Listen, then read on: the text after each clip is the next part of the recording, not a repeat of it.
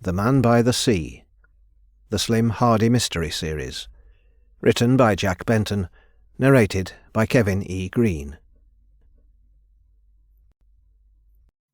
Chapter 1. The green sedan was parked at the top of the beach, its engine running, puffs of black smoke belching from its exhaust. A scoreline, angry enough to have been done by a key, stretched in a wavering, drunken curve from under the car's left-wing mirror to just above the rear wheel rim.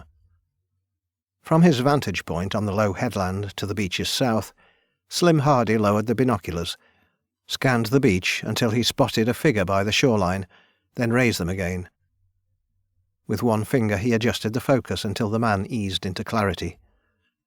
Wrapped in a rain jacket over his work clothes, Ted Douglas was alone on the beach. A single line of footprints in the damp sand trailed him back to the rocky foreshore. In hands pink from the freezing wind, Ted held a book, the cover turned outward. A silver design on black. From this distance the words were unreadable. Slim wished he could get closer without being seen, but the shingle of the foreshore and the wet expanse of rock pools offered no cover. As grey-blue waves churned and toiled, Ted lifted a hand, and a faint cry was just audible over the wind howling around the base of the towering northern cliff. "What are you really doing?" Slim muttered. "There's no one else down there, is there?" He put down his binoculars and took a digital camera from his pocket. He took one snap of the car and one of Ted. 5 weeks in a row Slim had captured the same pair of photographs. He was yet to say anything to Emma Douglas, Ted's wife, because even though she was beginning to push for results, as yet there was nothing to tell. Sometimes he wished Ted would put the book away, pull out a fishing rod and be done with it. At first Slim thought Ted was reading, but the way he gestured with his free hand at the sea made it clear he was either practicing a speech or reciting verse. Why or to whom, Slim had no idea. He shifted on grass damp with sea spray, making himself comfortable. There was nothing much to do now but see what Ted did next, to see if today he did the same as he had on the previous 4 Fridays. Walk back up the beach, brush the sand from his clothes and shoes, climb into his car and head for home. Eventually he did. Slim followed casually, his sense of urgency shaken out of him over the last month. As before, Ted drove the 15 miles back to Carnwell, pulled into his driveway and stopped his car. With a newspaper under one arm and a briefcase under the other, he headed into the comfortable house, where, through a dining room window with the curtains left open, Slim watched him kiss Emma on the cheek. As Emma headed back through a door into a kitchen, and Ted sat in an armchair, Slim slipped his car into neutral, released the brake, and let it roll away down the hill. As soon as he was a safe distance away, he started the engine and drove off. Once more he had nothing to report to Emma. One thing was certain, there was no extramarital affair, just the strange ritual beside the sea. Perhaps Ted, an investment banker by day, was a closet Coleridge fan, slipping secretly out of work each Friday afternoon at exactly 2 p.m. to lambast the wild ocean with tales of albatrosses and frozen shores. Emma, of course, as most contented wives might after being jolted out of their comfort zone by a surprise discovery, suspected a mistress. Slim had rent to pay, a drink habit to fuel, and a curiosity to feed. Enjoying a large glass of red over a microwaved curry, he perused his notes, searching for oddities. The book obviously was one. The scratch on the car. That Ted had perfected a ritual. Emma had said that Ted had been taking half-day Fridays for 3 months, only discovered when she needed to make an urgent call to the office. An urgent call. He made a note to ask her, but its significance was limited when Ted's ritual had been going on for so long. There was something else, too, something obvious he couldn't quite nail down. It tickled him, just out of reach. There were other variables he had crossed off. The ritual had lasted from 30 minutes to an hour and 15 over the 5 weeks Slim had watched. Ted chose his parking spaces at random. He sometimes left the engine running, sometimes not. He varied his approach and return routes each time, but not in a way as to shake a tail. He drove so slowly that Slim, in his youth at least, could have followed by bicycle.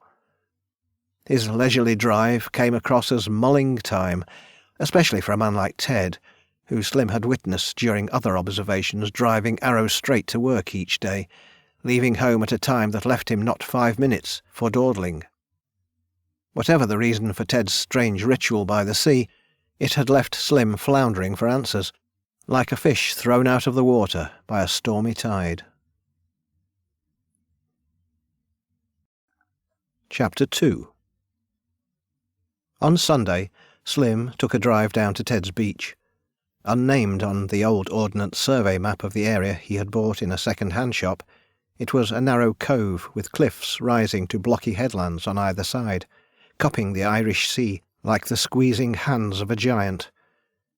When the tide was high, the beach was a rocky semicircle, but at low tide a pretty field of grey-brown sand laid itself out in front of the waves. A handful of dog-walkers and a family clambering through the rock pools were the only visitors on a cheerful October day. Slim wandered down to the shoreline, the sea today a quiet ripple, the calmest he had seen it. And by looking up at the area of the southern cliff from where he watched Ted, he gauged his charge's approximate location on the last occasion he had seen him. Just a regular patch of sand. He was standing almost central, with a few rocks over to one side, rippled sand and more rock pools to the other. The wet sand at his feet sucked at his shoes. The water was a grey line up ahead. He was turning to leave just as a dog-walker hailed him. A Jack Russell pranced across the sand as the man, bearded and balding, and wrapped in a thick tweed wind-cheater, swung a length of lead around like a child's lasso. "Looks pretty, doesn't it?" Slim nodded. "On a warmer day I might fancy a swim." The man stopped, cocking his head. Fast eyes looked Slim up and down. "You're not from round here, are you?" Slim gave a shrug that could have meant yes or no. "Live in Yatton, a few miles east of Cornwall.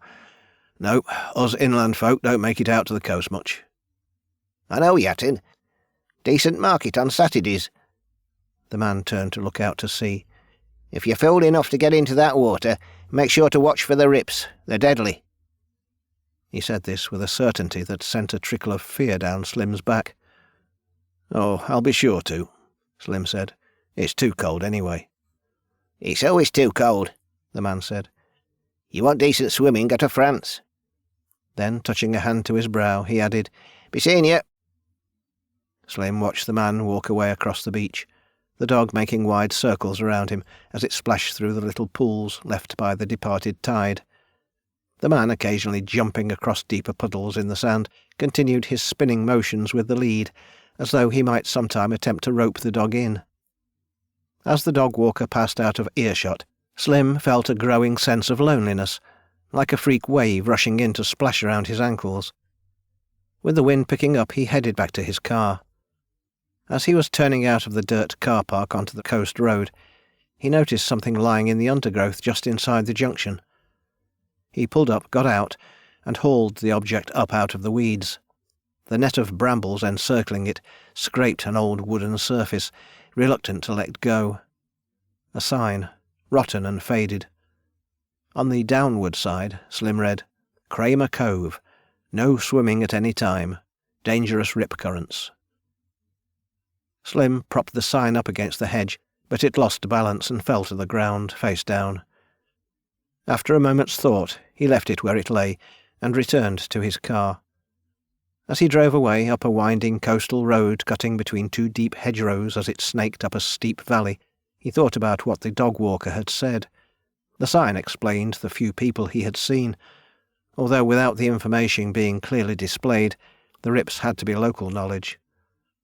With a name for the beach, though, he now had something of a lead.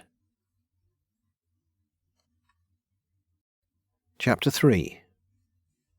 On Monday, he arranged a meeting with Emma Douglas to give her an update. "I'm close to a breakthrough," he said. "I just need a few more weeks." Emma, an overdressed but plain woman in her early 50s, removed a pair of spectacles to rub her eyes. Few age lines and hair with barely a speck of grey suggested that a husband disappearing for a few hours once a week was what she called hardship. "Do you know her name? I bet it's that tramp from—" Slim raised a hand, his military gaze still strong enough to sever her words mid-sentence, though he softened it with a quick smile. "It's better that I gather everything I can first," he said. "I wouldn't want to pass off assumptions as truth." Emma looked frustrated, but after a moment's pause she nodded. "I understand," she said, "but you must realize how hard this is for me." "Believe me, I do," Slim said. "My wife ran off with the butcher." And it had been picking on the wrong man with a razor blade that had got him discharged from the military and hit with a 3-year suspended prison sentence. Luckily, both for his freedom and his victim's face, half a bottle of whisky had reduced his aim to that of a blindfolded man thrashing about in the dark. "I understand," he added. "I need you to do something for me." "What?" He handed her a small plastic object. "He wears a wind cheater when I see him. Wrap this in a small piece of cloth and slip it into an inside pocket. I know those kinds of jackets. They have multiple pockets in the inner lining. He should never notice it." She held up the item and turned it over. "It's a USB drive." "It's designed to look that way, in case he finds it.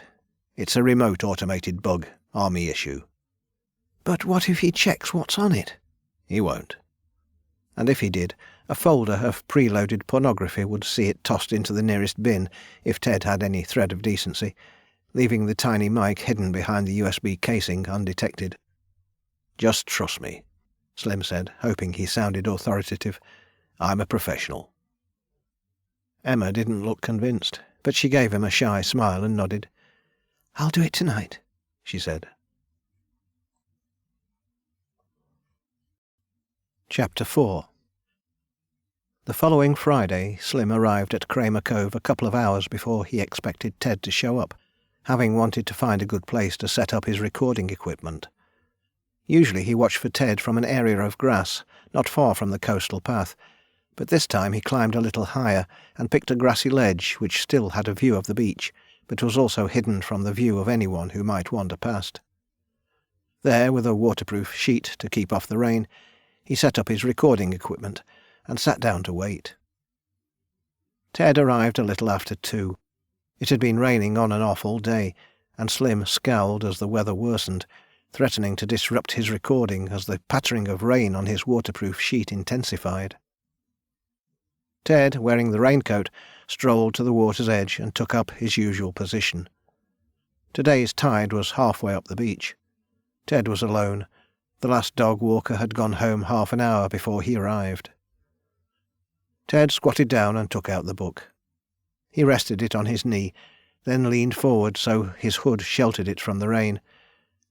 Then he began to read, and a muffled voice crackled through Slim's headphones.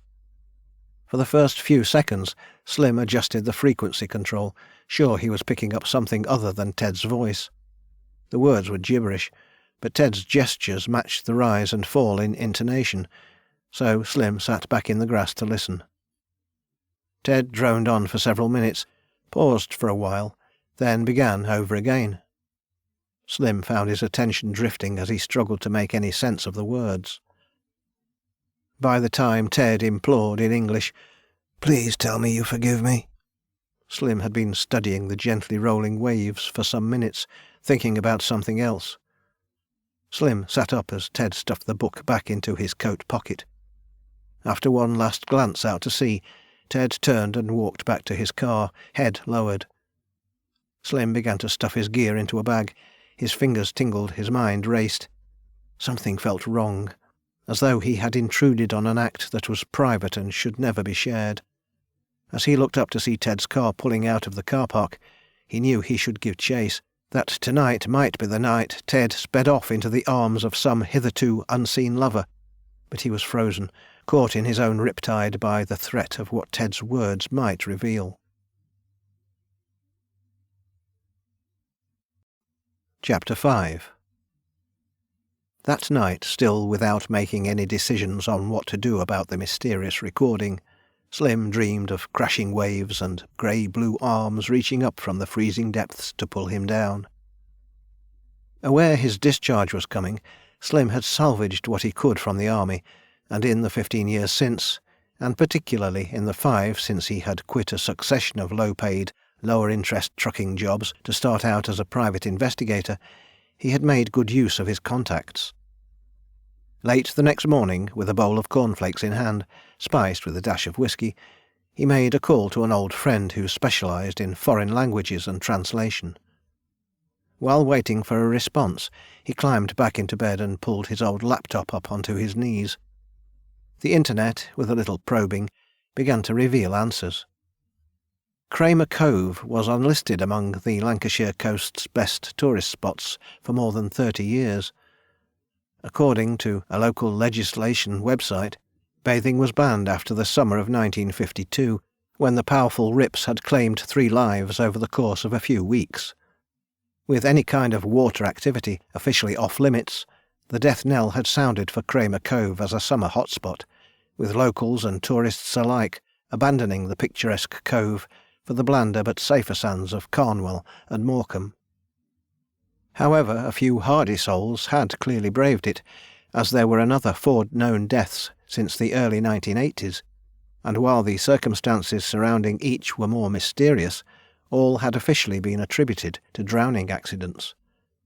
As the trail of tragedy lengthened, Slim felt reluctant to deepen his search. His one active tour during the first Gulf War in 1991 had destroyed much of his curiosity. There was a level for which the lift should be permanently disabled, and he already felt way beneath it, but he was on a different kind of payroll now, and his rent wouldn't pay itself. He checked dates against ages. Ted Douglas was 56, so in 1984 he would have been 23. And there she was. October 25th, 1984. Joanna Bramwell, aged 21, presumed drowned at Kramer Cove. Was Ted lamenting a lost love? According to the details Slim had requested from Emma Douglas, they had met and married in 1989. By then, Joanna Bramwell had already been dead 5 years. Slim was glad there was no affair. It was far too ordinary, an anticlimax in many ways. The internet closed shop at a name and cause of death, so Slim coaxed life into his old Honda Jazz on a chilly morning and drove down to the library in Carnwell to trawl through microfilmed newspaper archives. The 3 victims after Joanna were a teenager, a child, and an elderly lady. When Slim got to a page that should have run an article about Joanna's death, he found the page smeared, as though water-damaged, the words blending into each other unreadable.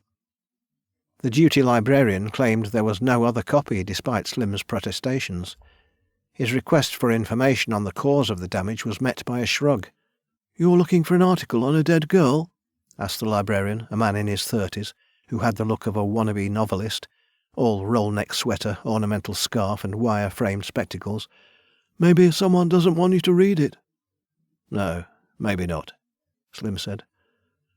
The young librarian actually winked, as though this were some kind of game. "Or maybe the person you're looking to dig up would prefer to remain undisturbed." Slim forced a smile, and what he considered the expected chuckle. But as he left the library, all he felt was frustration. Joanna Bramwell, it appeared, did indeed wish to remain undisturbed. Chapter 6. The army, for all its rigidity and rules, had taught Slim resourcefulness, and made him master of a panoply of disguises he could assume at will. Armed with a clipboard, a blank notebook, and a pen borrowed indefinitely from the local post office, he drank his way through a few hours, masquerading as a local history documentary researcher, knocking on door after door, asking questions only of those old enough who might know, running his mouth to distract those too young who wouldn't. 9 streets and no substantial leads later, he returned, drunk and exhausted, to a missed call on his flat's landline from Kay Skelton, his translator friend from the army, who now worked as a forensic linguist. He called back. "It's Latin. Kay said. "But even more archaic than usual. The kind of Latin that not even people who speak Latin would generally know." Slim sensed that Kay was simplifying a complicated concept that he might fail to understand, but went on to explain that the words were a call to the dead, a lament to a lost love. Ted was begging for a recall, a resurrection, a return. Kay had scanned the transcript online and found it a direct quote taken from a 1935 publication entitled Thoughts Encompassed Upon the Dead. "Likely your Mark picked the book up in a junk shop," Kay claimed. "It's been out of print for 50 years. What kind of man wants something like that?" Slim had no answer, because, frankly, he didn't know. Chapter 7. Another week of pretend researching brought Slim another lead. At the mention of Joanna's name, a smile came over the face of an old lady, who introduced herself as Diane Collins, a local nobody. She nodded with the kind of enthusiasm of someone who had not had a guest in a long while, then invited Slim to sit in a bright living room with windows looking out over a manicured lawn, sloping down to a neat oval pond. The only thing out of place was a bramble making its way up the wooden fence at the garden's rear. Slim, whose knowledge of gardening extended only as far as occasionally kicking aside the weeds on his building's front step, wondered if it might actually be a rose branch lacking any flowers. "I was Joanna's form teacher," stated the old lady, hands encircling a cup of weak tea, which she had the habit of revolving in her fingers as though bidding to ward off arthritis. "Her death shocked everyone in the community. It was so unexpected, and she was such a lovely girl. So bright, so beautiful. I mean, there were some real terrors in that class, but Joanna, she was always so well behaved." Slim listened patiently as Diane began a lengthy monologue about the merits of the long-dead girl. When he was sure she wasn't watching, he slid a hip flask from his pocket and poured a drop of whiskey into his tea. "What happened on the day she drowned?" Slim asked, when Diane began to digress into tales of her teaching days. "Didn't she know about the rips at Kramer Cove?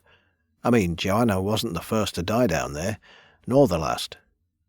"No one knows what really happened, but her body was found at the high tide line early in the morning by someone walking a dog. By then, of course, it was too late." "To save her? Well—" "For a wedding." Slim sat up. "Say again?" "She disappeared the night before a big day. I was there among the guests while we waited for her. Of course, everyone assumed she had jilted him." "Ted?" The old woman frowned. "Who?" "Her fiancé. His name was—" She shook her head, waving away Slim's suggestion with the flap of a liver-spotted hand. "I don't recall now. I remember his face, though. Picture was in the paper. They never should have photographed a man heartbroken like that. Although I should say there were rumours." "What rumours?" "That he knocked her off. Her family had money, his didn't." "But before the wedding?" "That's why it never made sense. There are better ways to knock someone off, though, aren't there?" The way Diane looked up and gazed at him made Slim feel like she was looking into his soul. "I never killed anyone," Slim wanted to tell her. "I might have tried once, but I never did." "Was there an investigation?" Diane shrugged. "Of course there was, but not much of one. This was the early 80s. In those days a lot of crimes went unsolved. We didn't have all these forensics and DNA testing and all that you see on the TV now. Questions were asked. I remember being interviewed myself, but with no evidence, what could they do? It got written off as an unfortunate accident. For some silly reason she went swimming the night before her wedding, got out of her depth and drowned." "What happened to her fiancé?" "He moved away last I heard." "And the families?" "I heard his went overseas. Hers moved south. Joanna was their only child. Her mother died young, but her father just died last year. Cancer." Diane sighed as though this was the height of the tragedy. "Anyone else you know of that I could talk to?" Diane shrugged. "There might be old friends around, I wouldn't know. But be careful, it isn't talked about." "Why not?" The old lady put down her tea on a glass-topped coffee table with tropical butterflies beneath its pressed surface. "Cornwall used to be much smaller than it is today," she said. "These days it's becoming something of a commuter town. You can walk to the shops now without seeing a single familiar face. It never used to be that way. Everyone knew everyone. And like every close-knit community, we had baggage. Business we'd rather stayed secret." What could be that bad? The old lady turned to look out of the window, and in profile Slim could see her lip was trembling. "There are those who believe Joanna Bramwell is still with us. That she haunts us still." Slim wished he'd put a stronger measure of whiskey in his tea. "I don't understand," he said, forcing a smile he didn't feel. "A ghost?" "Are you mocking me, sir? I think it's perhaps time you—" Slim stood up before she did, putting up his hands. "I'm sorry, madam. It's just that this all sounds unusual to me." The woman stared out of the window and mumbled something under her breath. "I'm sorry, I didn't catch that." The look in her eyes made him shiver. "I said you wouldn't say that if you'd seen her." As though a battery had run to its last, Diane would say nothing more of interest. Slim nodded along as she led him back to the front door, but all he could think about was the look in Diane's eyes, and how it had made him want to look over his shoulder. Chapter 8. Slumped over a plate of reheated pizza, Slim mulled over what he ought to tell Emma. "I think my husband is having an affair," had begun Emma's first recorded phone call to Slim's mobile. "Mr. Hardy, would it be possible to call me back?" Affairs were easy to prove or disprove with a little stalking and a few photographs. They were bread and butter to private investigators, the kind of easy pickings that paid mortgages. He had already dealt with that job. Ted was in the clear, unless it was possible to have an affair with the ghost of a drowned girl. Emma had offered to pay on information, and Slim's account was running low. But how could he explain the ritual Ted played out every Friday afternoon? He arranged a meeting with Kay in a local cafe. "It's an ancient ritual," Kay told him. "It calls on a wandering spirit to return to the place it calls home. Your Mark is asking a spirit to return to him. I matched part of the text to the manuscript I found in an online archive, but another part had been changed. It's rough, the grammar is a little uncertain. I think your Mark did it himself." "And what does it say?" "It asks that he be given a second chance." "You're sure about that?" "Quite sure, but the tone is off. It might be a translation error. The way he says it, it's like something bad will happen if she doesn't come back." Kay agreed to translate the following week's ritual too, to see if there was any variation. But following that, regretfully, he said he would need something for his time. Slim needed to say something to Emma. Expenses, both actual and possible, were beginning to mount up. First, though, he tried to pull another of his frayed old army strings to see if he could dig up a little more background. Ben Orland had worked in the military police before taking up a superintendent post in London. While his tone was cold enough to remind Slim of the disgrace he had brought to his division, Ben did offer to make a call on Slim's behalf to an old friend, the head of Cornwall's local police force. The police chief, however, wasn't returning calls to internet-based private investigators. Slim decided to compile what information he had so far to pass to Emma, and leave it at that. After all, he'd achieved his initial commission, and if he let himself dig too much deeper, it would be on his own time and at his own expense. First he swung past Kramer Cove to take a stroll, wondering if the wild headlands might inspire him. It was Thursday, and the beach was deserted. With the winding approach road potholed and in places so broken up it was little more than a dirt track over stones, it was no surprise that Kramer Cove was unpopular. Yet at the top of the beach he found stone foundations, suggesting it had enjoyed far greater popularity in bygone days. On the plateau above the foreshore, Slim found pieces of wood lying in the weeds, traces of garish paint still visible. He closed his eyes and turned around, breathing in the scent of sea air, and imagining a beach crowded with tourists, sitting on towels, eating ice creams, playing with balls on the sand. When he opened his eyes, something was standing by the distant water's edge. Slim squinted, but his eyes weren't what they had once been. He patted his jacket pocket, but he had left his binoculars in the car. The thing was still there, a jumble of greys and blacks in human shape. Water glistened on its clothes, in the long threads of tangled hair. As Slim watched, it melted backwards into the sea, and was gone.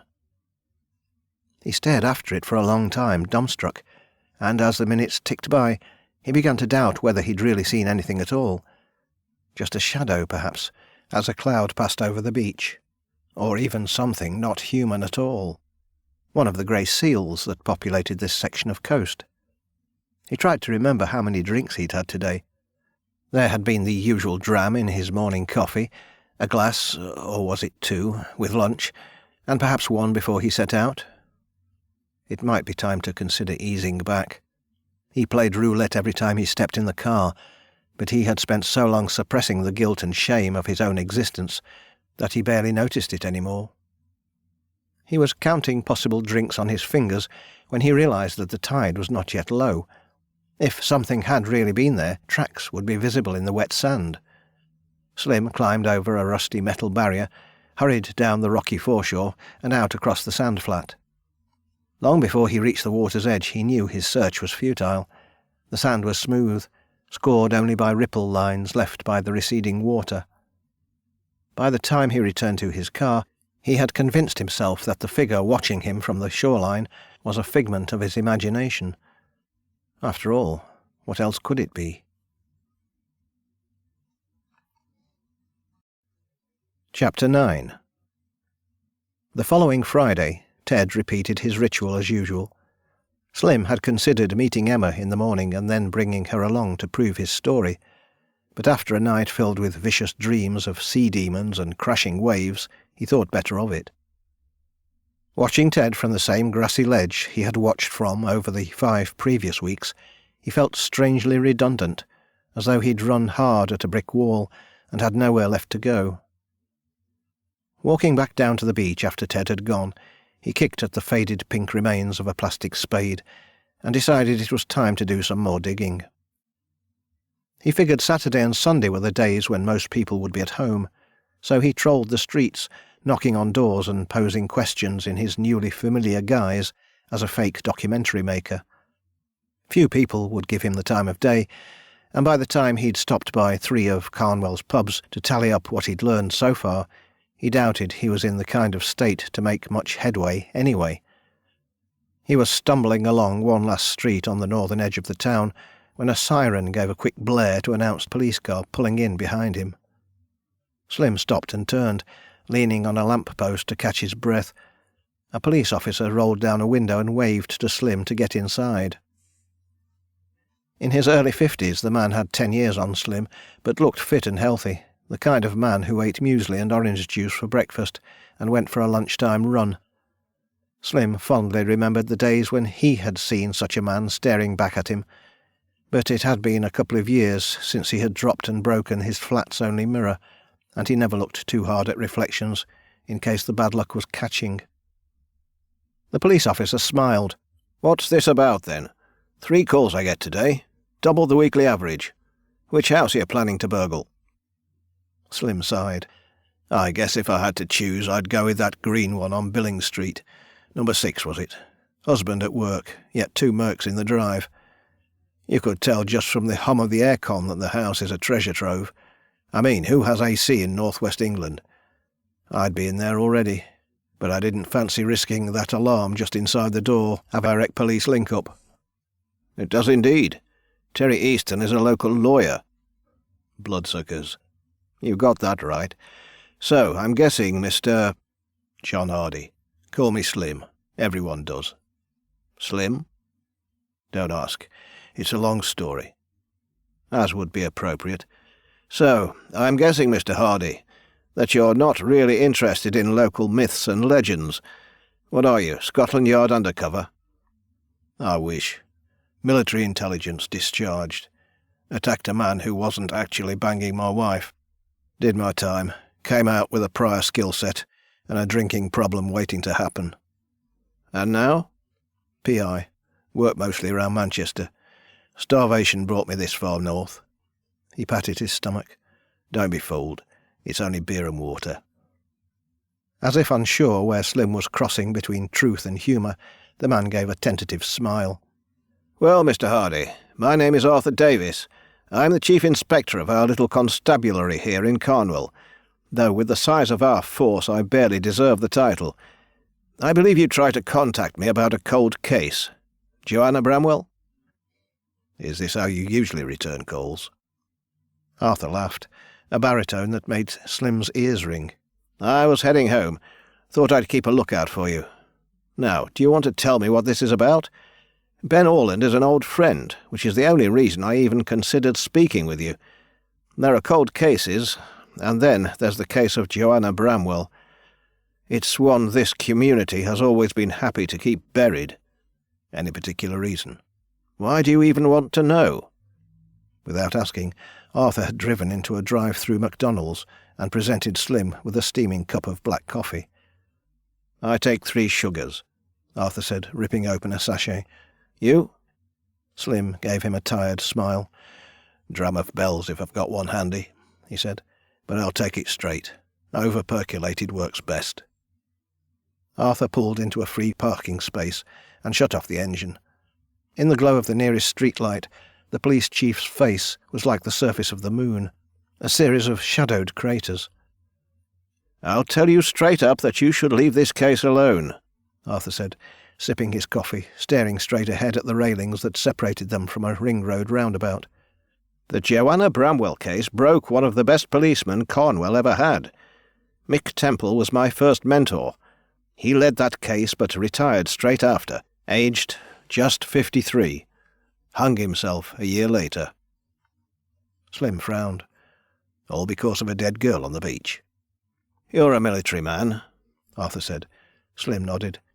I guess you've seen things you don't like to talk about much, unless you've had a drink, and then you'll talk about nothing else? Slim watched the lights of cars blurring along the ring road. An explosion, he muttered. A pair of boots and a hat lying in the dust. Everything in between, gone. Arthur was silent for a few seconds, as if digesting this information and giving it a customary period of respect. Slim hadn't spoken of his old platoon leader in 20 years.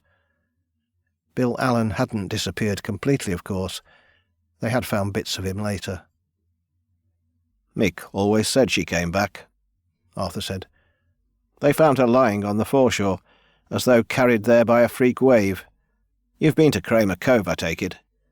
She was 30 metres above the spring tide line. No way Joanna could have got there unless someone dragged her. Or she crawled there herself. Arthur put up a hand as though to push the thought out of his mind. The official report stated that the 2 dog walkers who found her must have moved her to keep her away from the tide, but both were local residents. They would have known the tide was going out. But she was dead. Quite. Coroner examination and everything. Officially, she drowned. They put her in the morgue and later they buried her. And that's it. No investigation. We had nothing to go on. No suggestion it was anything other than an accident. No witnesses, nothing circumstantial. It was an accident, that was all. Slim smiled. So, why did you call it a cold case? That's an unsolved murder investigation, isn't it? Arthur drummed his fingers on the dashboard. You got me. It's forgotten to everyone except those few of us who remember Mick. What else do you know? Arthur turned to face Slim. I've told you enough, I think. How about you tell me what you're doing out trolling Carnwell streets in search of information? Slim thought about spinning the police chief a lie. After all, if he'd opened a can of worms and the police got involved, he'd likely never get paid. In the end, he said, I have a client who has an obsession with Joanna. I'm trying to find out why. What kind of obsession? An occult one. Are you one of those wacko ghost hunters?" "I wasn't until a week or two ago." Arthur groaned. "Well, this would be a good place to start. You've heard of Becca Leese?" Slim frowned, searching his recent memory. The name appeared somewhere. "Second victim," Arthur said. 5 years after the first, 1992. There was a third in 2000, but we'll get to that. Should I be writing this down?" In the gloom, Arthur's gesture could have been a nod or a shrug. "I'm not talking to you right now," he said. "You'll discover this on your own, in the end." "But it would suit your purpose if the Joanna Bramwell cold case was warmed up a little." "Mick was a good friend," Arthur said. Slim sensed the matter was closed. "What do you have for me?" "Becca Leese was 9, Arthur continued. "Found in the pools on the beach's south side at low tide." "Drowned," Slim said, remembering what he had read of the story. "Accidental death." "Not a mark on her," Arthur added. "I was in the first car on the scene. Slim heard a sound like a suppressed sob. I rolled her over." "I've heard a lot about those riptides," Slim said. "It was October," Arthur said. "Right about this time of year, half-term week. But we'd had a storm roll in, and the beach was covered in debris. Young Becca, according to her mother, had gone down to collect driftwood for a school art project." Slim sighed. "I remember once doing the same. And she decided to take a quick swim and got pulled in." "Her mother dropped her off on the way into Cornwall, came back an hour later to pick her up, and it was too late." "You think she was murdered?" Arthur thumped the dashboard with a ferocity that made Slim flinch. "God damn it, I know she was murdered. But what could I do? You don't murder someone on a beach unless it's already low tide. Know why?" Slim shook his head. "You leave tracks. Ever tried brushing away tracks left in sand? Impossible. Yet there was one set, that's all, down to the water's edge. Then there was a small space where the tide had gone out. The girl had been dragged through the water and dumped on the rocks, left marooned when the water receded." "Sounds like drowning. She got too close, got sucked under, and dragged across the beach." "So it appears. Except Becca Leese couldn't swim. She didn't even like the beach. She had no swimsuit with her. We show up, and there's a zigzag across the sand where she's picking stuff up. Then, from about halfway to the low tide mark, there's a single straight line up to the water's edge, which ends with 2 prints in the sand facing out to sea. What does that tell you?" Slim let out a deep breath. "That either the girl, who didn't like water, felt a sudden urge to walk right up to the shore, or she saw something that caught her attention." Arthur nodded. "Something that came out of the water." Slim thought of the figure he thought he'd seen by the shore. Had Becca Leese seen something similar? Something that had compelled her to leave her driftwood collecting and walk straight to the water's edge? Something that had lured her to her death? "There's something else," Arthur said. "The coroner picked it up, but it wasn't enough to stop a ruling of accidental death. The muscles in the back of her shoulders and neck displayed an unnatural tightness, as though they had stiffened immediately after her death." "How could that happen?" "I talked to the coroner, and I put it to the superintendent as my reasoning for extending the investigation, but there was no other evidence. What it could have proved was that Becca was trying to withstand a great pressure at the moment of her death." Slim nodded. He rubbed his eyes as though hoping to banish an unwelcome image from his mind. Someone was holding her under. They exchanged numbers before Arthur dropped Slim off near his place with a promise to dig out whatever he could find of the case files. There was more to tell, he said, but with a wife and dinner waiting it would have to hold over for another time. Slim, with his brain frazzled after an exhausting day, had come to only one concrete conclusion. He needed to talk to Emma about Ted. Chapter 10. He met Emma in a forest park a couple of miles out of town. She had picked the location as one where they were least likely to be seen, where they could conduct their business, with no way of it finding its way back to Ted.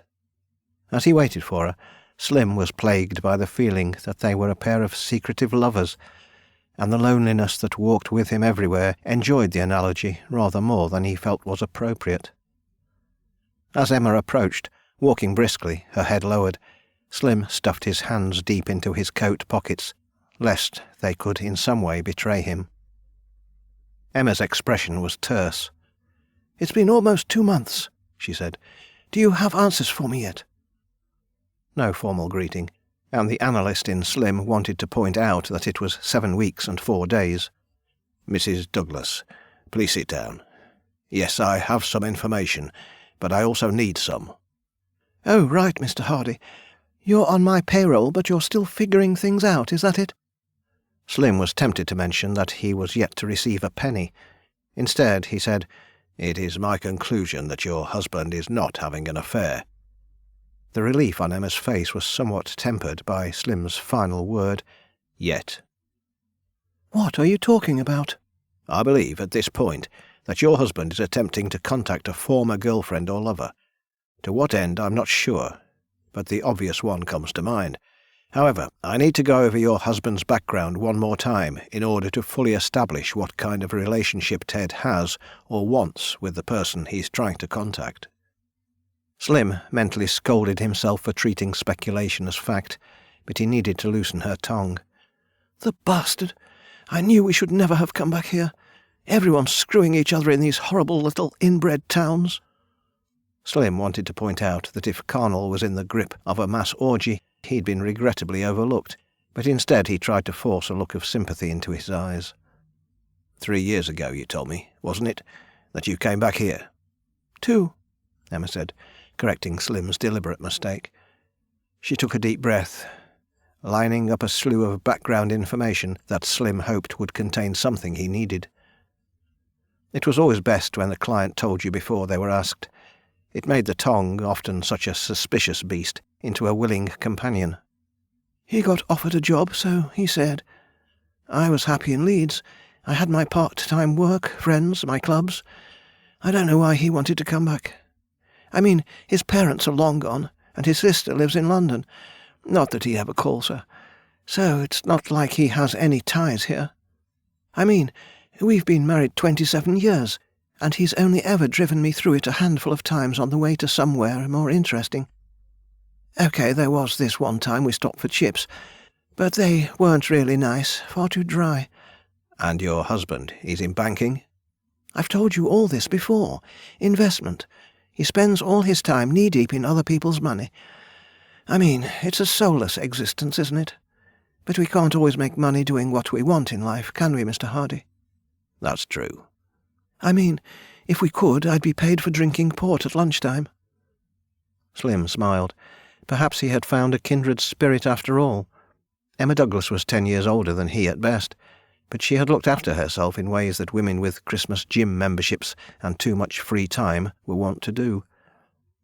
In the interests of closing the case, he realized that, with a drink or two in him at least, he'd do whatever was necessary if it meant keeping tongues loose. And to hell with morals. "And your husband's background? He was always in finance?" Emma snorted. "Oh, good God, no. He tried his hands at all sorts, so I believe, after he graduated. But there's not much money in rubbish like poetry, is there?" Slim lifted an eyebrow. "Your husband was a poet?" Emma waved a dismissive hand. "Oh, he was into all that. He studied English classics, you know, Shakespeare." Slim allowed himself not to be offended. "I know a few of the titles," he said, hiding a smile. "Yes, Ted loved that kind of thing. He was a real hippie back in the late 70s. Tried his hand at stand-up poetry, acting, that kind of thing. He graduated in 82 and worked for a while as a substitute English teacher. Doesn't really pay the bills, though, does it? It's nice when you're young to be into all that, but it's not something to do long-term. A friend got him a banking job shortly after we were married, and I think he found the income quite addictive, as one might." Slim gave a slow nod. He was painting as much a picture of Emma as he was of Ted. The repressed romantic, shoehorned into a life based on money, with a materialistic trophy wife glued to his arm, pining of the old days of poetry, freedom, and perhaps beaches and old lovers. Does Ted often talk much about the old days? I mean, before you were married? Emma shrugged. He used to, sometimes. I mean, I never wanted to hear about old lovers or anything like that, but he would talk about his childhood from time to time. Less as the years passed. I mean, no marriage stays as it was, does it? People don't talk like they used to. Didn't you find it that way? Me? You told me you were married, didn't you? Sometimes painting himself as a victim made people open up, and he needed Emma to feel a certain companionship before he asked the next difficult questions. 9 years, he said. We met when I was on recuperation leave after the first Gulf War. I was in barracks most of that time during our marriage. Charlotte joined me on the first couple of bases when I was stationed in Germany, but she didn't fancy Egypt or later Yemen. She preferred to stay back in England and keep house, as she put it. Emma put a hand on his knee. But what she was actually doing was taking control of your finances and taking other men into your bed. Had the choice of words been his, Slim, who watched far fewer daytime soaps than it was clear Emma did, would have phrased it differently, but it wasn't altogether untrue. That's about the whole of it, he said. She was happy enough until a minor wound hunting pirates in the Persian Gulf got me transferred to military intelligence back in the UK. Then I could go home at weekends. She lasted a month before she ran. With the butcher? Slim smiled.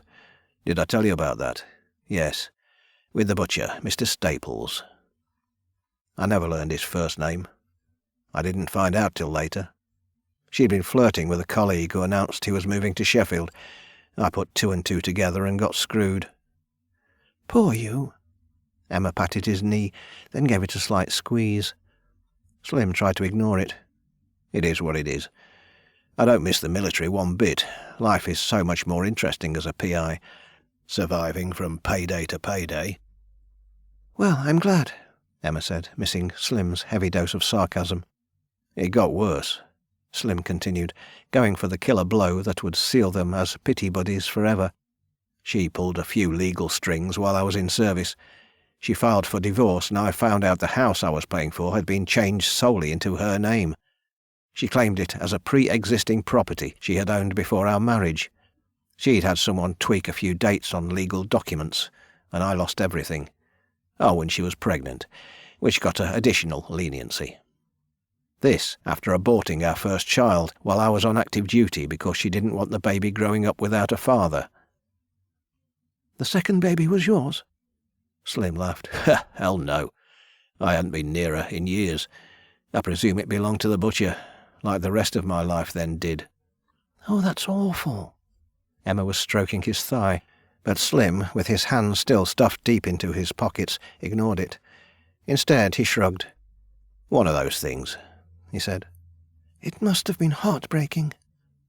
Slim closed his eyes a moment, remembering a pair of boots sitting on the sand. I've seen worse, he said. Emma was silent for a moment, frowning as she stared at the path, hand still working up and down Slim's thigh, as though trying to warm it against the cold. Can I ask you a personal question? Slim said. How personal? Would this be Ted's first affair? Emma withdrew her hand and appeared taken back. Well, I believe so. I mean, I'm not sure, but he's always been a good husband. And yourself? What? I'm sorry to ask you this, Mrs. Douglas, but have you? Emma pulled away from him. The vacant space between them on the bench stared at Slim like a wide-eyed child. What's that got to do with anything? Emma stood up and backed away. Look, Mr. Hardy, I think it might be time I terminated our contract. You've given me nothing of any value, and now you're asking me questions like that. I'm not some lonely wife you can just— Did Ted ever show any interest in the occult? Slim interjected.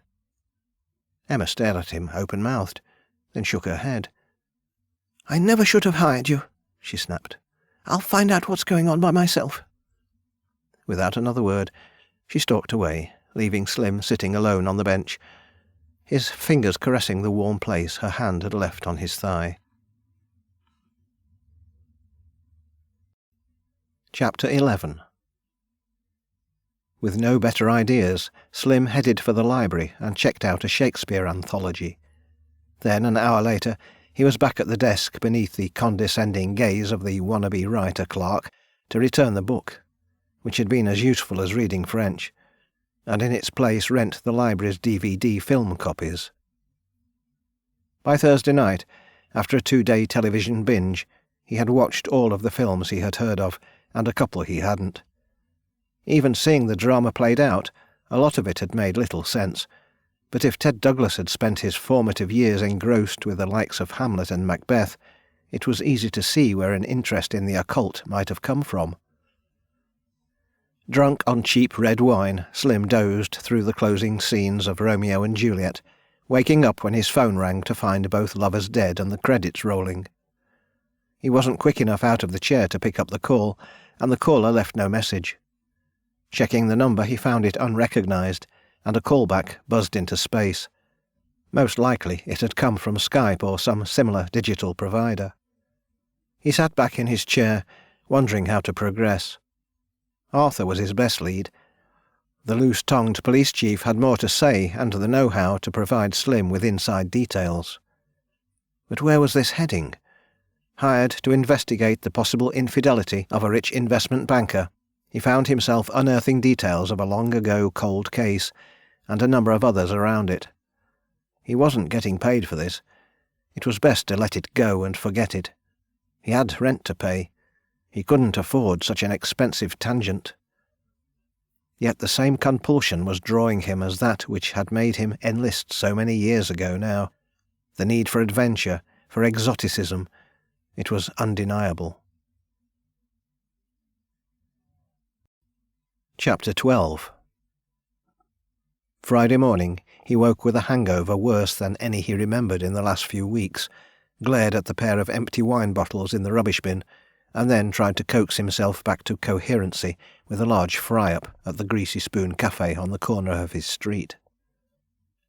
Ted would be at the beach again this afternoon, but would there be any point going to watch him? It was the same ritual over and over. In any case, Emma had told him to get lost. He was on a hiding to nothing. He was walking back to his house when his mobile buzzed. It was Kay Skelton, his translator friend. "Slim, I tried to call you last night. Can we meet?" "Now." "If possible." The urgency in Kay's voice swayed Slim. He gave Kay the name of a bar a couple of streets from the cafe. It would be open by the time he walked there. 20 minutes later he found a barman just opening the doors and switching on the lights. He fought the urge to get started early, opting for a coffee, which he took to a dim corner and sat down in a booth to wait for Kay. The translator showed up half an hour later. Slim was on his third coffee, and the line of whiskies behind the bar was threatening to break through his defences. Slim hadn't seen Kay face to face since their army days. The linguistics expert, who now worked on an easy desk job translating foreign documents for a law firm, had softened and gained weight. He looked like he ate too well and didn't drink well enough. Slim was still the only customer, so Kay spotted him straight away. He called to the bartender for a double brandy, then climbed into the seat opposite. They shook hands. Both lied about how well the other looked. Kay offered Slim a drink, which Slim declined. Then, with a sigh, as though it were the last thing he wanted to do, Kay pulled a file out of the bag he had brought with him and laid it down on the table. "I made a mistake," he said. "What?" "This is the transcript. I double-checked the translation, and while I had the meaning right, I screwed up with one small section." Kay pulled a sheet of paper out of the file. A red circle highlighted a section of scruffy handwritten text Slim assumed was Latin. "This section. Your man is telling something to come back, that it needs to return home, only is not." Kay pointed to a word that was so illegible Slim didn't even try to read it. "Here. Not come. Go." "Go back." Kay nodded. "Whatever it is that your Mark is afraid of, it's already here." Chapter 13. Slim felt numb as he sat in the car across the street from Ted's office near Carnwell town centre. The bulky radio equipment was set up on the passenger seat, but the microphone chip hidden in Ted's jacket was giving off no signal. It had been a long shot after all, unless Ted was wearing the jacket. But if Ted had left it slung over a back seat, there was still a chance it would pick up voices. The trump card, Slim knew, was to confront Ted himself, but that would set off a storm Slim wanted to avoid for now. If he could just catch a few of Ted's self-absorbed mumblings, it might give him a few clues, and he kicked himself for forgetting the microphone chip Emma had planted in her husband's jacket. A door opened in the front of the office building, and Ted, briefcase in hand, strode down the steps and made his way around to the car park at the rear. Slim pulled a sunshade across his window and pulled headphones over his ears. He heard only a muffled crackling, followed by the thump of a door closing, which told him at least that the battery in the microphone was still live. Then the start of a car engine. A moment later, Ted's green sedan appeared on the slip road that led around the office to the car park. Slim turned around in his seat, adjusting the wire from the headphones so that he could drive properly. As he went to put the car into reverse, an innocuous white Metro pulled out of a space a few cars down from his. He saw the driver's face in his wing mirror and let out a groan. Emma. Ted had turned onto the main road. Emma was waiting for a couple of cars to pass so that she could trail her husband with more discretion. Slim noted it wasn't the car he had seen in their drive, likely a hire car, or, if Emma was really stupid, borrowed from a friend. Slim slammed his car into gear and pulled out. He couldn't let her follow Ted. Not only would she certainly bungle it, but she risked destroying any chance Slim had of finding out the truth. The traffic was mercifully heavy for this time in the afternoon. Slim kept Ted's car in sight as it led a line of others up toward a branch onto the coast road, taking his time as ever. With one ear on the microphone, Slim mapped out in his head all the possible routes Ted might take, and where he could cut Emma off. It all depended on whether Ted made the first turn, or whether he continued farther to another narrower road that intersected with the coast road halfway along to Kramer Cove. He turned. 2 other cars followed, then Emma. Slim gunned the engine, hacking past a van on a blind corner, his heart thumping. A horn blared in his ears as he punched his old car up a rise, then accelerated hard down an inclining straight. The turning which led out to the coast road came up on his left. Slim braked hard, emitting a squeal of resistance from his car, then jerked it across the opposite lane and into a tight opening, barely avoiding an oncoming car, the driver of which looked too shocked even to use his horn.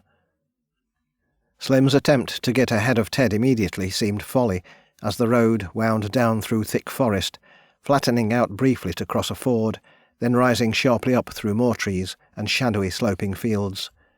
Slim gritted his teeth. It would only take one tractor or a car coming the other way to foil him.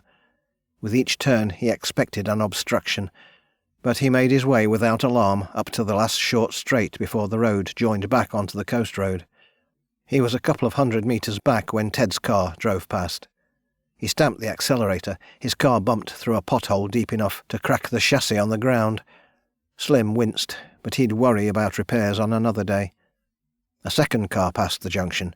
It was red, the second of the 2 that had followed after Ted, meaning the first had turned somewhere else. Through a gateway, Slim spotted the roof of Emma's white Metro behind the hedgerow. It was going to be close. The junction came up ahead.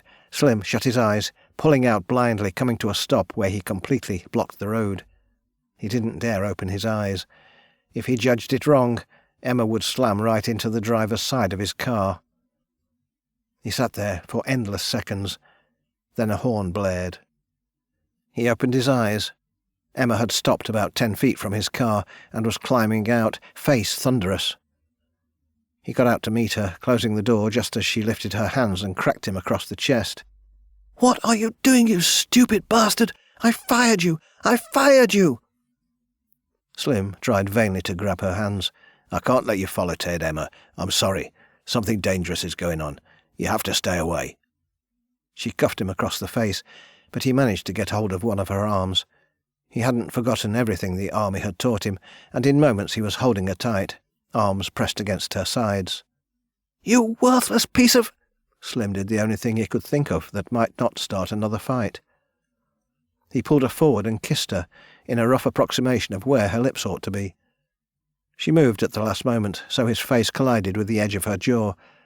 Despite the failure, the sentiment was taken, and when he tried again, this time Emma responded, opening her mouth enough to extend the kiss beyond something casual between friends. When Emma pulled away again, reluctantly it seemed this time, Slim said, "I need time to deal with this. Please. It's important." Emma stared. As a peace offering, he pulled from her pocket the hip flask he always carried and held it out. A little something sloshed at the bottom. "Brandy?" Slim shook his head. "Whiskey.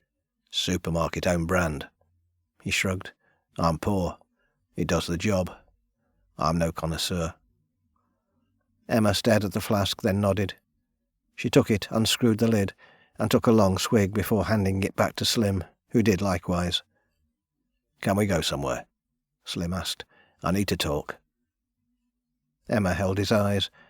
He saw she had put on makeup before coming out, and he already felt part of some big betrayal, as the effort was surely for Ted. "I know a place," she said. Chapter 14. The fishing shed in the woods not far from the lake was little more than a shack with a padlock on the door. Inside it was surprisingly tidy, furnished with a bed, a table and chairs, and a few cupboards. Outside a path wound down through trees to a little lakeside jetty. "It was in Ted's family," Emma said by way of explanation. "His father used it for a retreat. Now I do. I keep it nice. I don't fish, though. Just read books, take walks, and think." Slim had followed her car while wrestling with an awkwardness of expectation over what might happen when they reached their destination. Would their feelings have diffused or strengthened? As he stood before her, he found himself not caring about Ted or the case. She was a woman, he was a man. Both, in their way, were lonely. When he finally plucked up the courage to reach for her hand, he found hers already reaching for his. Later, when they lay side by side, looking up at the wooden rafters where cobwebs drifted on an invisible breeze, following sex that improved, for Slim at least, only a little on the intervening years of barrenness, Slim said, "I knew you'd cheated on Ted. You recognise the signs to look for." "Are you going to judge me?" "I'm not in a position to." "Good. I don't care what you think of me. He knows I'm bored stuck at home, but I gave up a career to keep house for him. He wanted children, I know, but it never happened, and it's too late for me now. He works all hours. What does he expect?" She was rambling. Slim let her, watching the ceiling while she tried to find excuses for whoever else might have lain with her on this old bed in the cabin by the lake. Slim didn't care. He was trying to figure out what happened from now, and how he lived with the irony of sleeping with a woman who had charged him to expose her husband's infidelity. "There are no more barriers between us," Slim said, during a brief pause. "Can you tell me about your husband, when you first met? I want to know if he ever mentioned a former lover. Maybe not even a lover, maybe just a friend." "I'll tell you what I can if you tell me why you stopped me from following Ted today." "Because I don't want you to disturb what he's doing. If you disturb him, I fear he might stop." "And why would that matter? Whatever he's doing, I want him to stop." "He's not having an affair." "Then what's he doing? Tell me!" Emma slapped Slim across the face. The suddenness of the action and the unflinching look on her face told him that Emma was a woman who expected to get what she wanted, no matter what it might be. "I think it's safer if you don't know just yet. I think Ted could be involved in something dangerous, and the less you know, the safer you'll be." How could he tell her Ted was trying to exorcise an evil spirit? It sounded ridiculous even to him. Before she could respond, he added, "Has your husband at any point mentioned a woman called Joanna Bramwell?" Emma stared at him a moment, then, as though forgetting they'd spent the last half an hour having sex, snapped, "Is that the slut's name, is it?" Slim shook his head. "I told you Ted isn't having an affair. Not with Joanna Bramwell, at any rate. She died several years before you and Ted met, in 1984. Emma frowned. How? She drowned at Kramer Cove, the night before her wedding. What's that got to do with my husband? Unless you think Ted killed her? Slim felt the urge to nod, even though he hadn't really entertained the possibility before. After all, as Arthur had told him, there was no evidence to suggest it was anything other than a tragic accident. "I think it unlikely," Slim said truthfully. "Because he's not a murderer," Emma said before he could finish. "I mean, he just isn't. It's not in his blood. He's always been such a gentle soul." "You don't have to convince me," Slim said, "but I do think they knew each other. I'd like to find out how well." "I can ask him." Slim shook his head. "I'd rather he had no idea he was being followed, at least not for now." Emma propped herself up on her elbows. "So, can you tell me why you know all this? How could you make a connection between Ted and this dead woman?" Slim took a deep breath. "Because every Friday Ted drives out to Kramer Cove to tell her to leave him alone." Chapter 15. Slim mulled everything over with a bottle of co-op wine. He had lost Emma at the first mention of hauntings, as expected. She had made an excuse to go home. He wasn't sure if he was sad about that or not. His body still tingled from the sex, but his mind felt a mixture of guilt and resentment. Just before lunchtime he got a call from Arthur Davis. They met downtown in the empty family room of a dirty pub. Arthur was eating chicken out of a basket when Slim arrived. The police chief had already ordered Slim a beer, and it sat getting warm across from him. Slim wondered how long it would be before the chief pulled him for drink driving on principle. "What did you find out?" Slim shrugged. "Not much. People aren't talking." Arthur pushed a file across the table. "Andrea Clark, first victim, October 9th, 1987. Popular time of the year for death, isn't it?" Slim muttered. He sat down but didn't touch the file. "Drowning?" Arthur shook his head. "Fell from the cliffs. Hit her head on the way down. Unfortunate. Accidental death." Arthur nodded. "Andrea was a strong swimmer. Swam for her school in regional competitions. She was also part of a crew known for cliff jumping around local beaches. She was 17. Anyone who thought they were it in those days got up to such things. Cliff jumping. Not off the top. These cliffs are covered with level areas that overhang. Kids love it. 20, 30 feet up if you're brave." "So what made this a suspicious death?" Arthur sighed. "Cliff jumping is one of those things you do for cred, to impress the boy or the girl. No one does it alone." "What else? That's purely circumstantial." "A boyfriend at the time gave an interview. He was a suspect early on, but had an airtight alibi. He said she'd lost her purse, that she might have gone to look for it." "Any truth in that?" "It checked out. Her purse was found in the seaweed at high tide a few days later." Slim watched Arthur's eyes, waiting for the big reveal. "And there was also this." Arthur pulled a photograph out of the file and passed it to Slim. Slim studied it. The picture hadn't aged well, and showed little that was easy to discern at any rate. "A girl's hands, bloated by too long in the water. Look at those lacerations. I was still a junior officer in those days, but I did see the body. Her hands were cut up really bad." "From the fall?" "From the climb." "That makes no sense." "I had no power in those days," Arthur said. "I listened, I learned. But what I saw, it didn't make sense. Years later I came across a similar case in the Cairngorms in Scotland. Man fell into a gorge, had to climb out, but he fell. His hands were ripped up by the rock, though." "You don't think she was cliff jumping?" Arthur shook his head. "I think she was trying to climb to the top of the cliff, and she fell." "Why?" "The inquest decided she had got cut off from the beach by the tide. She was trying to climb to safety, but she slipped." Slim nodded. "The evidence suggests that," he said. "I can understand how they came to that conclusion." "There's more. Let me give you some background to the victim. Andrea Clark was one of the cool kids. She was outgoing, she was strong, not a shit-taker if you know what I mean. She played sports, representing the county at tennis as well as swimming.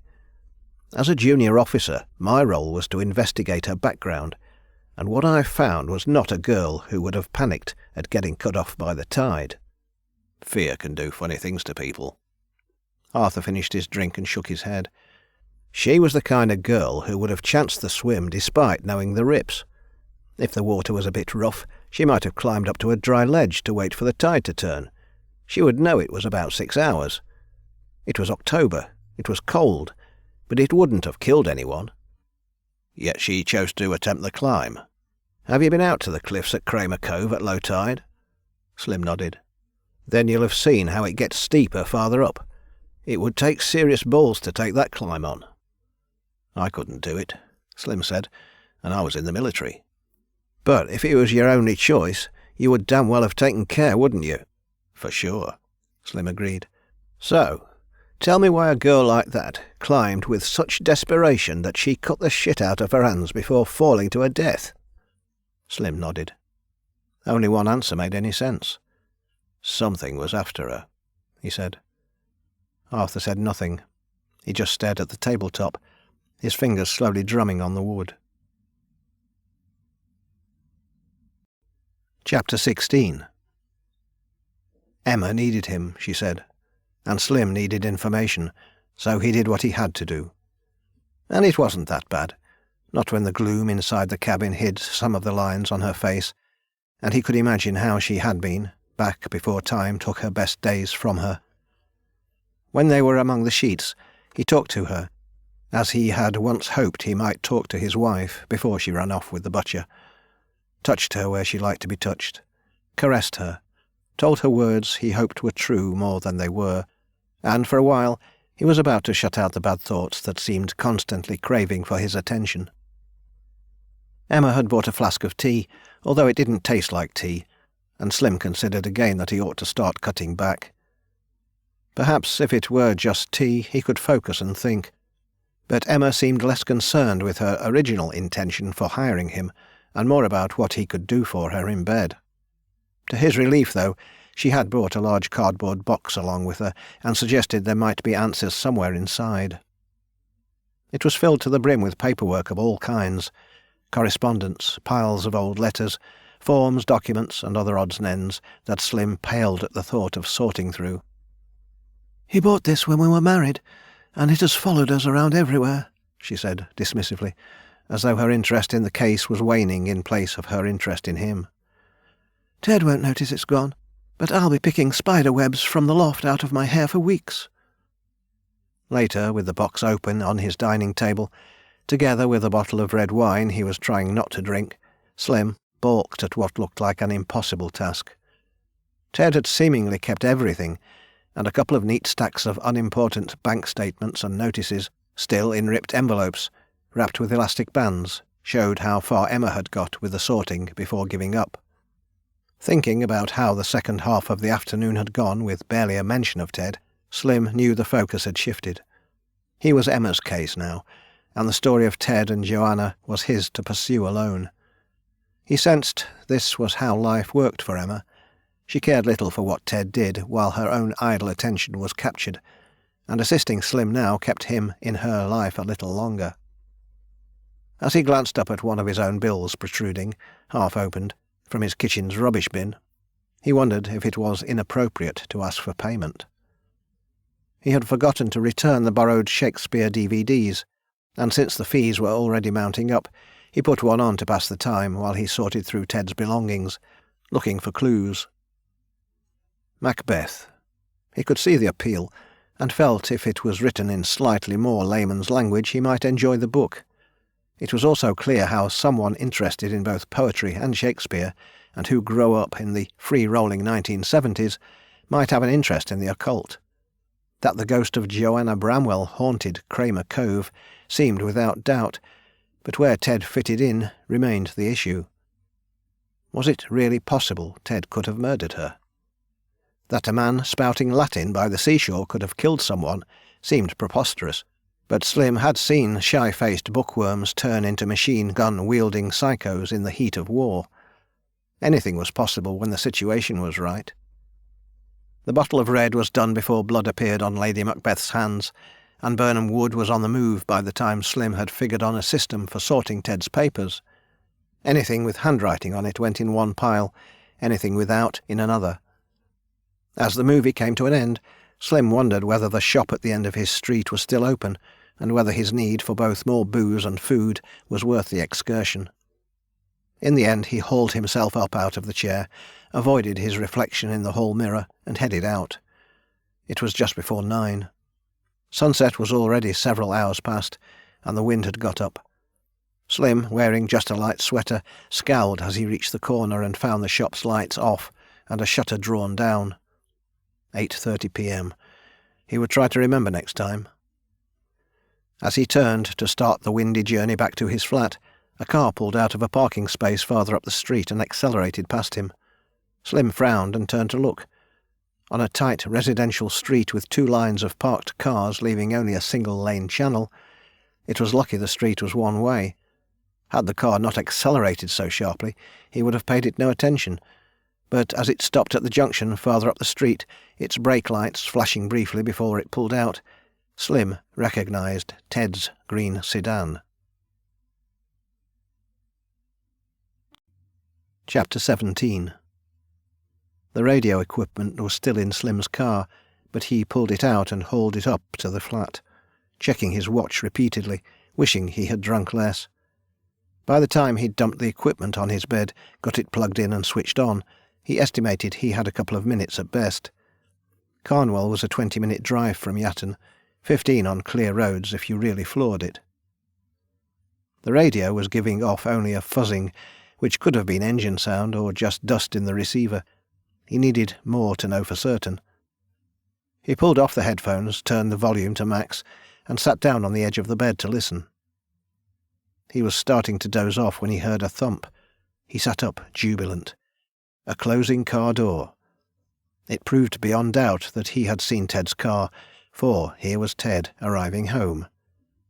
Or was it Emma? After all, she, not Ted, had a reason to stalk him. No other sound came from the microphone, so Slim went into the other room and checked the phone. No calls or messages from Emma, but there was one from Arthur Davis, checking in about their scheduled meeting tomorrow. The police chief's keenness to hand over details and information regarding the case of Joanna Bramwell and the other dead girls was beginning to unsettle him.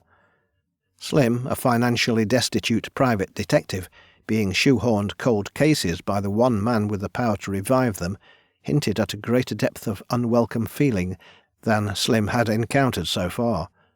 What if the residents of Carnwell wanted Joanna Bramwell left alone? What can of worms was he dragging up out of the sand of Kramer Cove? He was just thinking to retire to bed when his phone went again. An unrecognised number. Slim picked it up but said nothing, waiting for the other person to speak. After a few seconds he heard a grunt, then a voice. "Mr. Hardy? You there? Name's Nathan. Nathan Walter. Is this a recorded message? Where to start? Christ." "I'm here." "Ah, Mr. Hardy. You're quiet." "It's late." "So it is. I apologise for that. Listen, I needed to talk to you. I seen something out on the road." "Where did you get my number?" "I just got picked up, see? Taken in. Chief Davis let me off with a caution. Told me if I wanted to run my mouth off, I should give you a call." Nathan belched. Slim suppressed a groan, wondering if it was time to delist his number. "Why did Chief Davis give you my number?" "He said Greater Manchester Police had a department that deals with stuff like this." "Greater Manchester Police?" Slim lifted an eyebrow. Yeah, that depends. Why don't you just tell me what happened? The same way you told Chief Davis." "He cut me off before I got to say much." "Well, I'm not cutting you off. Lay it out, all of it." "I was walking my dog along the cliff this evening. Bull mastiff takes a lot of walking. You a dog owner, Mr. Hardy?" "I'm not. Had a cat once. My wife's lover stole it when he stole my wife." "Oh well, anyway, me and George, that's my dog's name, We're up on a cliff and a fog's rolled in. Not unusual that, but George and me, we see someone throwing bags over the edge of the cliff. They could be disposing of a body, couldn't they?" "More like dumping rubbish," Slim said, wishing he could just end the call. "Did you see who it was?" "Nah, looked like he was wearing a big coat. Might have been a homeless guy." Slim forced a smile the man couldn't see, and resisted the urge to hang up. What happened then? "See, that's just it. I don't know. Fog closed in for a sec, and when it cleared he was gone. Like, just vanished. Thought he'd gone over the edge, like, but it's sheer right there. Me and George went and had a look, but couldn't see nothing down there in the water. Not plastic bags, nothing. Like, he disappeared into thin air. Think that's what I saw. You know, that ghost." "What ghost?" "They say there's that girl, don't they?" "What girl?" "The beach walker, cliff walker, whatever they call it. The one people reckon they see at night down on the beach, Kramer Cove." "Yeah?" "That's right. Well, I think I saw her. Chief Davis said you were making a documentary. I'm happy to do an interview. How much will I get paid?" Slim suppressed a groan. "That depends. Tell me the exact spot you say you saw this ghost, and I'll get back to you." "Well, I'm not 100% sure." Slim made a mental note of everything Nathan said except his phone number. Whatever he had seen, if anything, it was unlikely to help, but Slim logged it as something to check out anyway. The phone call over, he retired to the couch with a beer to mull over the latest developments. His head was spinning with a dozen different threads, none of which led anywhere. He was no longer sure why he was involved in the case, now that he had established Ted Douglas was not having an affair, with a living person at least, and Slim himself had graduated to sleeping with Ted's wife. It was an unholy mess which he had somehow become entangled in, but there were people desperate for him to solve it. Whatever else, he was certain that there was murder at its heart. He was getting up for another beer when a loud thump came from the other room. Ted froze, straining his ears, at the same time glancing around for something to use as a weapon should the intruder attack him. His eyes had settled on a glass vase on his dining table when he realized he was being stupid. The bedroom window didn't open, and no one could have got to the bedroom without walking right past him. He had left the microphone on, that was all. Someone must have got into Ted's car and slammed the door. He went into the bedroom and lay down on the bed listening. Nothing. He waited, considering plugging in the headphones, when a rustling came from the speaker. Slim sat up. Someone was in Ted's car. He heard a crackling sound like crumpling paper. It continued for a few seconds before Slim realized it was rasping laughter. A scraping noise, like nails down a blackboard, followed, then laughter again. The person shuffled around, then came another thump. The door closing. Slim shivered. He looked up at the window and really needed the curtains closed. He got up and drew them across, and as he went back to bed a pop came from the microphone. He tried the volume dial, but nothing happened. As he checked over the machine, an LED began to flash, indicating a signal failure. Either the bug had been destroyed, or it had been discovered. Slim's first instinct was to drive over to the Douglases' house and see for himself what had happened, but he was far too drunk even to trust himself getting down the stairs. His second was to call Emma, but it was nearly 11 o'clock, and it might arouse suspicion. In the end he went with the third option, which was to down a large whisky, throw his equipment off the bed and go to sleep. First, though, he went around the flat, locking all the doors and windows. Something about that laugh wasn't quite right. Chapter 18. He woke after a fitful slumber filled with nightmares. Stumbling into the kitchen, he brewed coffee while he checked his appointments for the day. His answering machine flashed to indicate received voicemails, and he found the first two were from other clients he had left in the lurch after his interest in the Ted Douglas case took off. He scheduled to return both calls later in the day, after finding a red reminder for his electric bill poking through the letterbox. A third voicemail was from Emma, and a fourth from Arthur Davis. Reluctant to hear either so early in the morning, he chewed down a bowl of cornflakes, then checked both, listening with disbelief as they related two versions of the same thing. Ted Douglas's green sedan had been burnt out last night, shortly before midnight.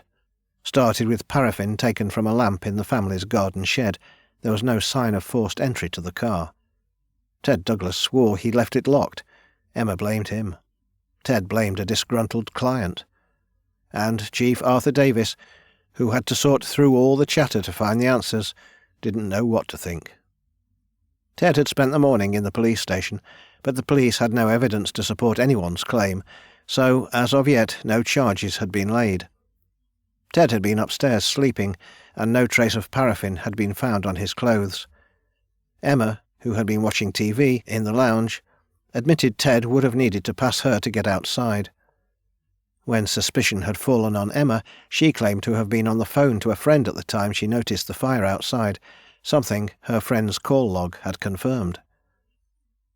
Ted continued to blame a client, Emma, one of Ted's multiple supposed lovers.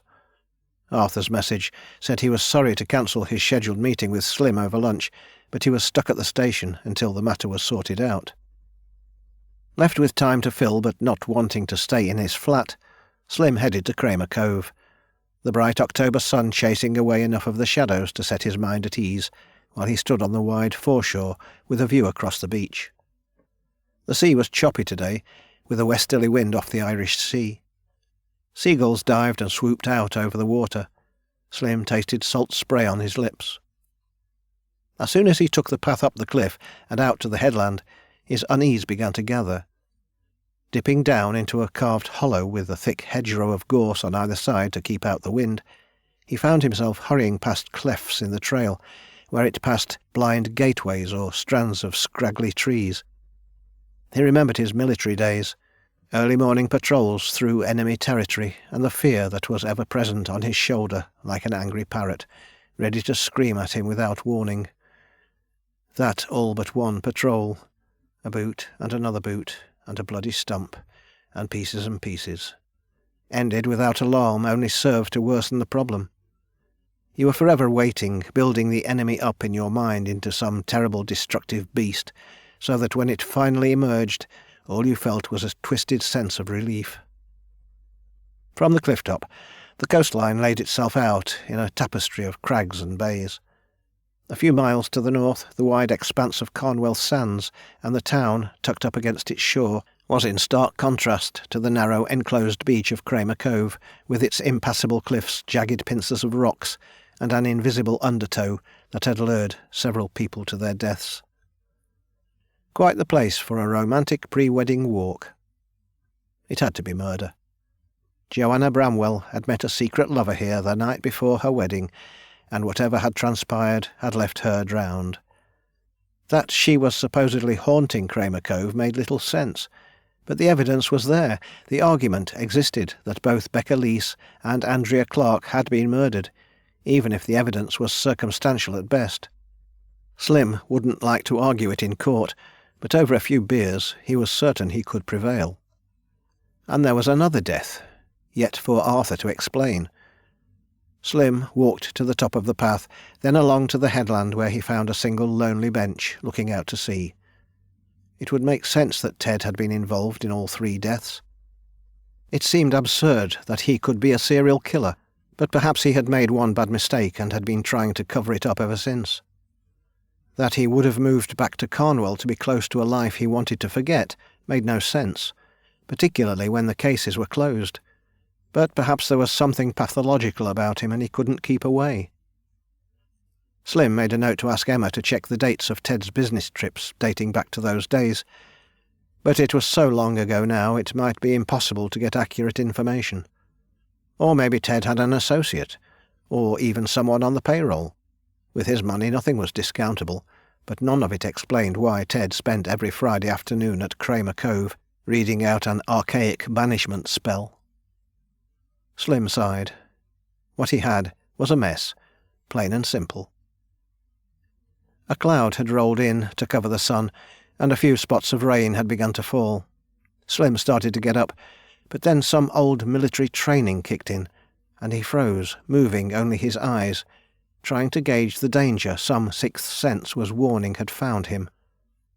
The headland dropped off dramatically up ahead, a steep slope of jutting ledges and scree that became a sheer drop to the ocean. But back the way he had come, the path rose up a gentle slope to where the path branched in two, one fork heading down the cliff to the beach, the other over a stile into a field, where it continued following the coast northward in the direction of Carnwell Sands. A figure, clad in black, face hidden by a hood, stood by the hedge on the other side of the stile watching him. It was a blur at the corner of his eye, but he couldn't get a better view without turning his head and alerting the stranger to his knowing. Slowly he lowered himself back onto the bench, but kept his head angled south, as though he were interested in the coastline heading down towards Liverpool. He let his military instincts gauge the distance. About 60 metres. Even as out of shape as he was, with no cover in either direction for half a mile or more, he would back himself to run the figure down, unless he or she was some kind of athlete.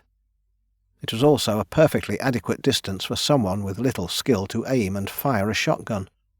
The bench was his only cover, unless he went over the cliff edge, and that could only end one way. If someone was going to fire on him, they were more likely to try if panicked. If he just got up, good and slow, perhaps they would hold their fire. It would also give him the best chance at getting a clear look at them. He put his arms on the back of the bench and lifted himself up with exaggerated movements. When he was fully standing, he paused, nodding as he looked out to sea, as though appreciating the view one last time before leaving. Then, with all the speed his military training had given him, he whipped his head around.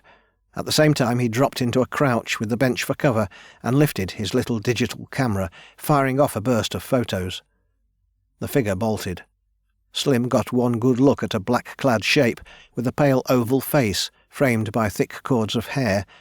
Then it was gone, vanishing behind the field hedgerow, heading north along the path to Carnwell Sands.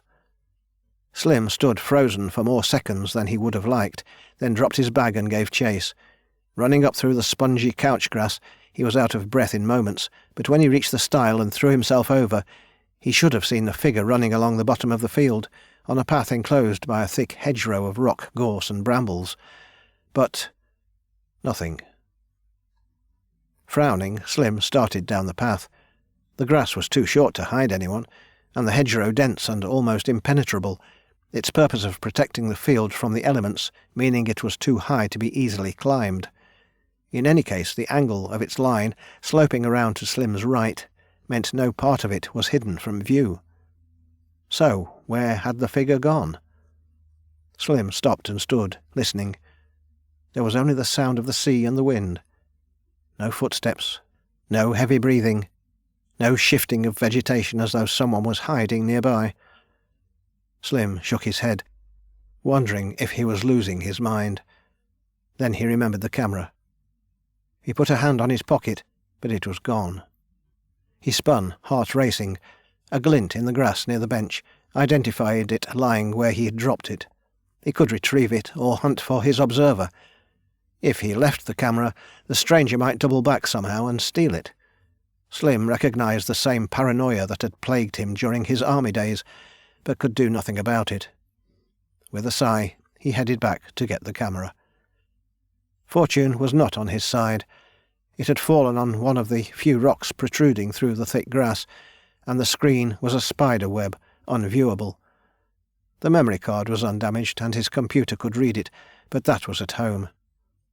A fog bank had appeared out to sea. Within a few minutes it would engulf the cliff top, and while Slim felt comfortable enough out in the open during daylight, reduced visibility was another matter. With a last resigned scowl aimed both at the vanished watcher and his own ineptitude, he headed for his car. Chapter 19. With a lingering unease making him reluctant to go straight home, he stopped in at a local pub, where he could leave his car within walking distance of his flat, then used his mobile to dial up his voicemail provider. Emma had left 3 messages on his landline voicemail. Arthur had left 1, and there was another from Kay. He called the translator. "I couldn't stop thinking about that recording," the translator told him. I knew I wasn't quite right with it, and I wanted to track down a copy of that book." Slim sat up. "And did you?" "Out of print, out of stock. Copy on eBay at 600 quid, but you know, I'm not that keen. So I did some ringing around the second-hand shops. Most of them had no idea of what book I meant, but one did." "You got a copy?" "No, but the owner sold a copy a couple of months back. Said he remembered the customer well." Slim gave a slow nod. The customer could only be Ted Douglas. If he were ever to get to the bottom of this, he needed to speak to Ted. Until he could find a reason to accuse a complete stranger of a 30-year-old murder, it would help to know as much about him as possible. He thanked Kay and took down the number. Chapter 20. Slim stayed a while longer in the pub, and drank more than he felt was necessary, making banal conversation with a couple of early drinkers, but failing to banish the growing sense of unease that was creeping up behind him. Unable to put off the rest of his life any longer, he walked back to his flat, leaving the car in the pub car park to be collected later. He thought about calling Emma back, calling Arthur, going down to see the bookshop owner, or about 30 other things, but during the walk back he finally made peace with himself. He was avoiding looking at the photos. It was that same primal fear he remembered from the military. You heard the crunch of a footstep behind you, and you wanted to do anything but turn and confront the horror, yet you knew you had no choice, that whatever nightmare lay in wait for you, your life could not continue on its path until it had been faced. And should you be lucky enough to find only a deer or a rabbit or a frightened boy running an errand, part of you would be disappointed that it was not your room 101, that it was not the worst thing in the world, because you didn't trust yourself to find that same level of courage again. An off-licence lay between his flat and the pub.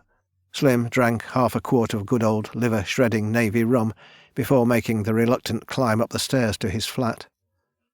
His laptop sat on the kitchen table where he had left it. He switched it on, drinking the rest of the rum while waiting for the old machine to load. By the time he plugged in the memory card and sat down, he was so drunk that he had to squint to clearly see the pictures. He had taken 9 shots in his digital camera's burst. Of those, 4 had missed the subject completely, while another 3 were so blurred to be of no use. One of the final 2 was of a black shape turned away from him, but the last shot had caught the figure in profile. A pale face beneath a hood, looking away from him as the figure started to run. The picture wasn't clear, and the distance was too great for the computer's digital zoom to improve it, but if he could find a professional to enhance it, he might have an answer. One thing was certain, though. From the delicate jawline and the angle of the forehead, the face belonged to a woman. Chapter 21. "I've been trying to reach you all day. I need you, Slim." From another voice, the same words might have warmed his heart. From Emma, they just filled him with dread. "The fire. I heard about it from someone," he said, hoping she wouldn't ask who before he'd had time to come up with a believable but uncheckable source. "What happened? Do the police know anything?" "There was a local football derby last night. They said it was probably due to a few drunks on their way back from the game." "Is Cornwall big enough to have hooligans? I didn't even know there was a team." "Exactly. It's a cover-up." "For who?" "For whoever is trying to kill me. This dead girl, most likely." "Isn't that something of a contradiction? And why burn Ted's car? Why not your house?" Emma began a rambling monologue about the depraved minds of criminals, none of which made any sense. Slim agreed and disagreed in all the required places, eventually getting her to hang up with the promise of a liaison in a couple of days, once police interest had died down. The next person he called was Chief Arthur Davis. "Football hooligans," Slim said before Arthur had even spoken. "You get a lot of trouble after Cornwall Athletics home games." "It was the Cup," Arthur said, then laughed to confirm it was a quip. "What time are you free, Slim?" Slim dropped a cup into the sink. I'm sitting in the car with the engine running, waiting to know our point of rendezvous, he said. Tesco's car park, Arthur said. 30 minutes. We'll take it from there. I'll be waiting, Slim said. As he hung up, he remembered his car was still in the pub's car park, a good 20-minute walk. Traffic, Slim said, climbing into Arthur's passenger seat. Can't you have a word with the town planning department about building a few more roundabouts? Arthur didn't smile. We have no leads, he said. She blames him and he blames someone with no fixed name or address. Hooliganism was an easy explanation for the press. Those hounds at the Carnwell Daily. That's them. But seriously, is there no light you can offer? I heard the arsonist, Slim said. Arthur turned to face him. You what? I had a bug in Ted's car. Cheap one, non-recordable. I thought I saw Ted's car trailing me, so I loaded up, hoping to catch a door slam, which would have given me all the proof I needed. What I got was that, and more. I got laughter. Arthur said nothing for a few seconds. I'm guessing it wasn't a hooligan. It belonged to a woman. More I don't know. Emma? We have nothing on her. Slim frowned. It would explain the stalking, but it was best if Arthur didn't know they were sleeping together. The laughter, though, it hadn't sounded like Emma. It had been too wild. I can't explain it, Slim said. There's something else, though. He pulled out the prints of the 2 best photographs taken the previous day. I went for a walk on the cliffs yesterday. Caught someone spying on me. Arthur turned them around and peered at them. They're pretty grainy. My printer makes them look worse, Slim said. Ink's a bit old. Don't use the thing much. It's a woman, that's about all I can tell. I got off these shots before she bolted. Didn't catch her, though. She just vanished. Arthur squinted. I can pull a favour from a friend in the forensics department. See if I can get these enhanced. That face might be identifiable. It looks similar to what I thought I saw by the shoreline a couple of weeks ago. I thought I was drunk or going mad. That's no ghost. That's a woman in an old water-damaged jacket. I can't explain where she went, but cameras don't lie. Arthur smirked. Tell that to the conspiracy theorists. Those guys are assholes. He wanted to add that when you'd seen a friend reduced to a pair of stumps in an old pair of boots, no camera double exposure shared across the internet would ever haunt you again. I have a theory, Slim said, but I'm getting ahead of myself. Tell me about the 3rd victim you mentioned before, the old woman. I need all the pieces before I can make the puzzle fit. Arthur nodded. I can do better than that, he said. I can show you. Chapter 22. Lucy Tanton was an attractive, respectable woman in her 40s, the kind Slim would turn down if she propositioned him on the account that she could surely do better. She smiled at Arthur Davis as though they were old friends, then tilted her head at Slim before giving Arthur a puzzled look, as though the police chief had mistakenly brought an accused to her place instead of the jail. I know this might seem a little out of the blue, but I wondered if we could talk to you about your aunt, Arthur said. Lucy narrowed her eyes. Is there new information, after all this time? A little early to say, but it's possible. Lucy let them in. The husband at work and kids at school, she explained. A day off from her own part-time job at a food packaging factory.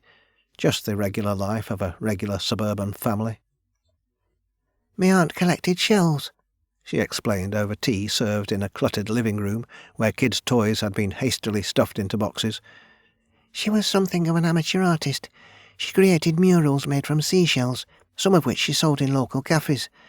Despite the warnings and all its history, she liked Kramer Cove because of its shingle foreshore and the fact that it was so quiet. No kids meant rich pickings.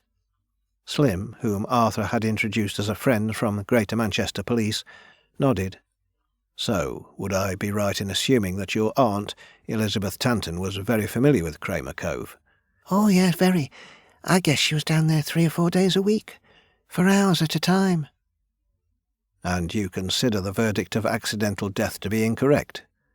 Of course. Lucy shook her head. It's ridiculous. A body was found lying just below the high tide line, Arthur said.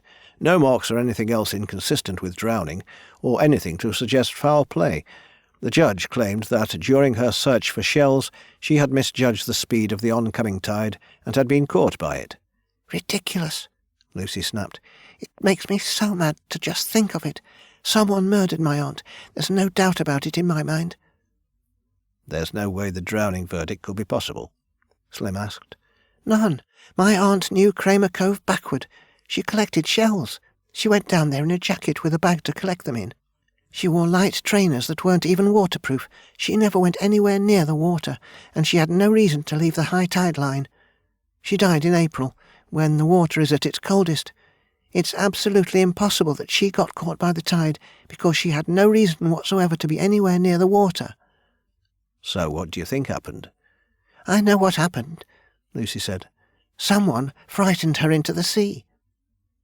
Slim was staring at his cup when he heard Lucy addressing him directly. You don't seem surprised by that, Detective Hardy. But it's a preposterous claim, is it not? I mean, how could my aunt think she could escape anyone by going into the sea? Surely she would have tried to climb the cliff or get up onto the lower southern headland. It makes no sense, does it? She was surely murdered. Arthur shrugged. I oversaw the full police report. There was no evidence to suggest foul play. None. She made a bad decision. That was all that could be given in response to the coroner's report. Lucy rolled her eyes. And Max? As I told you at the time, a dog isn't evidence of anything. Lucy shook her head. Perhaps Mr. Hardy would disagree. Slim steepled his fingers and leaned forward, doing his best to assume the role of consulting detective that had been assigned to him. Whether the evidence can be used in court of law is something I can't assess unless I see it. Then I will pass judgment. Lucy went out and came back with a laptop, which she set up on a coffee table. She pulled the screen around so all of them could see. I compiled this video in preparation for a court appearance. In the end, my evidence was dismissed, but I always kept it. She gave Arthur a stern look. Just in case. The video showed a woman in her 60s playing in a neat suburban garden with a dog, a little spaniel mix. It yapped at her and jumped up when she held out a ball, then rushed off to retrieve her gentle throw. The video cut to a scene in a field where a similar routine played out, then one in a living room with the dog lying on its back while someone tickled it. Delight was obvious from the way it whined and yelped, its tongue lolling. Just when Slim was beginning to make YouTube comparisons, the video cut again. He sat up, feeling an immediate sense of unease. The same dog, barely recognizable, quivered as it crouched in the corner of a bedroom. Someone was trying to coax it away from the wall, where it was sitting in a puddle of its own piss. The video cut again, this time to a shot of the same dog lying in a basket, eyes wide, whining as someone laid a blanket over it. "All right, shut it off," Arthur said, and Slim let out a sigh of relief as Lucy closed the video. There's more, she said, but not much. Max died 3 days later. He squeezed himself into a space between the washer and the kitchen unit and asphyxiated. Jesus Christ. Slim drained the last of his tea, wishing it contained something stronger. What happened to him? Dogs are known to pine for a lost owner, Arthur said. There are a few famous cases. Hachiko in Japan, Bobby in Scotland. But Max, that's not pining. Whatever scared my aunt into the sea also scared her dog to death, Lucy said. I had an animal psychologist examine these videos, and he had no doubt that Max died of fright. Now, what could have done that? Slim leaned back in his chair and drummed his fingers on the side of his cup. Joanna Bramwell, he said. Chapter 23. We have to begin to consider it, Slim said. There's no such thing as ghosts. That's utter horseshit. But what if she survived? Arthur shrugged. If Mick were alive, he would be the man to ask. He never let go of what he claimed, and it killed him. So, let's get this straight. We have a drowned girl, dead and buried. who might have been responsible for 3 subsequent deaths. A man who might have known her thinks he is being haunted and is performing a weekly exorcism ritual. His wife thinks he's having an affair. Someone burned out their car, and while the official line is that it had nothing to do with anything, we both know that it probably did. What the hell is this? It's a mess for sure. Slim rubbed his eyes, squeezed them tightly shut, then looked up at Arthur. Tell me something. What do you get out of this? For me, it was supposed to be about money. Whether I'll ever see any now is debatable. But for you, Cornwall's chief of police, you could reopen the investigation at any time. You don't need to rely on an internet hack like me. Arthur smiled. To understand, you need to understand the people around here. The original local people. They're hardy northern types who lived off the land and the sea. They say what they mean. They live frugal but honest lives, and their way of life gives pride. To have what is essentially a serial killer in their midst would bring shame to the town. They don't want to know. The sea, it's a wild, untamed thing, and for it to claim a few lives, that's justifiable. But if one among them is committing atrocities, they want to wash their hands of it. I'm not from Cornwall, but too many on my team are. So, why help me? I'm already in deeper than I want to be. I was hired to find out if a man was having an affair. This investigation was not what I signed up for. Then why not walk away? Slim sighed. Curiosity. You have your answer. So, what do we do? You know that we need to speak to Ted. If there are answers to be found, he has them. When interviewed about the car fire, he was aggressive with his denial. I fear that he could clam up. And if he does, that's your best lead gone. But what if Joanna Bramwell really is out there, and she's planning far worse for next time than torching someone's car? This woman could be responsible for 3 deaths already. There is a way we might be able to find out, Arthur said, but it involves a bit of digging. You don't mean what I think you do. Arthur nodded. The case file has the location of her grave. I can drive us up there. Slim gave Arthur a slow nod. I need a drink, he said. Chapter 24. A traffic accident required Arthur's attention for the rest of the day. Slim didn't want to stay at home with the pictures in their manila envelope on the table, so he took a drive into Cornwall to visit the second-hand bookseller. Michael Smeath was an overweight, retired fisherman with a Captain Birdseye beard. His wife's father had died unexpectedly, leaving him the second-hand bookshop on the corner, just 2 doors down from Cornwall's best sandwich shop, which not only provided him with a decent overflow clientele, but a hearty lunch each day. Not originally a reader himself, when an accident with the winding mechanism of his main trawl net had forced an early retirement, he had found that limping among the stuffed shelves was quite to his liking, and a sofa in a back room, a perfectly pleasant place to slump with a carefully chosen book on a quiet afternoon. Michael told all this to Slim while waiting for a pot of coffee to brew. Coffee, he claimed only half-jokingly, was the best stuff. Contraband from an old trawler mate over on the boat from France. No excise on this beauty. Slim smiled and agreed, even though it tasted like any other high street brand. I know it must be strange my coming here, Slim said, trying and failing to fake a London accent. You see, I'm a collector of particular types of books. I had my assistant call around to ask about a certain copy, and you were kind enough to say that you had recently sold one. Well, yes, it was an unusual sale. That's why I remembered it. In what way? Well, if you say you're a collector, then the gentleman was surely an enthusiast. The delight he took from finding that book was a little surprising. But then what do I know? 5 years ago I was knee-deep in fish guts for a living. I don't suppose you caught his name? I believe it was Eddie Douglas. He said he was from Cornwall, but I have no other details. I'm sure you can find him in the phone book. I'm sure. Slim said, struggling to keep the excitement out of his voice. Out of interest, did he tell you why he wanted the book so badly? Michael nodded. Oh, yeah. He said he had some trouble in his life, some ghosts from his past, and the book was what he needed to get rid of it.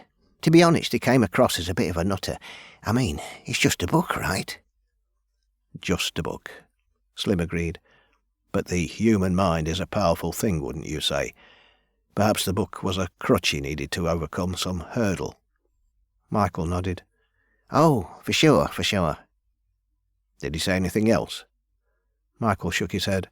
Not that I recall. He just seemed so relieved to have found the book he wanted that we exchanged pleasantries for a while and then he left. Slim was still mulling this over when Michael asked, If you don't mind me asking, what's so interesting about this particular book? Slim smiled, preparing his best lie. I'm an occult investigator, he said. You might say a ghost hunter. That book is known for its incantations supposed to contact the dead. Michael nodded. Oh, aye. Sounds fascinating. I guess there are plenty of those around here. All the old buildings and everything. Actually, I'm researching a documentary about a particular haunting and several related deaths. Michael nodded. Oh, you mean Kramer Cove? Slim tried to control his surprise. You know of it? Of course. Ask any old seaman, and he'll tell you about that place. Haunted, so they say. We used to hate going past there at night. Used to swing back out to deep water if it was a bit choppy, just to avoid it. I mean, no one ever got wrecked, but you don't want to be the first. Not with her about. Her? Joanna Bramwell. If you're looking for ghosts around Kramer Cove, you must have heard of her. I mean, there's a whole bunch. But if they have a ringleader, it's her. What do you know about her?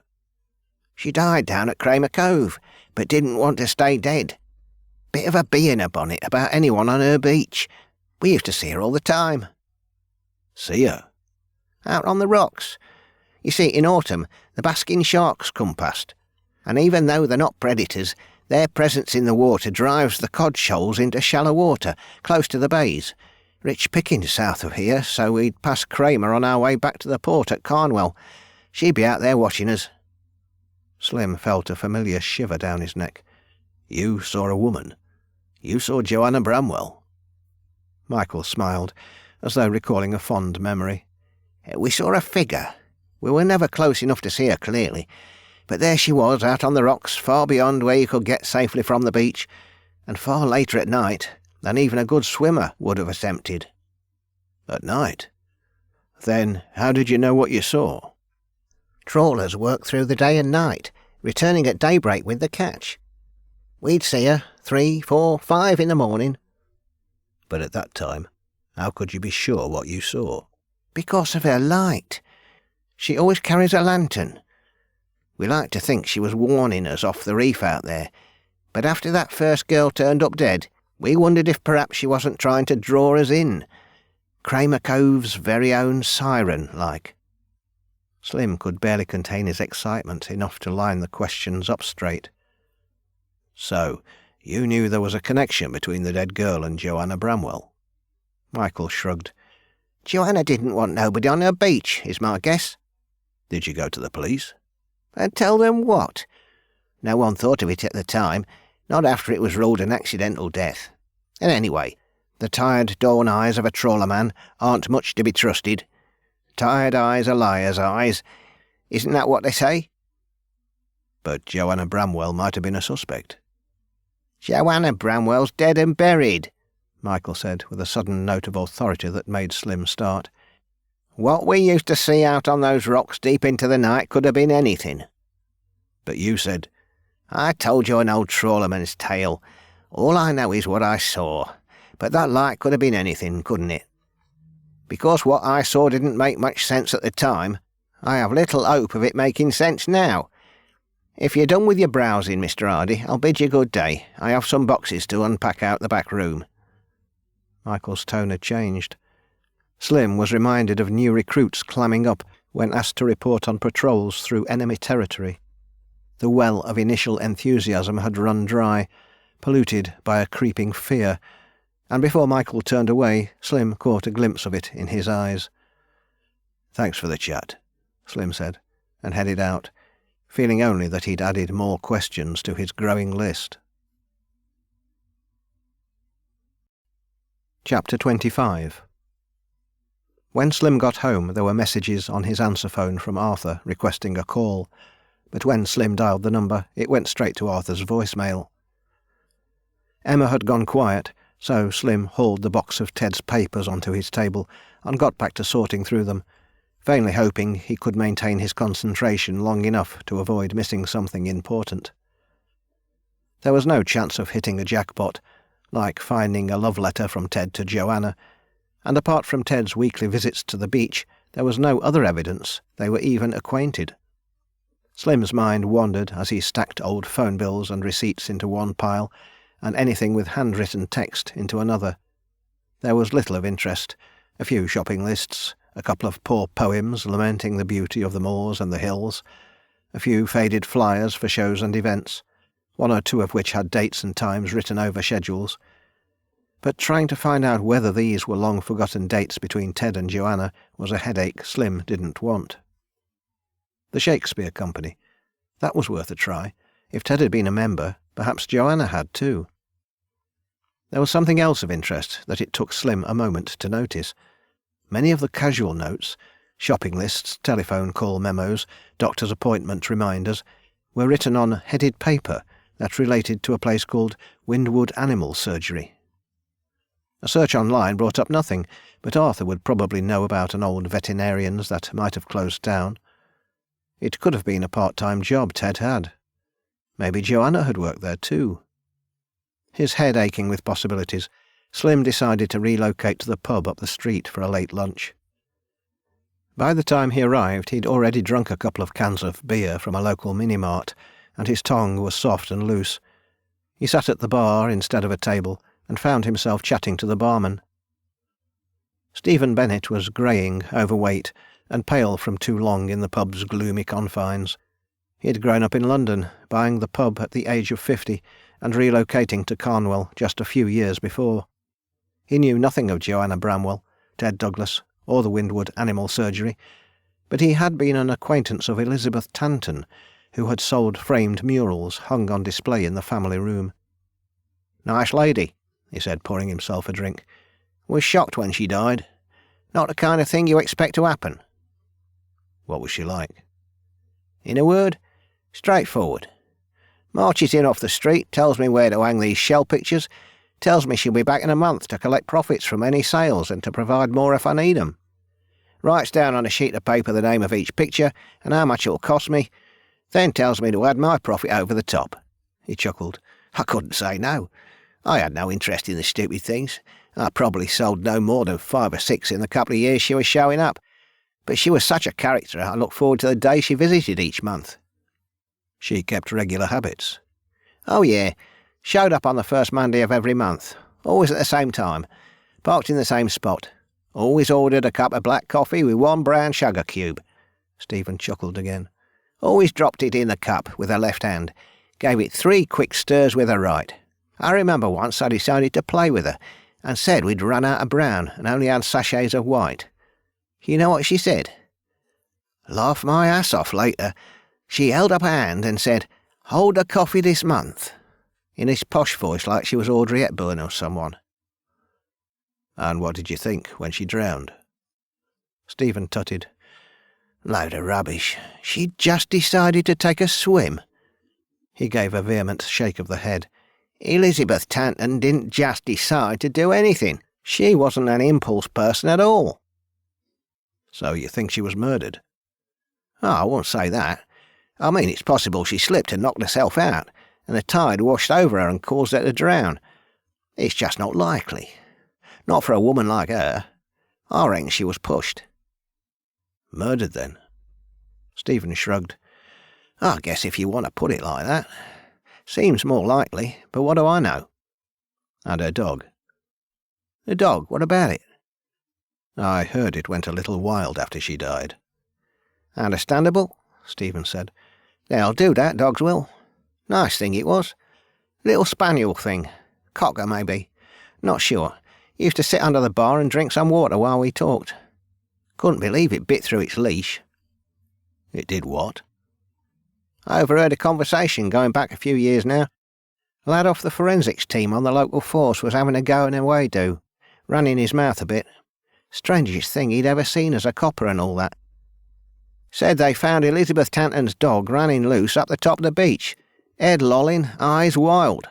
They actually thought it was rabid, till they found its leash near the water's edge. Leather, chewed right through." Chapter 26. Slim parked his car beside the tree that had just dented the front bumper and stumbled up the path into the woods to the cabin, where he found Emma waiting. She would say nothing at all until they had finished sex, attacking his body with a relish that made Slim feel a little uncomfortable. He was already starting to tire of her, but she was the best chance he had of getting close to Ted. "I want to know as much as I can about your husband," he said, lying with one arm around her shoulders, his head still spinning. "You said he was a poet. I mean, no one earns money from that. How did he get by?" Emma shrugged and rolled away from him, apparently not interested. "He did what everyone else did, I suppose. He worked part-time jobs, shops, that kind of thing." "Did he ever work at a veterinary clinic?" "A vet?"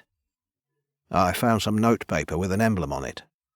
"Oh, that. His mother's practice." "Really? Ted's mother was a vet?" "Yeah, Windwood Animal Surgery. It was in the High Street. She sold it when she retired, but the new owners screwed up the accounts, went bust and closed it. Ted's mother always out-earned his father. The old man resented it until he died." Slim nodded. So that explained the blotting paper. "Another thing. Was there a Shakespeare company around here? I found some flyers." Emma was quiet for a few seconds. "Not that I recall," she said, frowning. "I mean, there might have been, but if there was, I don't know of it. Mind you, a lot of Ted's life before we met is a mystery. His involvement with this slut Joanna Bramwell, for example." "I'm trying to find out how they might have known each other," he said. "Why not ask him? I think the time for secrecy is about done." "I'm worried that he won't want to talk to me."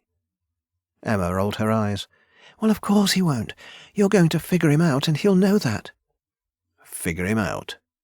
"Yes, that he's planning to kill me, and set it up like it was done by some ghost. Like he didn't know anything, and then I'll be mown down like an unwanted dog and no one will suspect a thing." Emma was rambling, looking for sympathy. Slim wondered if she had been drinking too. "Why would he want to kill you?" "Because he wants me out of the way. He hasn't loved me for years." "Why not just divorce?" Slim patted her stomach. "It's clear you don't love him too much either." Emma rolled away. "You don't understand." Slim didn't, but he tried to act like he did. "It's an honour thing for you, isn't it?" Emma sighed. "My parents divorced. I promised myself I would never fail like they did. Sometimes what you see on this surface is different to what lies beneath." "That's true." "So, is there anything else?" Slim considered what he ought to tell Emma. She had begun to intrigue him, not least because she held various levels of anger and resentment towards her husband, but because he sensed she was hiding something perhaps she wanted to reveal. The few drinks he'd had on the way over made it easier to loosen his tongue. "I did find something," he said. "An insurance letter." It wasn't a lie. He had found a shopping list scribbled on the back of a reminder for a home contents insurance bill.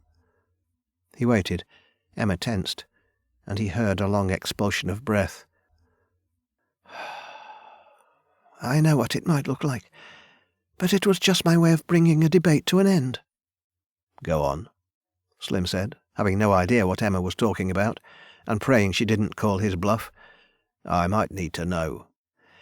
"Ted has a habit of investing in some of the firms he deals with.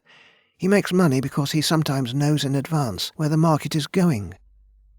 This time he got it wrong, and we almost lost the house. He wanted to gamble, thinking he could cover it. I didn't trust him. We had a joint insurance policy due to pay out when Ted turns 67, but he has a heart condition, and might not last that long. I forged his signature to cash it in early." "I see." Slim said. When he found out, he hit the roof. He's never forgiven me. He doesn't care that we needed the money to cover the debt he made.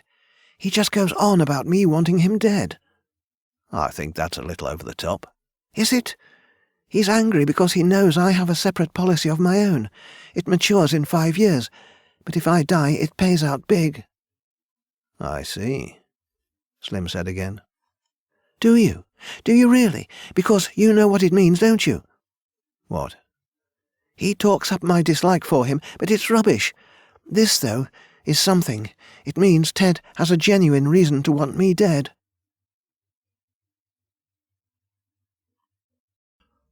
Chapter 27. Slim left Emma with her paranoia under the pretense that he had errands to run. But really he needed somewhere to get drunk, and in his own way try to make sense of everything. He felt up to his neck in a barrel of confusion, and no matter how strong the urge to walk away, he knew there was no escape. Allocating the day as a day off, he got roaring drunk, ignored all calls, and stumbled homeward sometime after dark, waking up in a park in the grey light of pre-dawn, his keys caught in the frayed fabric of his pocket's inner lining, and a vague memory of being unable to get into his flat. He went up, cleaned and showered, changed his clothes, then swallowed enough ibuprofen to take the edge off his thumping headache. For the first few hours of the day he went through the box of Ted's old papers, looking for something that might back up the information Emma had freely given him, but found nothing useful at all. Suspicious, he checked the dates on as many items as were dated, and found nothing later than 1992. Had Emma responded to his lie with one of hers? If they were playing a game, he wondered who was playing the cat, and who the mouse. Just before lunch he headed up to Kramer Cove to wait for Ted. He parked up the road out of sight where he usually parked, afraid of spooking Ted. Then he went to wait for Ted in the trees just inside the broken gate leading onto the beach. It was approaching 3 when he decided Ted wasn't coming. Emma had mentioned a hire car Ted was using for work, but for whatever reason Ted had decided that this Friday would be the first he missed since Slim had begun his weekly vigil. Slim called Arthur and asked if there were any updates on the photographs, but Arthur hadn't heard back from his contact. Instead, Slim got to thinking about how he had seen the figure up on the cliff, and it had just vanished into the air. Ghosts vanished, it was true, but ghosts didn't get caught on camera, and people didn't just disappear. They went somewhere. Always. He headed up the cliff path, keeping an eye out for anyone following him, but he felt alone on the wind-swept headland, with the sun beaming overhead, chasing away any shadows. He reached the stile into the field where he had seen the figure, then climbed over and followed the footpath, sticking close to the line of the hedge. It appeared an impenetrable tangle, at its heart an old stone wall that had partially collapsed over the years beneath an accumulation of soil and plant matter. At times, farmers had added sections of fence or barbed wire to keep animals in, the rusting remnants of which were now buried beneath a thicket of gorse, brambles and couch grass.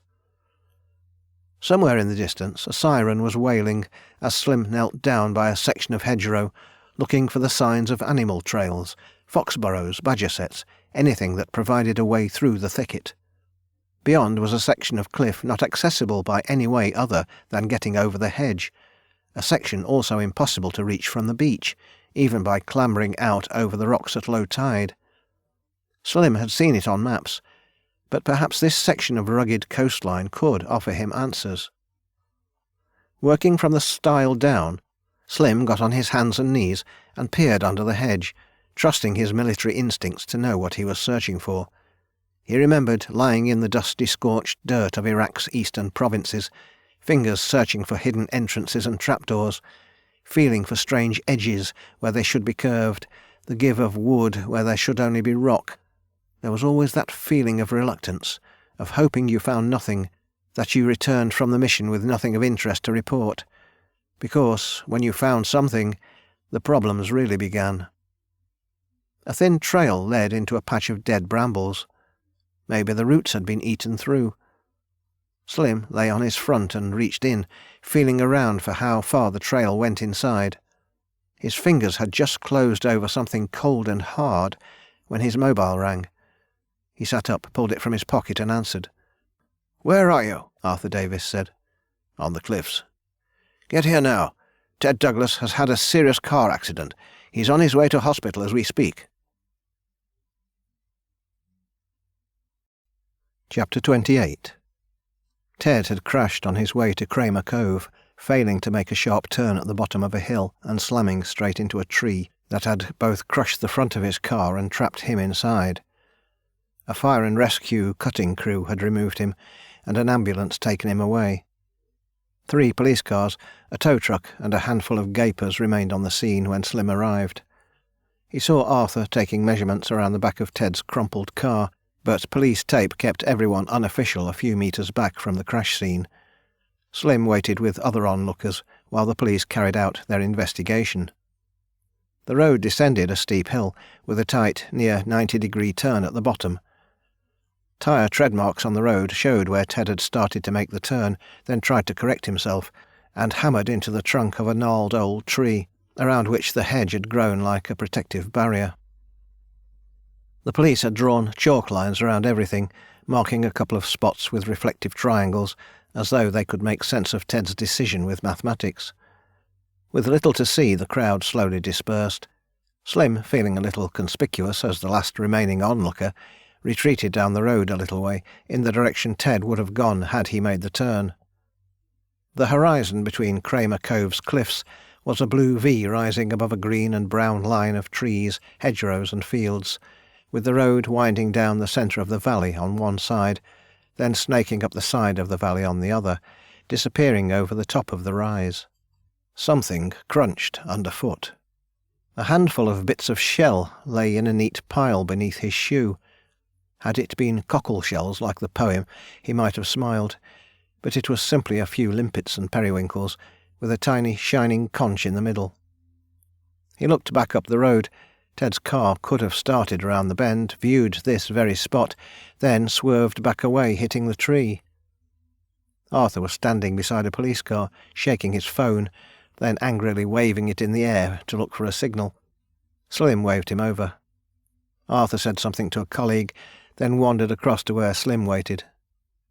"What happened?" Slim asked. Arthur shrugged, shaking his head. "We won't know till Ted wakes up, if he wakes up." "That bad?" "I was the first car on the scene. He was in a bad way, unconscious, a lot of blood. I'd guess he lost control as he made the turn. Perhaps he was going too fast. Looks like he tried to turn out of it." "I guess we'll have to wait for the full report." A couple of other officers were throwing looks in their direction. "A problem talking to me. I can make myself scarce." "I said you lived nearby. Might have seen or heard something. I can't stay long. We'll talk later. Can you go back into the files for the 3 dead girls?" Arthur frowned. "I think so. Why?" "I'd like to read the complete description of each body." "I told you the course of death." "Not that. The circumstances in which they were found. Position of the body. Objects found nearby. You have photographs?" "Some, yes." "If you can get copies, I'd appreciate it." "It sounds important." Slim shrugged. "It could be. I don't know yet. In your opinion as police chief, what do you think happened?" Arthur sighed. "With a road like this, you're always playing the averages, especially if you're used to big looping A-roads or all the lights in the city. Ted got a bit cocky, took the downhill straight a bit fast, botched his brake and turn. Not the first I've seen." "And you really think that?" "I told you, as police chief. I'll wait for the report." Chapter 29. Emma was heartbroken, but not heartbroken enough to show up at Slim's flat with a bottle of wine. She cried before and after sex, while during her face held a look of concentration that suggested she was going through the motions, but little else. "Someone tampered with his hire car," she said. "Maybe they cut the brake wires, I don't know, but they made him crash."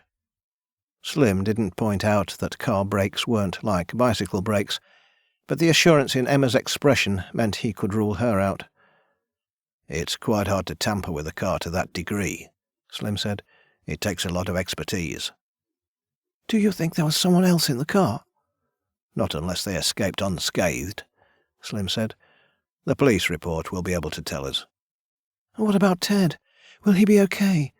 I mean, we had our differences, but I don't want to see him—" She burst into tears. Slim consoled her for a couple of minutes, then called a taxi to take her to the hospital. Just before she left, Slim asked her to wait a moment while he went into another room. He returned with a battered teddy bear, which he held out with a sheepish grin.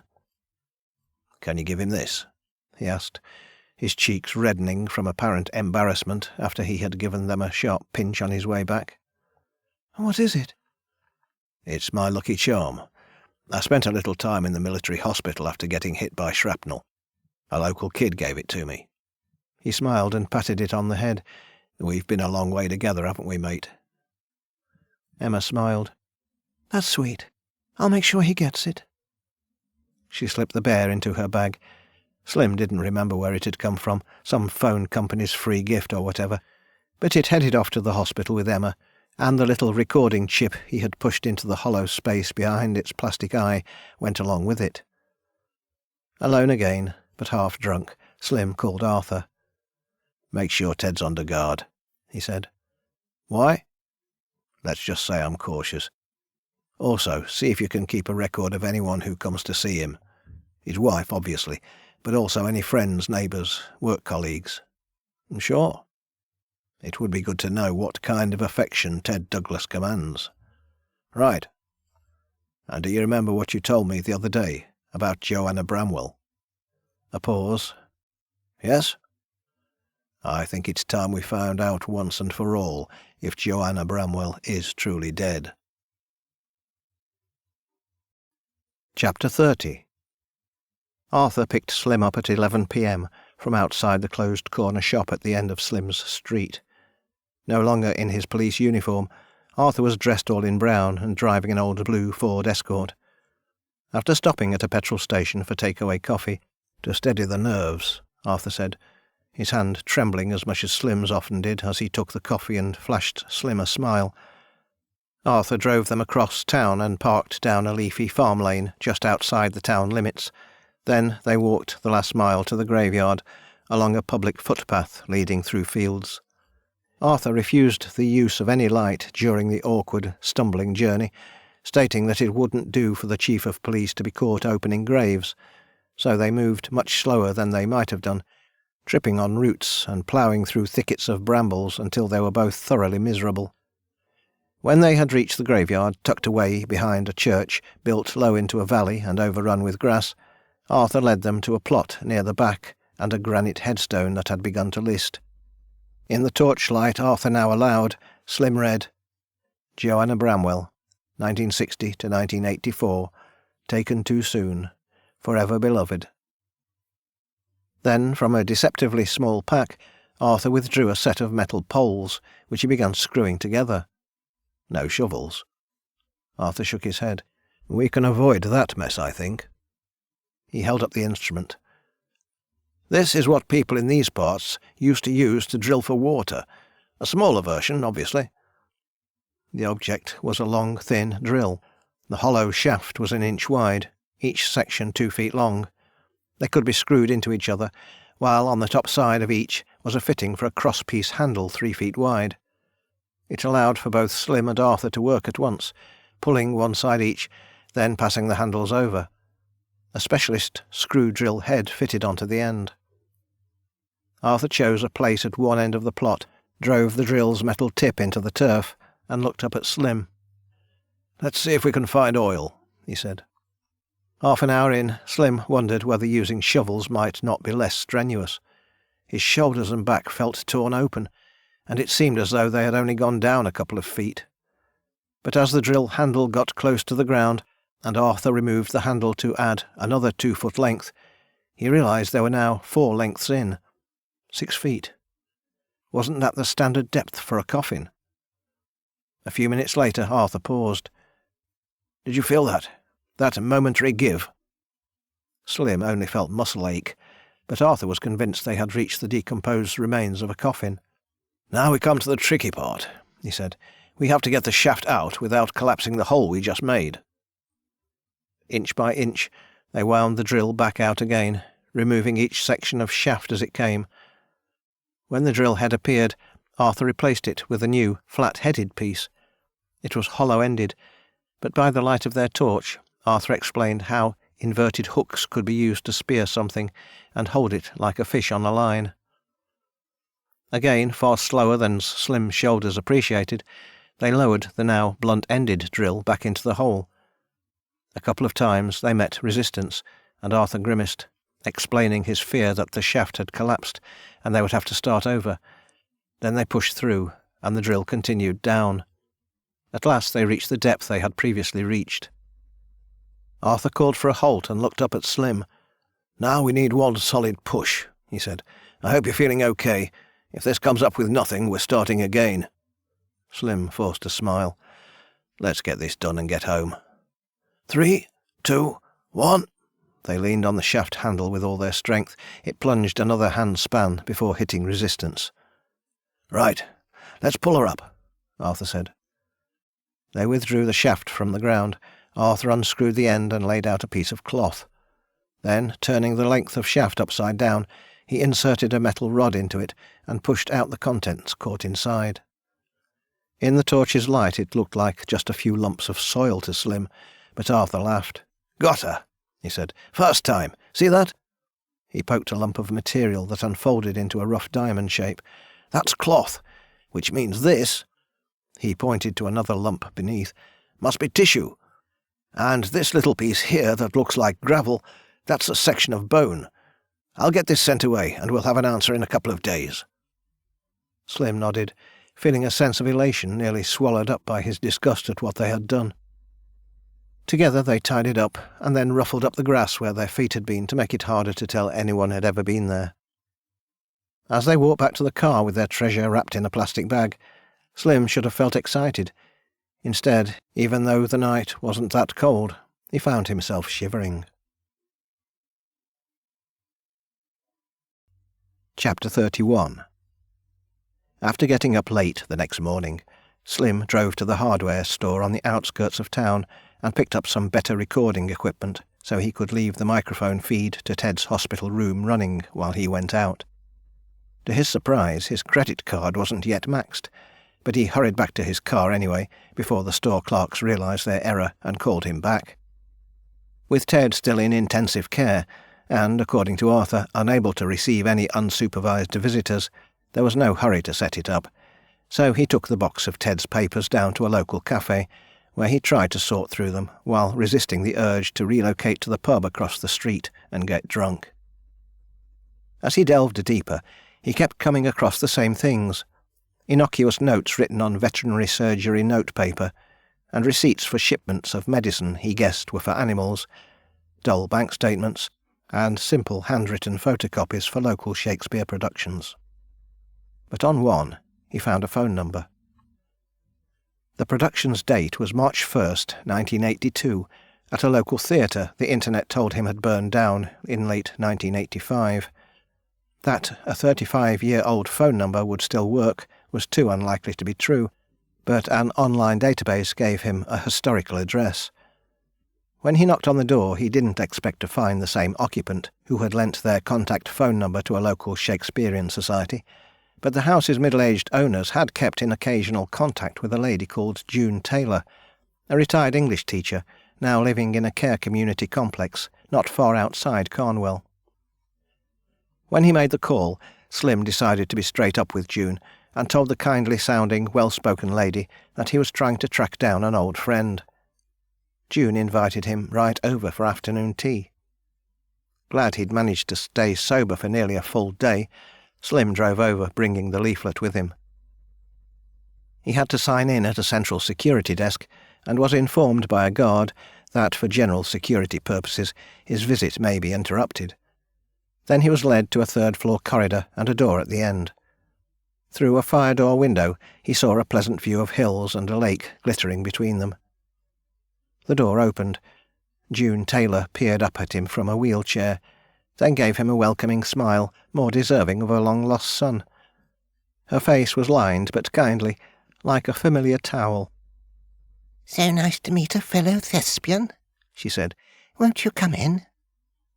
The guard left them alone and returned to the downstairs reception. Slim followed June into a small living room where she had already prepared a tray of tea and biscuits. Warmth emanated from every corner. The photographs of family lining the shelves, the colourful throws over the sofa, the little table in front of the window with its collection of ornamental teddy bears.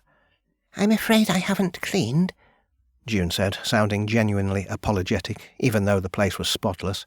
"I wasn't expecting company until tomorrow, when my son will visit." Slim suddenly felt like a fraud. Sitting in this delightful room with this charming old lady, a hangover still gnawing at the back of his skull and an army of lies on his tongue ready to march out in procession, he fought an urge to confess like a gumball that needed spitting out. Mrs. Taylor." "I got out some old pamphlets," she said, picking up a bundle by her feet, and the dice were left uncast. "You're an old friend of Ted's, aren't you?" "I knew him from school," Slim said, "but I moved away and we lost touch. I had this flyer lying around, but that's my only link to him. I know it's likely to get me nowhere, but it was a place to start." "I'm afraid I haven't seen him in years. Not since he left the club. Not long after this. It was shortly after Joanna died, actually. My, Ted was heartbroken." And there, just like magic, a link. Slim took a slow breath and concentrated on getting the flurry of words on his tongue out in the correct order. "And Joanna was his girlfriend." June gave a fervent shake of the head. "Oh, no, but any fool could see they were perfect for each other. Any fool except Joanna, who had that other man she planned to marry." The way her tone dipped suggested distaste. Perhaps June had a more romantic view of the world than Slim did. "She was beautiful." "Oh, an oil painting. You'll never have seen a more beautiful lady in all your life. She could act, too. She certainly had a career ahead of her. Here, this is her." June held out a pamphlet. The front picture showed an ensemble cast at the front of a stage at the end of a performance. Creases obscured some faces, and 1/3 was faded from a folded side left too long in the sun. In the centre, though, the two leads shone resplendent, their smiles filled with confidence and joy. "This is her?" "Joanna, yes, that's her. The best Juliet I ever produced. And that's your friend Ted." He was barely recognisable from the stooped, morose figure Slim had watched through binoculars for the last 2 months. His arms were held aloft as though he could carry the weight of the world and laugh off all its problems. The title read Romeo and Juliet. "Ted was the lead?" Slim asked. June smiled fondly. "They had such chemistry. Everyone could see it. We were never a huge company, but our performances always did well. We were selling 1,000 tickets a night for our last couple of shows, and I'm sure a lot of that was down to Ted and Joanna. I was thinking we might do a tour. Then Joanna died, and Ted was so broken up by it that he quit and moved away. We carried on for a few years, but it was never the same. I could never find two leads with quite the same magic." "And you don't know what happened to Ted?" June shrugged. "I believe he moved south. If he came back, I'd never know. He has certainly never come to visit. I don't think he could. Too many memories and all that." "Joanna?" "He was devastated. He was like a wrecking ball. The night after she died, he broke into the club and ran amok, breaking props, destroying costumes, burning scripts. I knew it was him because I caught him at it. I could have pressed charges, but I didn't have the heart." "You say Joanna died?" "She drowned at Kramer Cove, the night before her wedding. Such a tragedy. Shocking." "And you don't believe there was any foul play?" For the first time June gave Slim a look of exasperation. "I'm a romantic, but I'm also a realist. The coroner's report was conclusive. I haven't the foggiest idea what she was doing down there. Likely no one does. I know she did like to practice her lines outdoors. Maybe that was it. For some reason she fancied a swim. You don't think Ted? Not for an instant. He was besotted. Absolutely. And afterward, the Ted we had known, the fantasist, the dreamer, was gone. It's not a lie to say that part of him died with Joanna. So, Mr. Hardy, when you finally catch up with him, he might not be the man you remember. Slim nodded. A lot of time has passed. You said there weren't a couple. I did hear a rumour elsewhere that Ted was married. I don't know about children. June nodded. He was an attractive man. It's likely he settled for someone. Many of us do, even if the love of our life might have eluded us. She gave a fond smile. I was married to my old Jim for 40 years, rest his soul. A wonderful, loving man, but steady as an old bus. I rarely felt that oomph after the first couple of years. Her eyes twinkled, and for a moment the years fell away. There was someone once, but that's another story. I won't lie that the reason I cast Ted and Joanna as the leads was as a shameless attempt to matchmake. We were all in on it. So what happened? Joanna had an old boyfriend from college she had agreed to marry some time before she joined the company. Turner, he was called. That was his first name. A bland nobody. Worked in taxis. But Joanna was stubborn.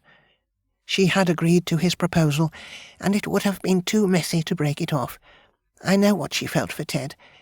I had her crying on my shoulder one night. About Ted? June nodded. About everything. So she planned to go through with it? Absolutely. Even though we both knew she was turning away from true happiness. If you don't mind me asking, where was Ted on the night Joanna died? I believe he was at home. He was, of course, interviewed by police, and he claimed to have been home in his room, practicing his lines for our upcoming production along with a taped version of Joanna's. His mother told the police she had heard voices into the early morning. What about the boyfriend? What was his name? Turner. What happened to him? June shrugged and shook her head. I didn't know him well, so I can't say. His fiancée, I'm sure he was distraught. It was a tough time. I heard he moved away and later married. I saw him around town once with a couple of children. I think Turner got over Joanna and moved on. Ted, he might have gone through the motions, but I don't think he ever got over Joanna. He can't have. Why do you say that? You can't understand, and I can't explain it in a way that would make you. But Ted and Joanna, they were like halves of the same soul, and they realized it too late. Chapter 32. Worried he was tiring her, Slim bid June farewell and headed home, his mind swirling with emotions he couldn't have expected. So, Ted and Joanna had known each other, possibly even been lovers. Joanna's death had devastated Ted, causing him to give up his dream of working in the arts, move south, and end up working a dull office job. Back at his flat, Slim switched on the radio link to the bug he hoped was now in Ted's room at the hospital, then scrawled his ideas down on a sheet of paper. Another link had formed, but there were so many doors yet to close. The book and the Friday visits to Kramer Cove had taken on a greater significance. Ted, a fantasist and a dreamer, in June's words, believed Joanna was haunting him, and the nature of his words, "forgive me," suggested he harboured a responsibility for her death. More missed calls had come in while Slim was with June. Arthur saying he had procured the crime scene photos. A manager from Ted's former company stating they held no such records for employee business trips, but that if they did, they would be classified company information anyway. And two from Emma saying she was afraid and needed to see him. Slim got back to sorting through the box of Ted's papers, but the deeper he delved, the less he felt he would find anything. It all felt sanitized, as if Ted had removed anything of any use, leaving only junk, shopping lists, bank statements, receipts for local restaurants, notes for reminders of tennis matches, memos of missed phone calls from double glazing companies. Slim poured himself a whiskey and began writing down all the dates he could find. Something somewhere had to hold. Ted was the acting poet son of a respected local vet, and Joanna Bramwell, engaged to be married to Turner, he of the first name, was Ted's unrequited love. She had drowned at Kramer Cove on the night before her wedding, while Ted practised his lines for their upcoming performance of Romeo and Juliet. In the intervening years, Joanna's supposed ghost had been seen on multiple occasions, and 3 other drownings at Kramer Cove could be linked, circumspectly at least, to her. There was even a rumour that Joanna had survived her supposed death, and Ted at least believed she was haunting him. Slim read a receipt for a horse tranquilizer and felt like headbutting the nearest wall. There was something just out of reach. Not an answer, maybe, but at least a clue. Perhaps Arthur's pictures would shed some light. Slim stood up to go to bed, almost knocking over his glass on his unsteady feet. "I miss you." Slim coughed, his chest tightening. He spun, looking for the source of the voice, saw only the recording device he had left on. "I miss you too." Slim stumbled as he moved toward it, tripped and hit his forehead on the edge of a chair. Pain bloomed. He rolled onto his back, clutching his face, as a gravelly voice repeated over and over, "Never leave me. Never leave me. Never leave me." Chapter 33. Visiting hours closed at 8, and the hospital confirmed there was no one in Ted's room after that time other than scheduled doctors and nurses. It's also impossible that he spoke because he's still hooked up to a ventilator that he couldn't have removed by himself. That I'm going insane. Arthur smiled. You and me both. There was nothing else? Slim shook his head, a gesture which sent judders of pain through him. His own visit to the hospital this morning was still fresh in his mind, even though he had been released with a clean bill of health and the advice to drink less. I knocked the machine when I tripped and disconnected the receiver. It's like there's a conspiracy against me.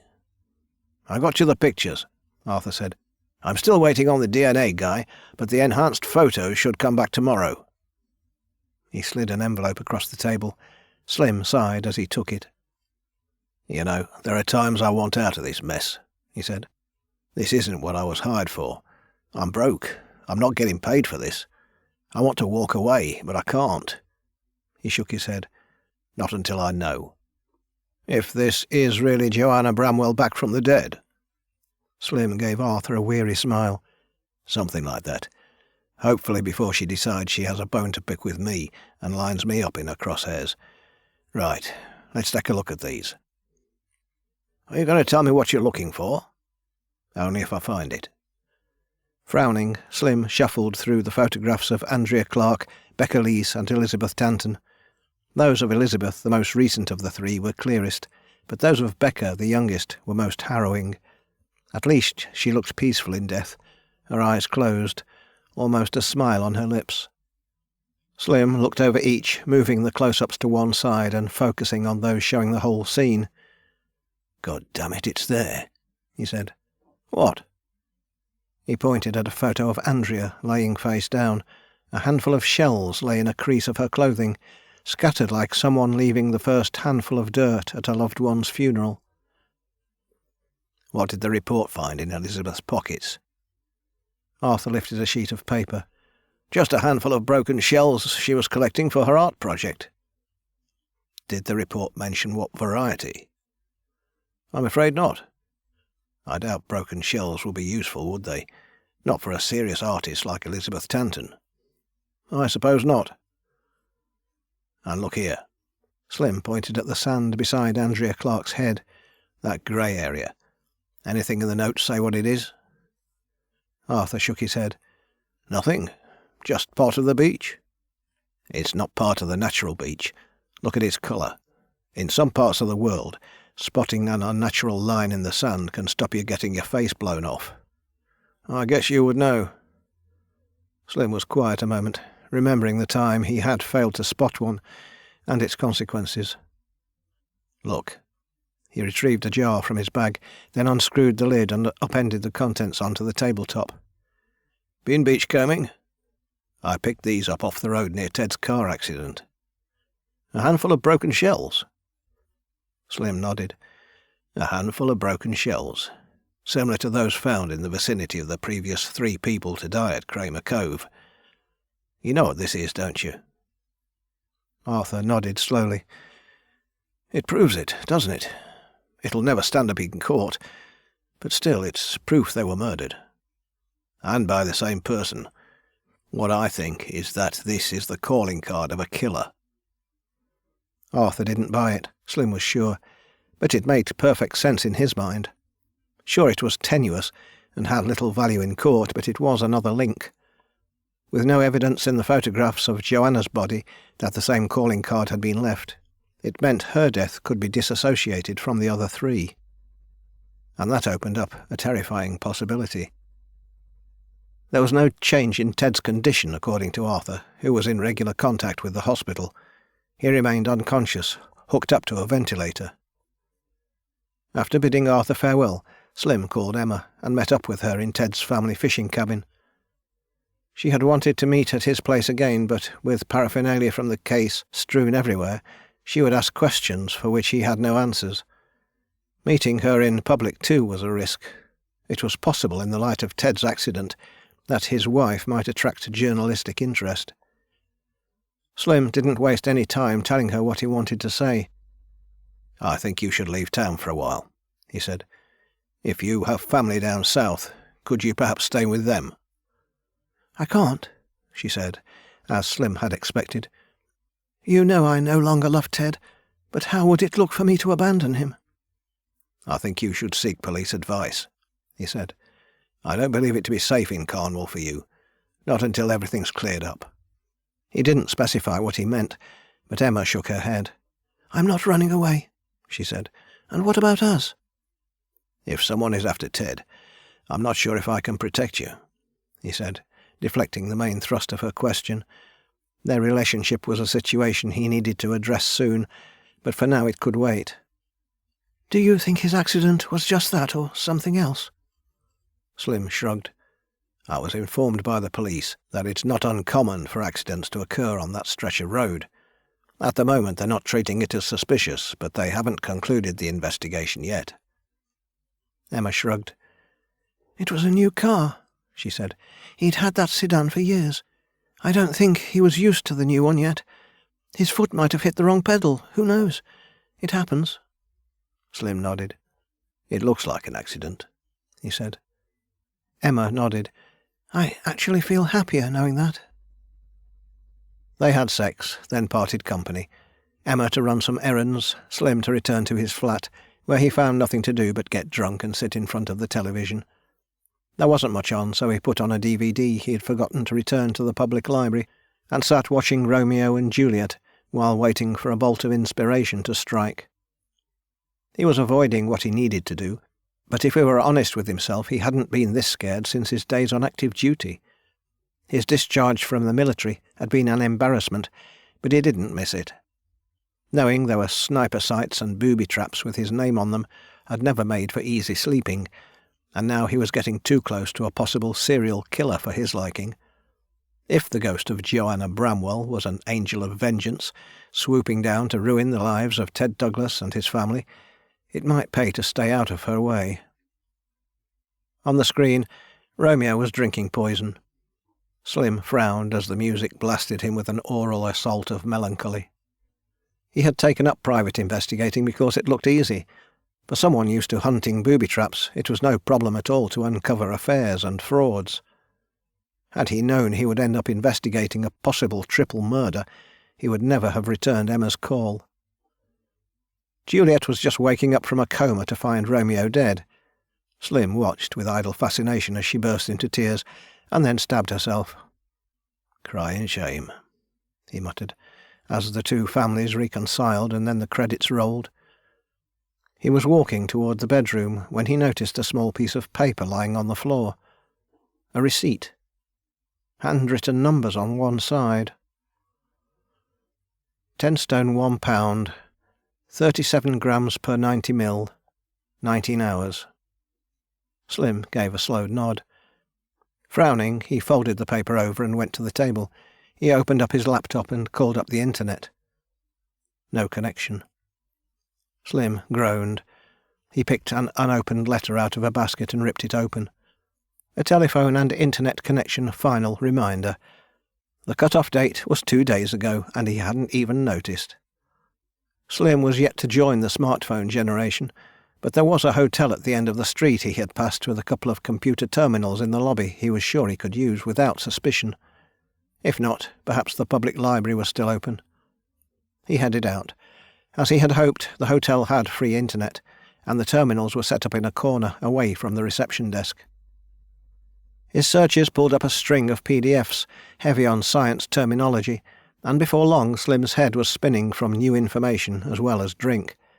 It was difficult to be sure if there was any weight to his theory, but it was possible that Ted Douglas had known the same doubts. After all, if Slim was correct, Ted's failure had shaped everything.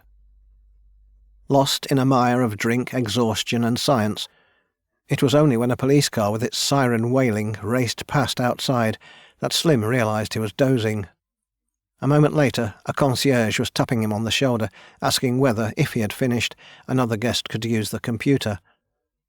With a mumbled apology, Slim collected his things and shuffled out into the night. He leaned against a lamp-post and pulled out his old mobile, but after a moment realised his idiocy. He had let the battery run dead. He had a dozen calls he needed to make, but there was nothing he could do now.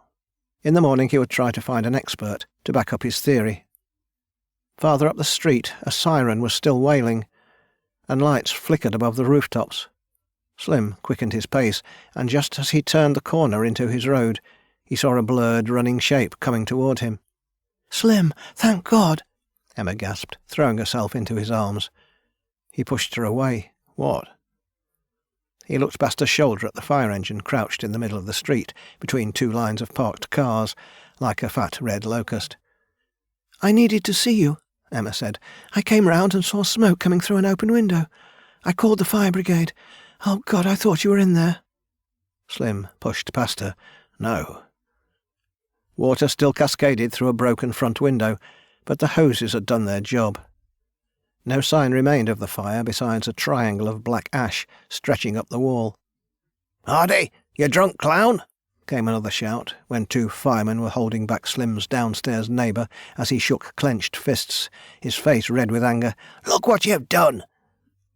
A couple of police officers sauntered over, and, with a stern word, banished the neighbour back behind the police line. "You the owner of this flat?" one asked. Slim shook his head. "I don't own it. I'm just the tenant."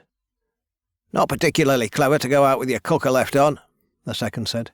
"You'll need to contact your landlord, and have them contact us." Slim rubbed his eyes. "What happened?" "You left the hob on, and those boxes of cereal beside your cooker. Looks like they fell over." He nodded to Emma. "It's lucky your friend showed up, Mr. Hardy. Sorry, madam, I forgot your name." Emma flashed a look of alarm at Slim. If there were a police report, she didn't want them associated. Kate," she said. "Kate Miller." "Well, Miss Mellor here likely saved you a criminal damage charge, Mr. Hardy. It looks worse than it is, but it's still pretty bad. Your kitchen is gutted, but the rest of your place just has smoke damage, and now needs mopping up. Your landlord should have building insurance, but I trust you were insured for your contents?" "Yeah," Slim said, having no idea whether or not he was. "I appreciate what you did here." "And your flat'll need a new door," a fireman said, coming over. "It was locked, so we had to force it." Half an hour later, after promising to show up at the local police station in the morning to complete a fire report, Slim found himself on the pavement outside his building, with only Emma for company. "I don't know what happened there," Emma said. "I had a brain freeze. I don't know where that name came from, but if it gets in the papers that I was seen with you while my husband is in hospital—" She looked on the verge of tears. Slim put an arm around her shoulders and gave her a gentle hug. "It's okay. I doubt they'll need a statement. I'm the one in trouble. But thanks to you, it wasn't as bad as it might have been." Emma shrugged. "I just needed a shoulder to cry on, that's all. I feel so stupid." Slim forced a smile. "You feel stupid. Look at me." I nearly burned down my whole building." "What are you going to do?" Slim shook. "See if the hotel at the end of the street will take my credit card, I guess." Emma pulled out her purse. "Listen, I wish I could ask you to stay at mine," Emma said, pulling out a couple of crisp 50s. "It just wouldn't look good. Here, I know I still owe you for your work." Slim made a half-hearted attempt to refuse the money, then took it and slipped it into his pocket. "Thanks," he said. "I appreciate it." Emma had parked her car a little farther up the street, so she gave him a lift back to the hotel. She kissed him on the cheek before he got out, whispering, "Be careful, Slim. Try not to drink so much." The hotel staff seemed unconcerned that the man freely using their internet terminals just a couple of hours before was now asking for a room, but 5 minutes later Slim, feeling wearier than weary, was emptying out his pockets and pulling off his jeans.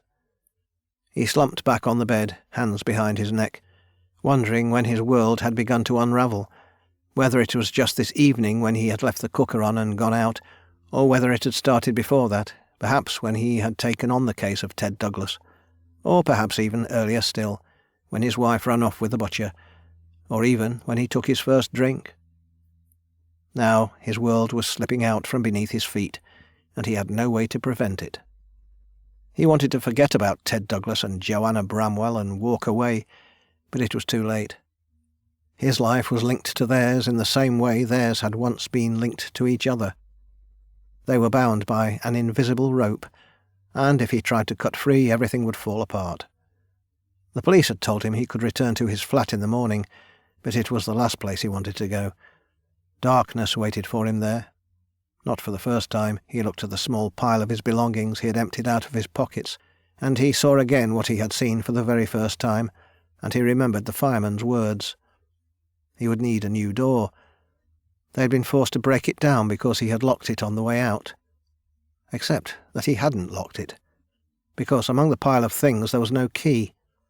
And now that he thought about it, he quite clearly remembered leaving it on the table beside his disconnected telephone. So among the many questions that Slim had, the most important right now was, if he hadn't locked his front door, who had? Chapter 34. The fire hoses had caused more damage than the fire, and Slim found an angry note nailed to the remains of his front door from his downstairs neighbour, demanding the details of Slim's insurance company. Most of the damage had been done in the small kitchen, where the box of Ted's papers had managed to move itself from the table to become a heap of ashes at the foot of his burned-out cooker. His recording equipment was untouched, as was his laptop, although it had taken a drenching and didn't respond when he tried to switch it on. The keys he had left beside it were gone, as was his flash drive, which he had left plugged into a USB port. Slim was trying to fit a warped phone head back into its cradle when the remains of the front door creaked behind him, and then a voice said, "Slim, we need to talk." Arthur looked grey, 10 years older than he had at their last meeting. "You look like you're having a worse day than me," Slim said. Arthur just frowned as though he had eaten something bad. "It's time to stop believing in ghosts," he said. "I already do," Slim answered. "Yesterday I very nearly became one." Arthur didn't smile. He pulled up a chair and sat down, grim-faced, among the wreckage of Slim's flat, an image that was so absurd it brought a smile to Slim's face. "What's so funny?" Slim shrugged. "Everything. I don't think it's a laughing matter." "You think what you like. If I don't laugh, I'll probably commit suicide. My life literally couldn't get worse unless someone shoots me in the balls. What did you find out?" The DNA test on the forensic sample we took from Joanna's grave came back. It's not her, Slim." "What?" "The DNA is an almost perfect match to a girl called Nellie Taylor, reported missing in Manchester in May 1982. She had all the traits of a wasted life, a drug problem, brushes with the law, time spent working as a prostitute. She was officially pronounced dead in September 1990, but that's not our problem." "I can't believe it. The body in that grave doesn't belong to Joanna Bramwell." "She could be alive and well and walking the streets." with the rising head count under her belt. And you know what? I think I know why. Arthur looked genuinely surprised. How? For once I got lucky. But I need to speak to a professional to be sure. In the meantime, if Joanna Bramwell really is out there, we need to find her. You need to organise a manhunt. Arthur shook his head. On 3 closed cases and a car accident. No way I'll get authorisation. And 2 counts of arson. Ted Douglas's car and my flat. Arthur looked down. We need to talk about that. Please don't say you believe I started it. You're a bumbling idiot, but I think even that's past you. Take a look at these. Arthur held out his phone.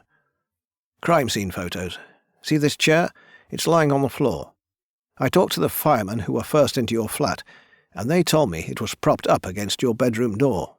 They couldn't be sure if it was blocking the handle or not. They said it might have fallen that way after the fire started, knocked by the shockwave when your cooker exploded. So what they think is that I blocked my own bedroom door before I went out, leaving the cooker switched on and locking the door behind me. That's about it. Unfortunately, being drunk at the time gives you little leeway for reasoning with them. I wasn't that drunk. God damn it, Slim, you stink even now. Can't you sort yourself out? I was getting there when Emma Douglas called. Emma? She needed to know if her husband was cheating. I did what I was asked. No, the bastard wasn't cheating. He was reading exorcism rites to his dead-lost love, only she's not actually dead, but she's extremely upset with what he did, to the tune of 3 dead women and a few close calls, including mine. He looked up, tears blurring his vision. How can I not drink, Arthur? I found one, Arthur said. One what? One of the porters on duty that night in the morgue when Joanna Bramwell's body was brought in. You fancy some fresh air? I think it's time we got you out of here. Slim rested his head in his hands and rubbed his temples with his palms. Do I have a choice? You know you don't. My car's outside. Chapter 35. They drove in silence.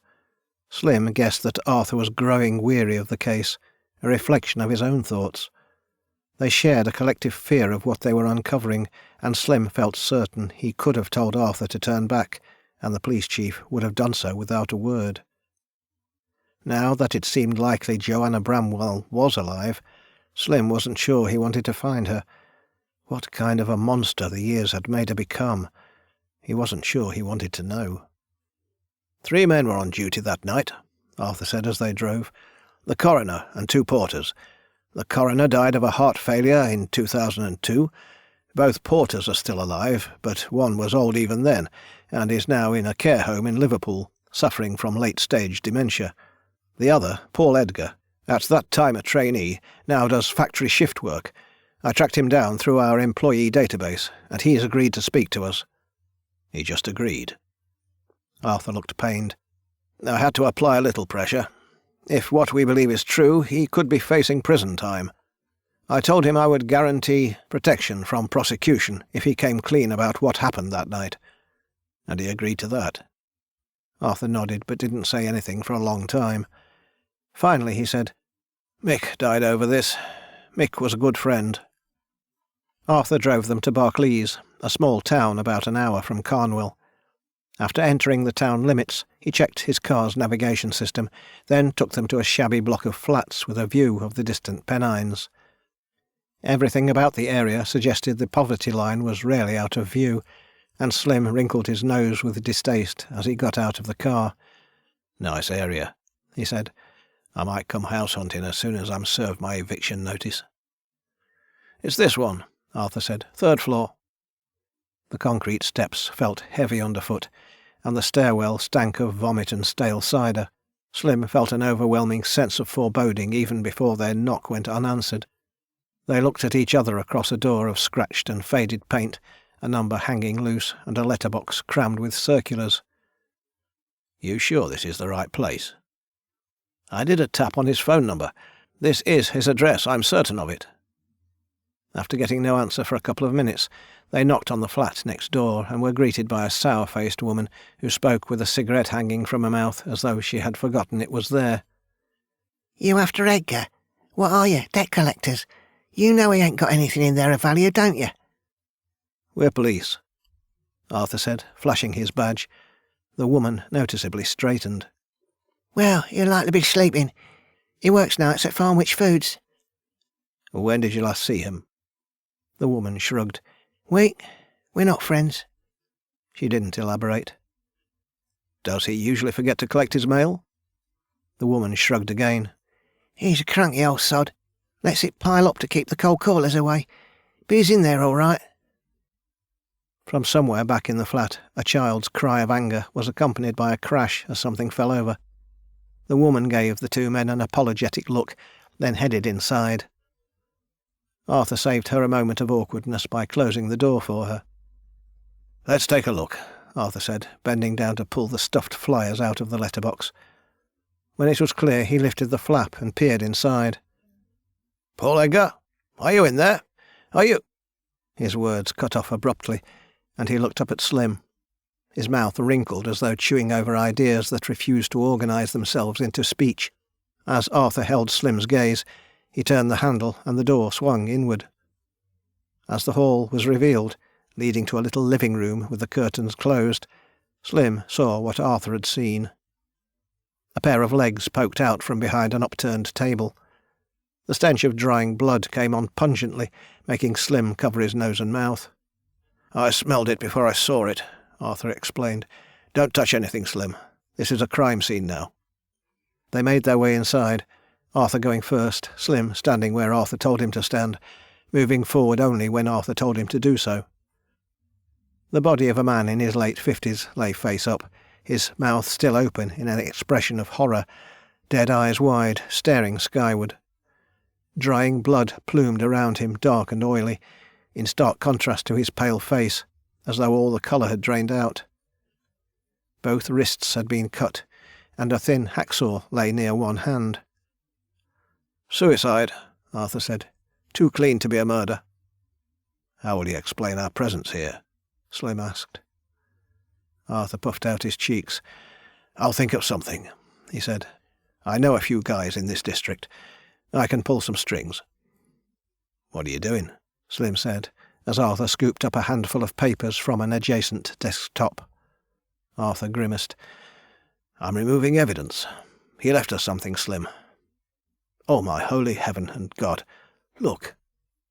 He held out a sepia photograph of the naked upper body of a woman lying on a table looking up at the camera. Slim's first reaction was that she was beautiful. Curls of hair haloed around her, and striking eyebrows framed wide, inquisitive eyes. "Slim. Oh my, look at this." Slim took a second picture from Arthur's hand. It was similar to the first, but the woman's head was slightly tilted, and someone had scrawled in red marker across the bottom, "Are you haunted yet?" "Ah!" Slim turned at Arthur's cry. The police chief had dropped two similar pictures onto the floor. One landed in the blood, and the woman's face was quickly turning crimson. Arthur's attention, however, was fixed on a fifth photograph, which he held in both hands. On this one, someone had written, "You are now, aren't you?" Slim stayed at the woman's face. "Wow," he said. In this picture, her eyes had flared and her head lifted up off the table. Her lips were curled back in an expression of utter hatred. "Quite the shock when you think someone's dead, isn't it?" a voice said behind them. Both men screamed. When Slim turned around, the corpse of Paul Edgar had lifted its head, and dark eyes watched them out of a sickly pale face.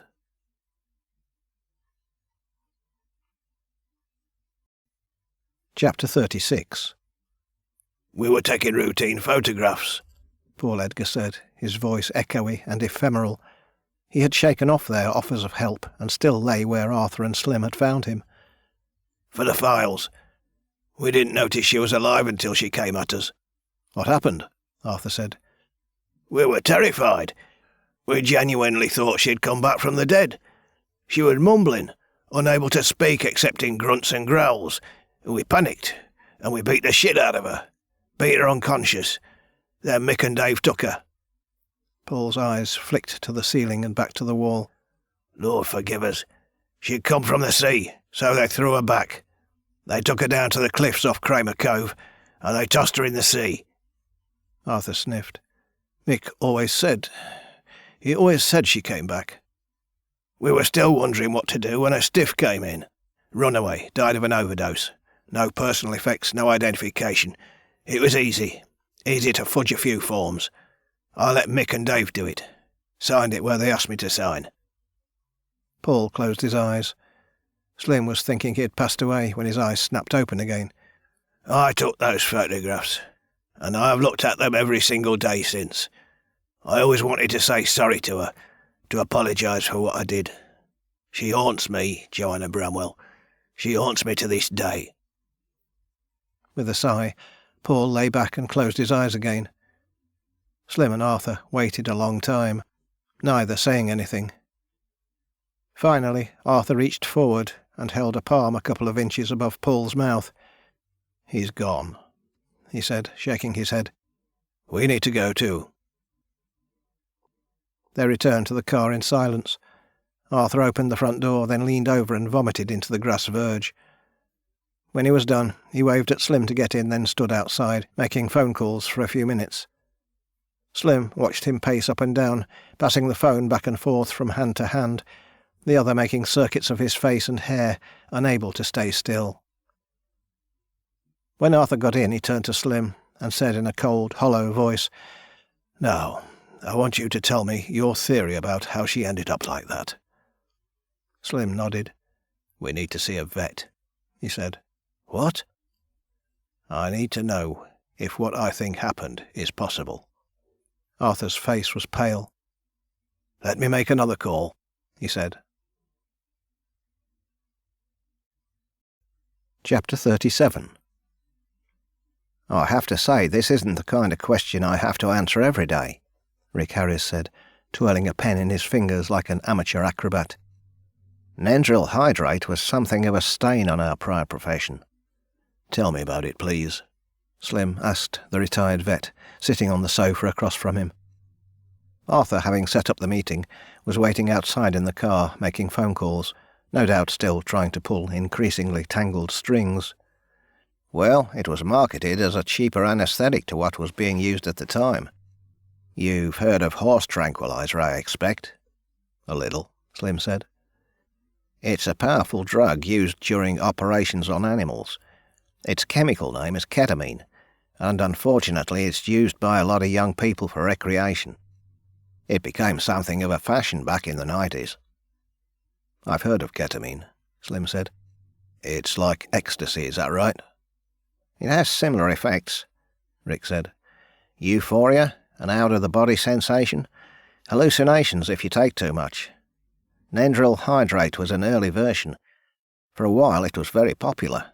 Then problems began to appear. People, farmers mostly, started to complain." "About what?" "Animals were showing behavioural problems. It took longer to detect in non-human subjects, but eventually we figured it out." He lifted his spectacles and squinted at Slim. "Brain damage."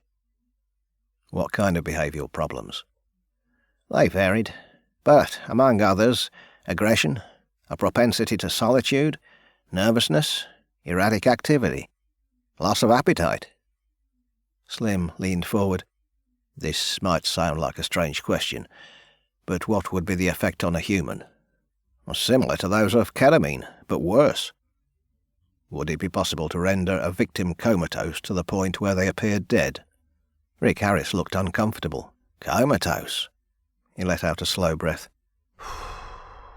"It's very possible. Ketamine users have this thing they call the K-spot. If you take too much, you find yourself rendered inert for hours on end, unable to move or respond. Without research, I couldn't tell you exactly. But I believe that, yes, it's very possible. Is this what your research paper is about?" Slim remembered the lie they had told to get Rick to talk to them. "Yes," he said. "The effect on humans." "Well, I guess it's possible. Just to clarify, I wouldn't advise you to try it. Not ever.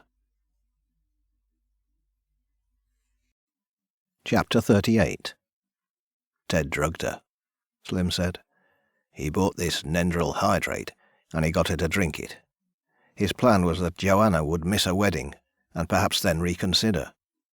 And how did he get her to drink it? They were rehearsing for their production of Romeo and Juliet. She had to drink poison at the end scene.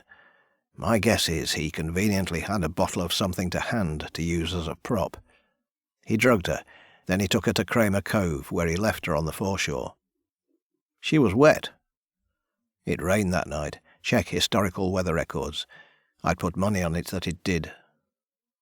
The voices his mother heard? It wasn't just Joanna on a tape, it was both of them. Why didn't he go back for her? My guess is that he did. He just didn't figure for how early some people walk their dogs. He was confronted by a police roadblock and forced to go back. Arthur shook his head. It sounds plausible, admitted. Remember, this is Ted Douglas, the wannabe actor, the poet, a hopeless romantic. It might sound ridiculous to you or me, but say Ted overhears his mother talking about nendral hydrate, about how it knocks animals out for hours, and gets an idea. He orders some using his mother's veterinary clinic's account. The receipt was in his papers. Then intercepts the delivery. He drugs Joanna, then takes her to Kramer Cove, a place wild enough to appeal to the romantic in him, yet also practically far away enough that if Joanna awoke earlier than anticipated, she would still have no chance of making her wedding on time. Arthur nodded. Yet he gets it wrong. He gives her too much. She appears dead to dog walkers. Her body so cold even the police are fooled. Then she wakes up, struggles to escape, scares the crap out of Mick, the coroner, and his crew. They panic and fight her, then faced with what they think is a dead body all over again, they dump her in the sea. And the sea, it seems, likes her. She wakes up on the beach at Kramer Cove with no recollection of her identity, yet a desire for solitude as well as violence. And somewhere over the years she sees Ted again, has a vague memory of what had happened, and wants her revenge. Ted thinks she's come back from the dead, wants to protect his family from what he thinks is her attempt at revenge, and the romantic Ted resurfaces. He tries to exorcise what he thinks is her haunting spirit from his life. Arthur nodded. Slim nodded too. So where is she? Arthur said.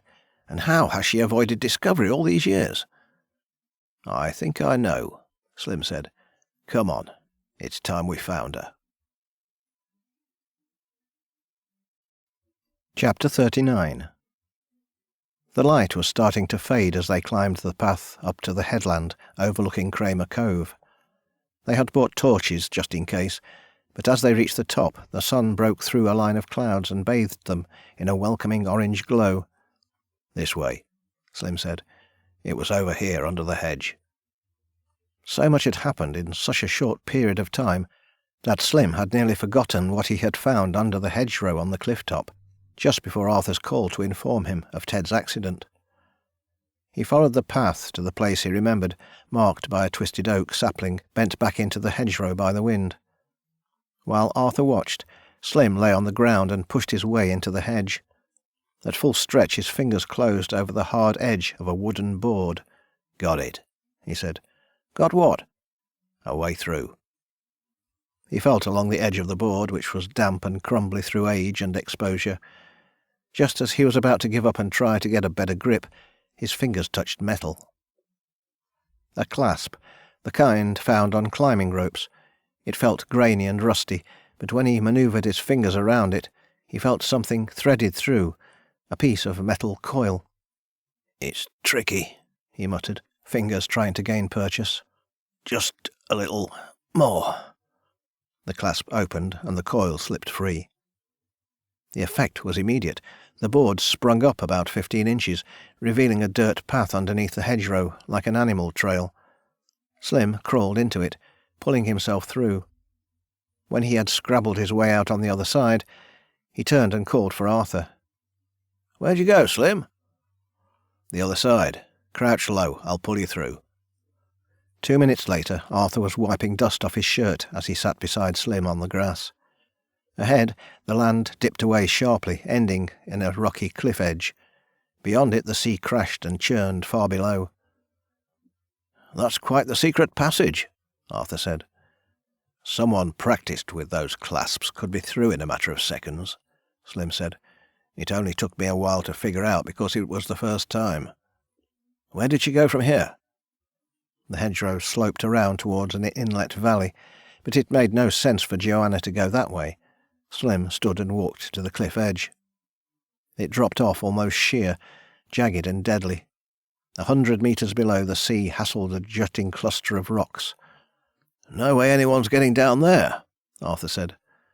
Slim shook his head. "She did somehow," he said. "Let's take a closer look." "There isn't anywhere closer." Slim ignored him. He lay down on the ground and shuffled on his belly to the very edge of the cliff. His stomach grumbled as he looked over. "There." "What?" A couple of feet down, a wire ladder hung fixed to the cliff face. It looked like the kind more commonly found on alpine trekking trails, with steel bolts securing it to the rock. For the last few feet, a climber had to rely on a couple of rocky outcrops for handholds, so it had easily remained hidden. "She went down that? You've got to be kidding me." Slim remembered his military training. A lot of things are possible with practice. "But why would she? I mean, why here?" "I don't think she chose this place," Slim said. "I think it chose her. I think that after your friend and his colleagues threw her in the sea, this is how she got out." Chapter 40. "I need to speak to you," Slim said. "Emma, it's important." "What is it about? I was going to head over to the hospital to check on Ted for an hour or two." "Have you given any more thought to going south for a while?" There was a pause. Then, "No. I don't care what this thing or person or whatever is. I'm not going to let it scare me away." "I've asked Arthur to have someone watch your house." "I appreciate it, but the locks are quite secure." Slim sighed. Emma, despite being aware of the growing threat, was digging her heels in. "Well, why don't you come to my hotel?" He could almost hear her smile. "I guess I could, if it's not too much trouble. I know you're busy." They made small talk for a couple of more minutes, then Slim hung up. He didn't really want to see her, but he could at least make sure she was safe. He went back to his flat before meeting her to collect his recording equipment. In the dark space that stank of smoke, he felt like a thief in his own flat as he collected his things by the light of a torch. The hotel room was cramped, so he set the equipment up inside the only closet, unplugging an adjacent fridge and using the plug for his power cord. He switched it on, but heard nothing except a low hiss of emptiness, with the occasional clump or bang. Probably a doctor or nurse moving equipment around. Emma had told him there was no change in Ted's condition. Her husband remained unconscious but stable. Slim set up a mic and left it running, but there was nothing further to hear. He thought he heard the sound of a car starting up, but he was already a couple of beers deep, so it could have as easily come from the street outside. About 20 minutes later, Emma knocked on his hotel door. Slim shut the cupboard to make a little extra space and let her in. "I'm not supposed to be in your room," she said, giving him a mischievous smile. "I sneaked past the reception while the server was busy with another guest."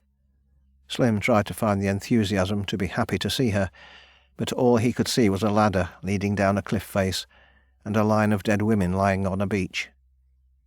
"I think your life is in danger," he said. Emma rolled her eyes. "Joanna Bramwell, you really think—" "I have proof she's alive. And while I don't yet have hard evidence, I think she was involved in the deaths of at least 3 women and responsible for Ted's accident." Emma lifted an eyebrow. "Vengeful spirit indeed." "I'm worried she'll come after you. I also think she could be behind the fire in my flat. Did you see anyone?" Emma shook her head. "No, no one who stood out. To be honest, I wasn't concentrating that hard. I was thinking about Ted, and you, of course." I'm starting to understand what it feels like to be haunted. Are there no CCTV cameras near your flat? Maybe they caught the person responsible on video. I think the police are looking into it. Slim made a mental note to check with Arthur, but in truth he didn't know. The blame had fallen at his feet for the fire, and Arthur had heard nothing about further investigation, despite Slim's wishes. Make sure they do, Emma said. Practically every square inch of this country is on camera these days. I will, he said. Emma patted his leg. I don't think it's me that needs to worry. It's you. If Joanna Bramwell really is out there, perhaps she knows you're after her. Slim remembered the photographs. He was still yet to hear back from Arthur's friend. Oh, I'm sure of it, he said. Emma kissed him. Slim wanted to tell her to leave him to his dark thoughts and his drinking, but the part of him that needed comfort was raising its head. He kissed her back, wishing he'd never met her, nor ever heard the names of Ted Douglas or Joanna Bramwell. Chapter 41. When he woke, the clock showed just after 2. Slim rolled over, feeling for Emma, but the bed was empty. Instead, his fingers closed over a piece of paper. The bedside lamp, when he switched it on, sent a lance of pain directly into his brain. He squinted through it to read the note, brief and to the point. Your bed is a little small for 2. I'll call you in the morning. And don't worry, I'll be fine. Emma. Slim threw his pillow against the wall, where it hung for a moment before falling and knocking over a pot of complimentary tea bags. Emma didn't get it, that a ghost could be capable of killing people, but then a few weeks ago he might not have either. He sat up. Then again, had Joanna actually killed anyone? Not one of the dead girls had died by a human hand, despite the circumstances. Climbing out of bed, he scrambled to the room's desk, where he found a piece of paper and a pen. He was just scrawling down some notes for Arthur when he heard a voice behind him. He spun around, his first thought that Emma was still here. She had just used the bathroom before leaving, maybe, but the bathroom light was off. Then he realized the voice came from the closet, where he had hidden his recording equipment. Certain he had switched it off, he opened the door and found a red light blinking on the display. The line was still active. A rustling sound came from headphones he must have unplugged. He plugged them back in and pulled them on. I miss you, Ted. Slim tried to pull the headphones off, but one cup caught on his ear, and as the hissing of the active line continued, he suppressed his immediate fear and pushed the phones back on. The voice felt so close it could have been speaking to Slim instead of Ted. It hissed, sibilant and crackly, as though rarely used. Can I touch you, please? No, I'm sorry. Please leave me. Slim scrambled for the record button, but a loud thump followed, and then the sound went dead. He jumped up, throwing the headphones to the floor. His phone was lying on the bed, but he had again forgotten to charge it. Feeling a well of anger rising up, he lifted the phone to throw it against the wall, then felt better of it, and tossed it back on the bed. Instead, he grabbed his keys and headed for the door. He needed to call Arthur, or at least Emma, but without his phone he didn't know their numbers. He cursed his incompetence, but at least he knew the way to the hospital. He stumbled downstairs, telling himself that he was fit enough to drive, that whatever he had drunk before Emma came had been burned off by a few hours' sleep. His car was parked up the street, halfway back to his flat. He tried to control his breathing as he walked, his old military training reminding him that panic would set his nerves tingling and make even simple actions difficult. Even so, he fumbled with the key in the lock, dropping it to the floor. He cursed as he scooped it up again, this time using his free hand to guide it. The inside of his car seemed 5 degrees lower than the night outside, and momentarily the cold gave him focus. He started the engine and pulled out, quickly accelerating up to the junction with the main road. His mind whirred with possible routes to the hospital. The more direct route passed through the centre of town, but he would have to negotiate the taxis stopping outside the clubs and groups of drunks sauntering across the street. A quicker route circuited a park, but the road was single-lane width, meaning he'd lose his advantage if he met another car. His thoughts clouded with indecision.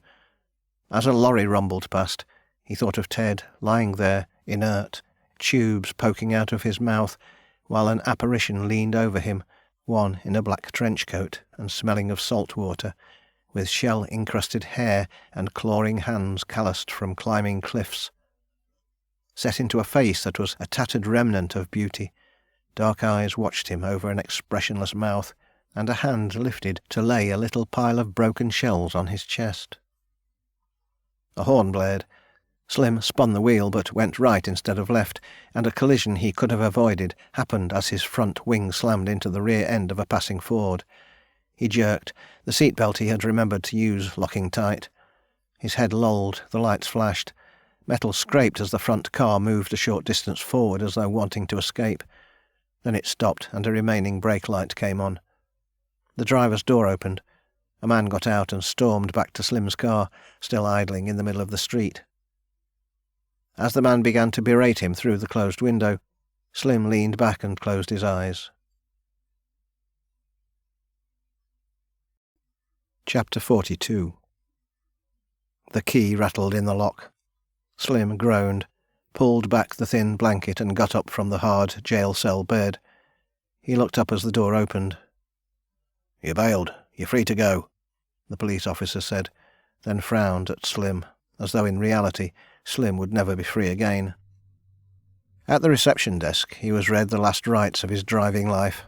His licence was suspended with immediate effect, and while he was free to return to the burned-out remnant of his home, he would be sent a court summons within a week, for a hearing most likely in December.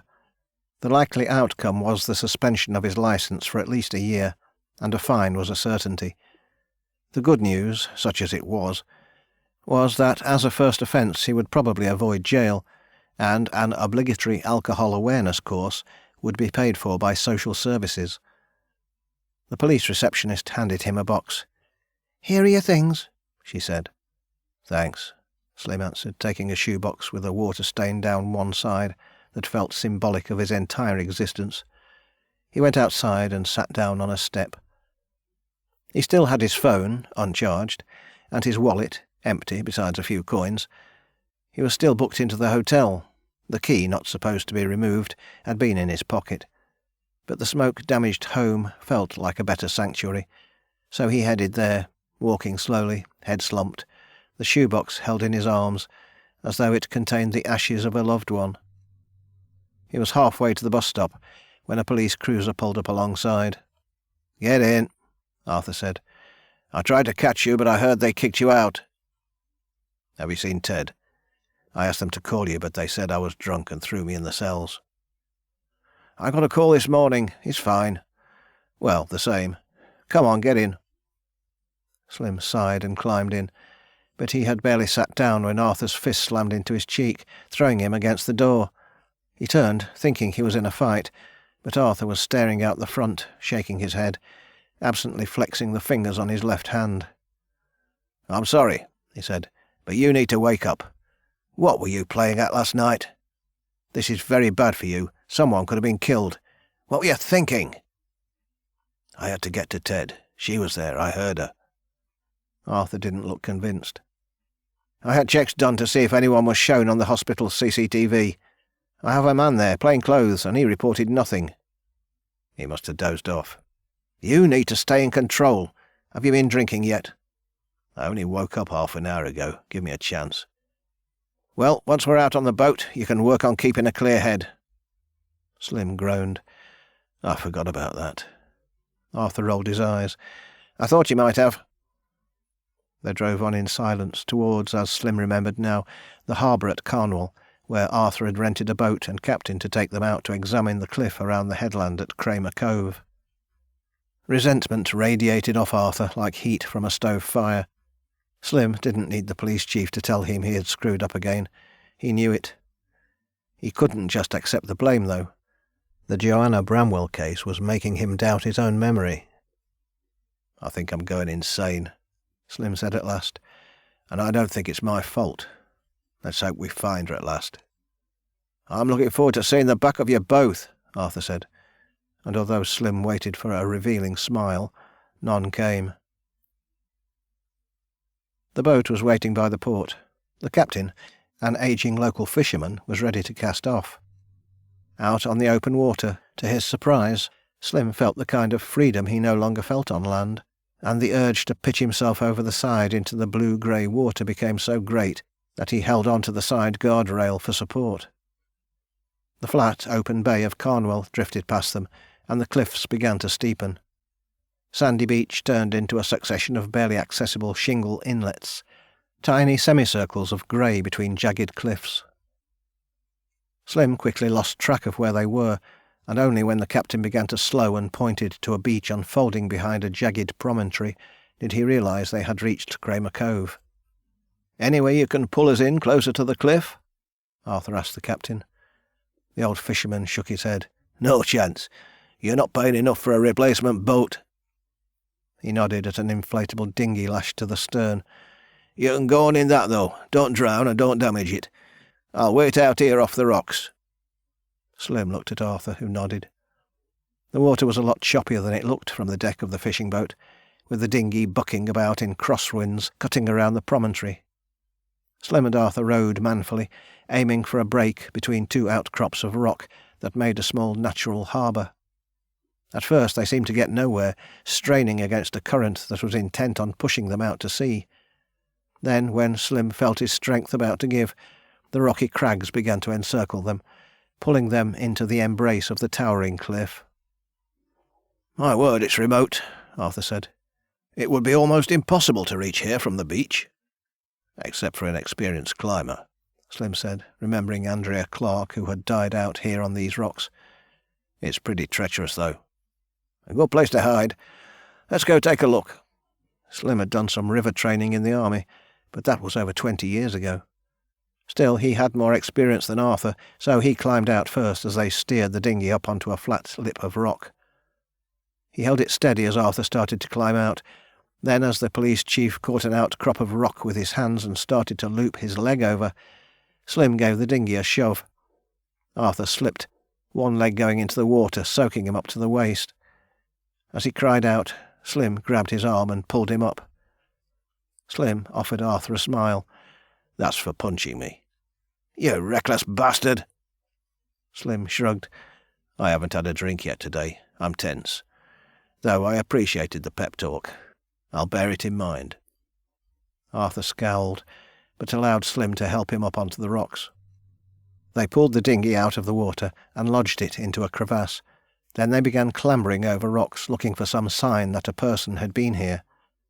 "By my best estimation, that ladder should be somewhere above us," Arthur said.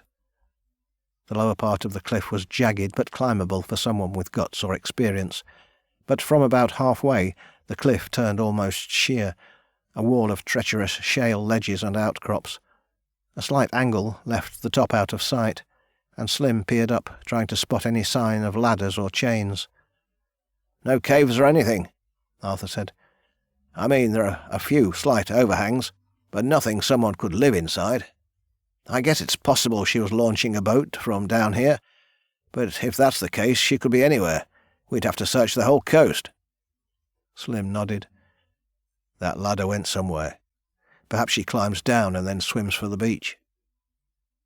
They continued to look around for a while, climbing around the cliff as far as they were able without getting back into the water, but they could find no other trace of Joanna Bramwell. Frustrated, Slim squatted down by the water's edge and watched the way it sucked and shoved against the cliff's outcrops. There was something, just out of reach.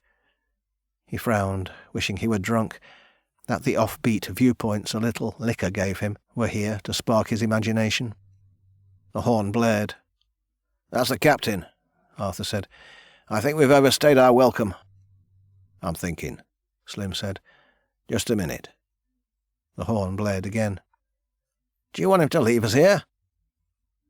Reluctantly, Slim followed Arthur back to where they had left the dinghy. Back on the boat, the captain informed them that the radio had warned of a turn in the weather, which, coupled with the rising tide, meant that within an hour it might be impossible to get off the rocks. Slim glared at what was still a calm sea, angry to be denied when he felt sure they had been close to a breakthrough. By the time they were back at the docks, clouds had rolled in and waves were slapping at the shore. Arthur drove Slim home to Yatton in pouring rain, but when Slim walked into the hotel, the manager was waiting to meet him. Mr. Hardy? Slim felt as though he had jumped into the frothing seas off Kramer Cove. Yes. I'm very sorry to have to tell you this, but your credit card has been rejected. We have to ask you to leave. Chapter 43. The lights in his flat didn't work, but he found a plug low on one wall with a current, so he could at least charge his phone. Then, using an extension cord, he took a lamp from the bedroom and sat at the fire-damaged dining table to survey the wreckage of his life. His laptop wouldn't work, but even if it would, the flash drive on which he kept his data had been taken by the ghost who started the fire. He couldn't cook because his cooker was blown, and the single plug wouldn't handle the wattage of the microwave. His fridge had defrosted, his wallet was empty, and his last bottle of whiskey was also empty. It felt like the end of the world. Joanna Bramwell had done a fine job of destroying the evidence he had assembled. He had little hope for his laptop, which had suffered both fire and water damage, while the box of papers Emma had provided, which had conveniently moved itself beside the cooker, was a heap of ash. He was just thinking to perhaps get a paperback from the shelf and embrace a little escapism, when the single plug sparked and the light went out. He caught the last bus from Yatton to Carnwell, waiting until he had walked within a couple of streets before he called Emma. She didn't sound convinced by his explanation that he was worried about her safety with Ted still in hospital, but she told him to come around the back, out of view of the police officer already watching her house. "I'm not sure this is a good idea," she said, letting him in, then quickly shutting the door. She led him through into a rear living room, which already had the curtains drawn. A newspaper was laid out neatly on a dining table of sheet glass, covering an ancient-style sepia world map-designed cloth. Full but tidy shelves filled one wall, a neatly ordered bookcase another. Curtains hung to a single inch above the polished mantel. The carpet, in contrast to the intricacies seen elsewhere, was a plain dark red. "Tea? I'm afraid I don't have anything stronger." Slim grimaced. He could do it. Easy. He didn't drink so much anyway. "Sure," he said, hoping his unease wasn't evident. "I'm afraid I haven't cleaned," she said, when it looked like cleaning was all she did. "Don't worry. I apologise for the suddenness of my visit. I'm not quite houseless, but I'm certainly lacking a decent quality home." "It won't look good," she said. "You over here staying the night with me, while my husband's in a hospital bed. You are staying the night, aren't you?" Slim shrugged. "I guess, if it's offered." Emma smiled. "You know it is." He let what he expected to happen. It wasn't easy. He was hungry, both for food and drink. But Emma was hungry too, and took from him what she wanted. Around midnight he woke. Emma was snoring heavily beside him, but she had left a small nightlight on which cast the bedroom with a spectral glow. Slim, his hands trembling from a need he couldn't deny much longer, got up, knowing there would be no more sleep until his cravings were satisfied. The bedroom was as neat as the living room downstairs. Something seemed odd that it took Slim, in his increasingly agitated state, a moment to realise, was that this was an entirely woman's room. The bed a queen rather than king, suitable for sex but less so for two sleepers side by side, while the dressers and drawers and a dressing table showed no sign that a man had ever entered this room before him. So where did Ted sleep? Slim crept to the window and pulled back the curtain a crack. It looked down onto a back lawn that ended in a tall fence bordering a small park. The park had two entrances, and the plain-clothed police officer was positioned to view both. Slim, aware of the man's presence, had taken great pains to climb over a chain-link fence in the shadow of a stand of trees to gain access to Emma's garden unnoticed. But if Joanna Bramwell was out there somewhere, it would be hard to get close to the house without alerting someone to her presence. Slim squinted. Was she out there now, watching? Or had she returned to the hospital to torment Ted? Emma was still snoring. Slim went out into a hall and closed the door quietly. 3 doors led off. The first was a bathroom, the second a sparse guest bedroom, the third was a man's room. Slim slipped inside, closed the door, and then pushed the curtains wide to allow the faint glow from the streetlight to enter. The window looked out on the street and he saw the same car outside, the police officer maintaining his vigil. He squatted down and waited for his eyes to adjust. The room was far sparser than Emma's, but a bookshelf of action thrillers and a few books on fly fishing that looked rarely touched identified it as where Ted slept. The bed was neatly made, the duvet unblemished, a single teddy bear nestled in against the pillow. While Slim appreciated that in modern times it wasn't unusual for married couples to sleep apart, it was an indication of the decline in the Douglases' marriage that the separate room situation was so embedded. He also recognised the fortune of information his own misfortune had granted him. By the light of the streetlights, he began to search. Soon his shakes had got so bad that he was thinking to go in search of a 24-hour supermarket, his frustration getting the better of him. He struggled to replace unfolded clothes and old work documents in Ted's perfectly sanitised man-space. Everything was so mundane that Slim wondered if he'd been mistaken all along. The Ted from the beach couldn't be the Ted who lived a mannequin's life of uniformity. By the time his bowels began to play up, Slim was ready to tell Emma he was done, that it was time for him to walk away. He sat on the toilet, harbouring a growing resentment towards Ted and Joanna for so thoroughly covering their tracks. He wished he could flush them away too.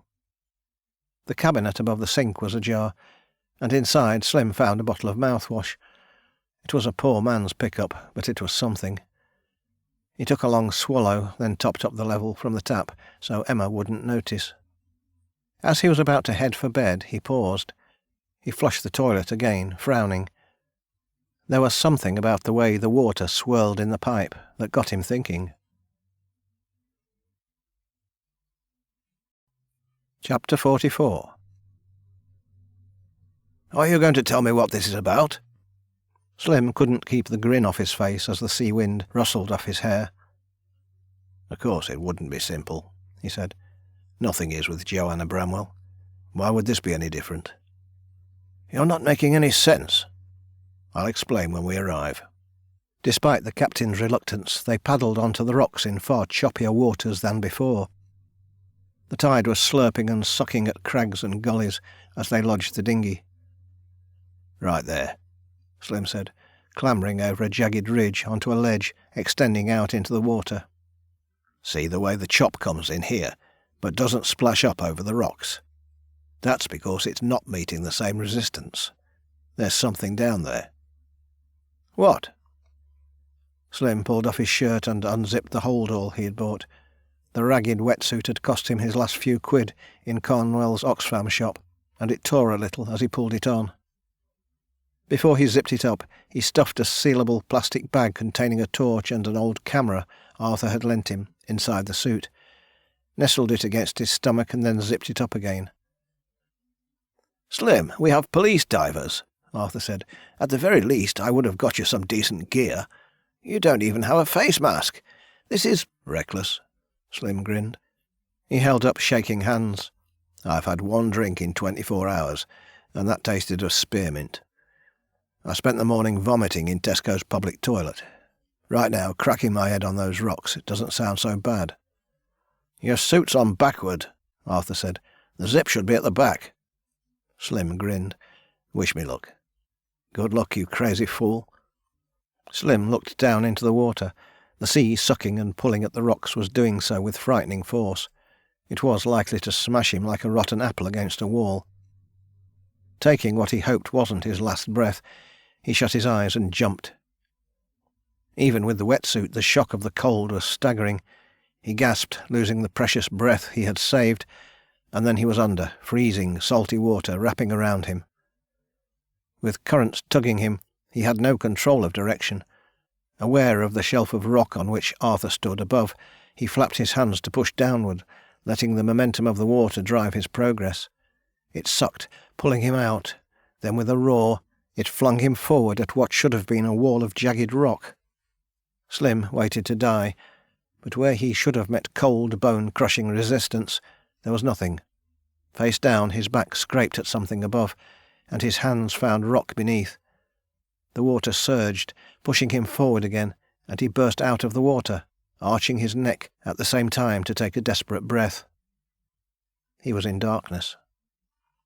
The rock beneath his hands was smooth and slick. Water still sucked at his feet, so he scrambled forward, and wet rocks became dry and rough, and then he felt pebbles and shale under his fingers. With the sound of the water behind him, Slim rolled over and sat up. He sat quietly, his eyes closed, listening to the hollow echo of the sea battering the headland, and the wind whistling around the cliff. When he opened his eyes, he saw a thin shaft of light. Water dripped from the end of a natural borehole in the ceiling onto a patch of rock gleaming in the sun. Slim looked up at the shaft, barely wide enough for a person to enter. Rocks had been piled beneath it, to provide a way up to where hand and footholds chipped into its sides gave access to the cliff face some 10 or 15 metres above. "That's how you get in and out," he whispered, his voice echoing back at him from the damp cave walls. He pulled off the top half of his wetsuit, noticing the warmth of the cave compared to the air outside. The torchlight illuminated a cavern stretching some way past the borehole, an accumulation of rock debris gradually rising up to meet the sloping cave roof. As the light fell over a flat area cleared of stones, Slim stopped and stared. Around him, stacked up against the rock walls, was a life, a miscellany of accumulated items, everything from foodstuffs to books, threadbare blankets, plastic chairs, bottles and cans, old torches, a heap of rusted batteries, gas canisters, and even some electrical items that may never have worked. Slim picked a dog-eared paperback out of a plastic box and turned it over. Romeo and Juliet. As he opened it to a bookmarked page, the folded piece of paper fell out. He picked it up and turned it over in his hands. A flyer for a Shakespeare company. On the front, in all their headline splendour, Ted Douglas and Joanna Bramwell. Slim replaced the bookmark and put the book back into the box. A strange feeling came over him, one that blended euphoria with a bittersweet regret. "I've found you," he whispered. "At last." Chapter 45. "You're a madman," Arthur said, shaking his head. "But if you want a job on Cornwall's police force, say the word. I'll find some way to fast-track you. You're wasted spying on dirty old men." Slim smiled. His face still ached from where he'd struck his cheek during the arduous climb out. At the time, seemingly a good idea, in hindsight it would have been less dangerous to risk the underwater tunnel a second time. But by the time he had scrambled to the top of the borehole on cut and bleeding feet, only to find himself facing 50 metres of near vertical rock face, with only a few rusty chains and ladders to help him, going back was as dangerous as going forward. From the cliff top he had hurried to the beach, where he had been able to attract the attention of the boat's captain. The bemused fisherman had let Arthur know, and then come in close enough to the beach for Slim to swim out. Back on the boat, Arthur had stared at Slim as though he were Joanna Bramwell herself. "Where the hell did you get to?" he exclaimed, shaking his head. "I was about to call out the Coast Guard to look for a body." Slim smiled. "I'm not sure you're going to believe this." The photos Slim had taken were proof enough of Joanna Bramwell's secret den. Arthur flicked through them, shaking his head in disbelief. "How on earth did she find that place?" he said. "She didn't. It found her. After a streak of bad luck, Joanna got some fortune. It's my belief that after your friend Mick threw her body into the sea, the water washed her into the cave. There she woke up, born again." "Sounds like you've been reading a bunch of that Shakespeare too," Arthur said. "I have no other explanation, but it fits.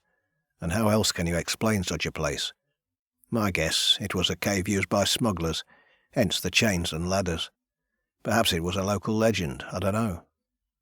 I've never heard anything, Arthur said, but it was so well hidden I can believe you're right. It's invisible from both the sea and the cliff top. A perfect hiding place, Slim said. Now we just have to find her. I don't think it's the only place she hides out. There was no fresh food, nothing to suggest she'd been there in some time. Another cave? Slim shrugged. I think it's unlikely. It might be time you called in a full police manhunt. Arthur looked pained. I've tried. I don't have the authorization. There's still not enough to go on. Slim clenched his fists. There's a dangerous woman out there. Arthur shook his head. Here's what it came down to with my superiors. All the cases involved have been officially solved, and even if they weren't, there was nothing to say they were murder. Unfortunately, fear isn't a murderer's weapon. Then we have to find her ourselves, Slim said. Listen, this is going to make me sound bad, but I need some cash. For drink? Slim, if you're that desperate, I can clean out my liquor cabinet. Food, bus tickets, and I need to fix up some gear that got broken. He grinned. But if you did, that would be grand. I can't just hand over a wad of notes. I'll pay you back. I just need a sub for a couple of weeks. Arthur rolled his eyes. I'll do what I can. And I need CCTV footage. My street, the Douglas's street, the approach to the hospital. I told you I can't authorize that level of manpower. Then I'll watch it all myself. I've got nothing better to do. And those photos I gave you, do you have them back yet? I've heard nothing. Chase them up. Supposing there's a clue in all that get-up. Anything you can do, I need. It's important. What are you going to do? Slim gritted his teeth. I'm going to find Joanna Bramwell, even if it kills me. Chapter 46. Slim was beginning to understand how Ted Douglas must have felt. He had never been haunted before, but he awoke to Emma's snoring with a sheen of sweat across his back and a residual terror of being held under water by a woman's skeletal hands. He pulled back the sheets and crawled to the door. The door to Ted's room was slightly ajar, so he crept inside, beginning another silent search through drawers and cupboards. Again nothing. Emma had said the box of papers had come from the loft, so perhaps he would have better luck there. It was impossible to access without waking Emma, though. Perhaps he could convince her to visit Ted in hospital, leaving him at the house. He didn't think so. He sat back against Ted's bed, feeling frustrated. Answers were waiting for him, but where? A creak came from the hallway. Slim started to get up, but too late. A light came on in the hall, and then Ted's door was opening. Emma stood there in her nightgown, rubbing her eyes. With her hair ruffled, and without the benefit of makeup, she had gained 10 years. "What are you doing in here?" Slim started to make an excuse, but gave up. He sighed. "I'm looking for clues," he said. For a few seconds he thought Emma would explode with anger at this intrusion into her privacy, but she just cocked her head at him like a tired parent, then sat on the floor beside him. "If there was anything to find, don't you think I would have brought it to you?" "I thought you might have missed something." "Believe me, all this business with Ted and Joanna was a surprise to me, too. I'll admit our marriage wasn't doing great. You can see that. But it was a marriage. Have you come up with nothing?" Slim thought about telling Emma about the cave, but he didn't want to get her hopes up. Instead, he said, "I'm trying to get hold of some CCTV footage." Emma nodded. "That might help. I hope you catch her soon. Shall we go back to bed?" Slim nodded. As they reached the hall, he nodded at the bathroom. "Just a minute." Emma smiled. "I'll be waiting." They parted. Slim, his stomach churning as it had the previous night, squatted on the toilet and waited. Emma's bedroom door clicked shut. When he was done, he went to wash his hands, but found the shaking worse than it had been in several days. He tried to hold his hands still enough to turn off the tap, but it was no use. He nudged open the sink cabinet and reached for the mouthwash. It was better than nothing, and would last him until the morning. His fingers knocked it backward. The plastic wall at the cabinet's back came loose. Slim grimaced, afraid it would fall into the space behind, but it had lodged tight. He tried to pull it out to realign it, but it was meeting resistance from something pressed in behind. Perhaps it had fallen out before. Slim tried to twist it back into place, but it lifted up and he saw the corner of something paper poking out. A notebook. After a long swallow of mouthwash steadied his hands, Slim removed the other items from the cabinet and then slid out the plastic rear wall. An old pencil-lined notebook stood in the place behind, perched on a lip of plastic, leaning against an unpainted section of wall. Slim removed it and opened it to the first page. "I can't believe I've found you," he read. "I've always wanted to tell you I was sorry." With hands shaking worse than before, Slim slid the notebook back where it had been resting, then replaced the plastic wall and the other items in the cabinet. When he climbed in next to Emma, she rolled over, waking from a half-sleep, and groaned. "You took your time," she said. "My stomach's playing up," Slim answered. "Sorry." Chapter 47. I thought my eyes were deceiving me. I mourned you, Joanna, and I suffered for what I did to you. For years I was dead inside. Even when I coached myself back into life through the simple need to exist, a part of me was missing, a part of me that died with you on that beach. I went to your funeral. I held my tears while others around me made rivers of theirs.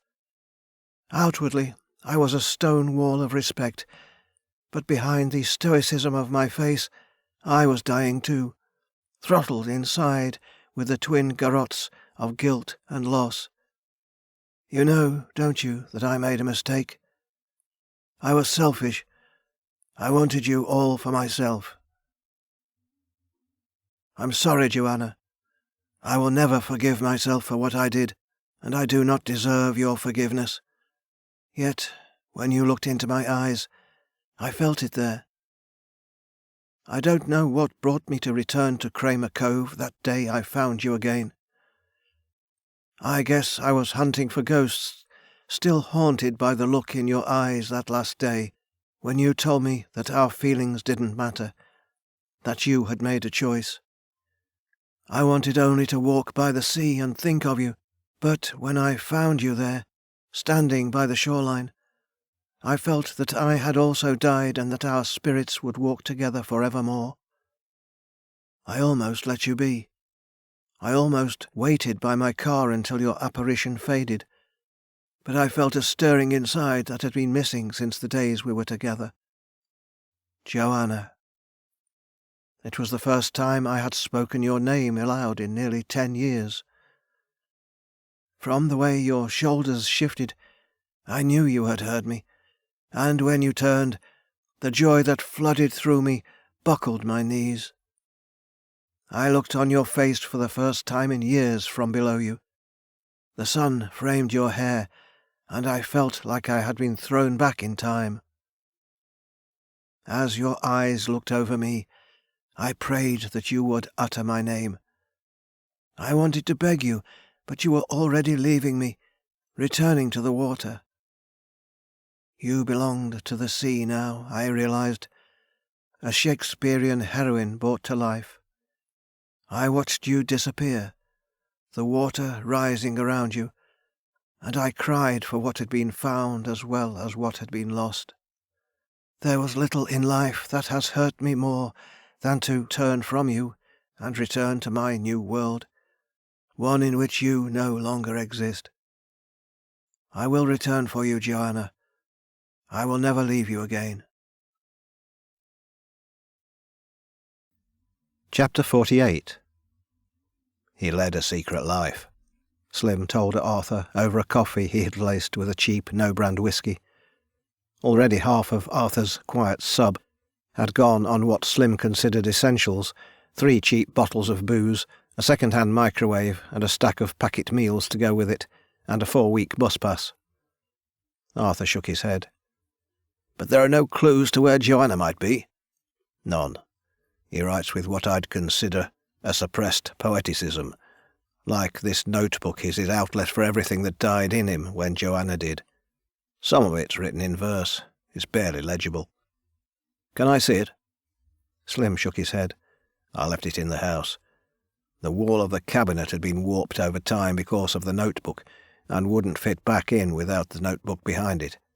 My guess is that Ted had been stashing it there for decades. I had to put it back. Couldn't you find something to replace it? Slim grinned. I'm heading down to W.H. Smith when we're done here. Didn't you want Emma to see? It might have offered her closure. Slim shook his head. She's not the forgiving type, and I'm worried about how she might react to finding out her husband was effectively cheating on her with a ghost. Arthur rubbed his eyes, then gave Slim a stern look. You know, it does complicate matters that you're sleeping with her. When Slim feigned surprise, Arthur shook his head. You think I haven't noticed? He shrugged. To be honest, I wasn't sure until now. You're not a good liar. Slim shrugged. It just kind of happened.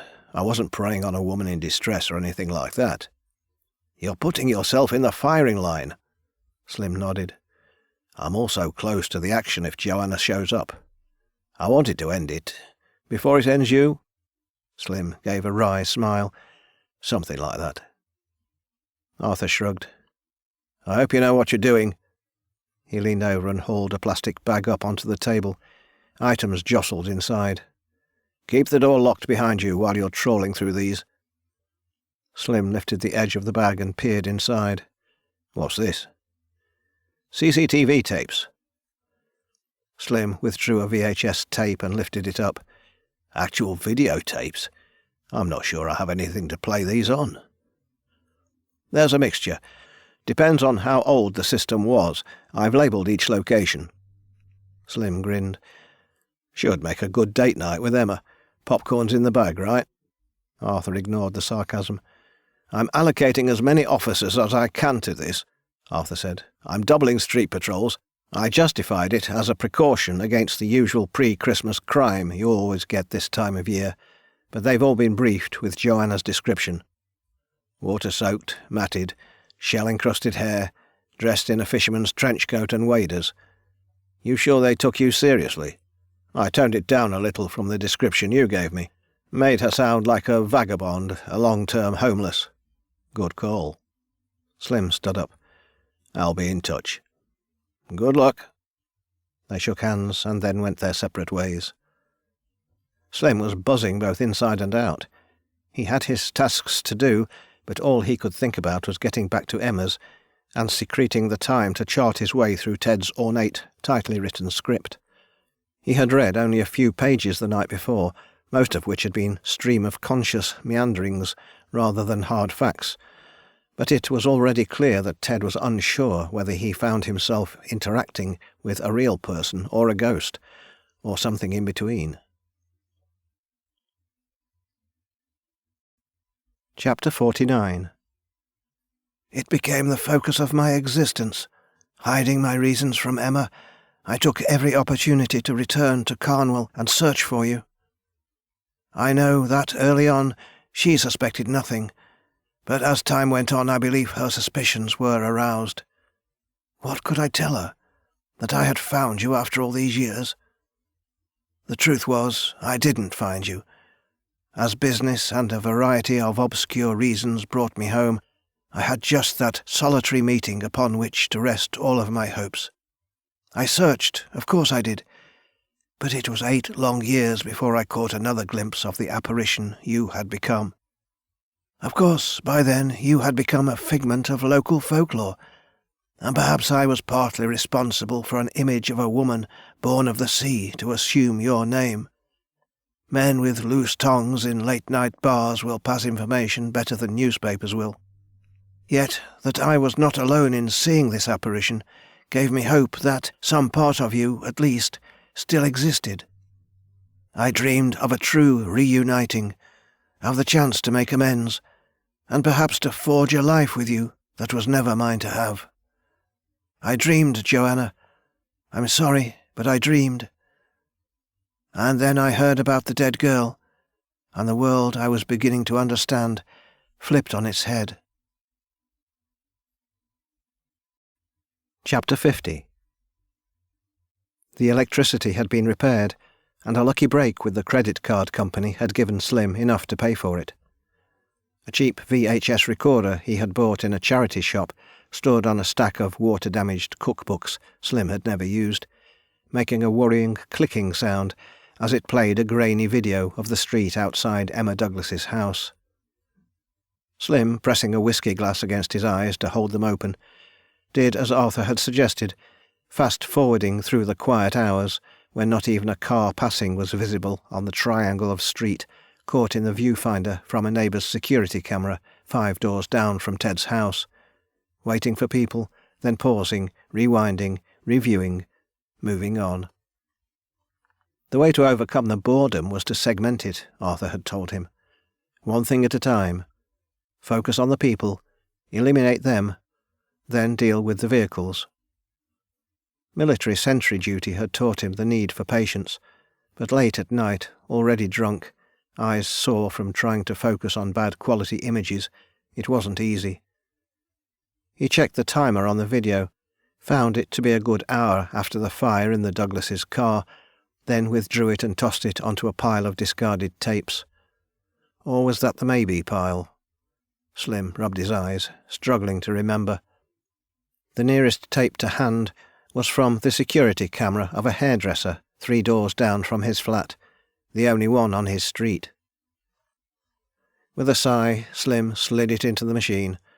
According to Arthur, the camera had been vandalised on the same night of the fire at Slim's flat. The viewfinder showed a section of pavement with the high street behind. A tree to the left cast a shadow left by a streetlight just behind it. Every few seconds, the camera shook lightly. Slim looked for passing cars causing the lens to shake, then a flurry of movement obscuring the view told him everything he needed to know. A bird was nesting on top of the camera. Slim, an early hangover starting to grow as the view continued to shake at regular intervals, squinted as the minutes ticked past. There seemed little point continuing to watch. Besides the occasional car, there was little of interest. The few people who had walked past had all gone in the opposite direction. He was about to switch off and turn in for the night, when a figure stepped into view. Thick braids of black hair pushed out at a hood that covered the face beneath, deepening the shadow already left by the tree. Joanna Bramwell. Terror broke through Slim's stupor, and he reached for the remote to switch off his television. At the last moment he stopped, transfixed, as Joanna lifted a hand that began to wave like a pendulum from side to side. "You're mocking me, damn you," Slim muttered.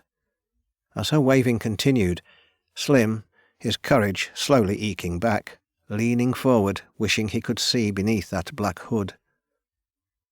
He was just inches from the screen when Joanna Bramwell jerked forward and the screen went black. A scream died in Slim's throat. As the view turned to static, he reached for his bottle. Chapter 51. Drowned. I told myself it was impossible you were involved, and even when the inquest concluded, there was not enough evidence to suggest otherwise. Becca Leese was 9, and by all accounts couldn't even swim. Did you see her? Did you see anything? I know that what I did tied you to Kramer Cove in a way it's hard to understand, but I remember you, Joanna. I remember your smile. You would never have hurt anyone. You had the sweetest soul. Perhaps my mistake changed you, or perhaps I've been mistaken. All I saw was an apparition, after all. Chapter 52. "She knew," Slim said. "She knew someone would see her." Arthur leaned over the laptop and replayed the converted video clip for what felt to Slim like the 100th time. "It won't change," Slim said. "She knew where to stand to ensure her face would be hidden." "We've got a good lock on her clothes, at least," Arthur said. I'll distribute updated descriptions to my officers. The net's closing, Slim. We'll have her within days, I'm sure of it. No, you won't. What? Look at her. She's avoided every other camera except the only one where we couldn't get a clear look at her.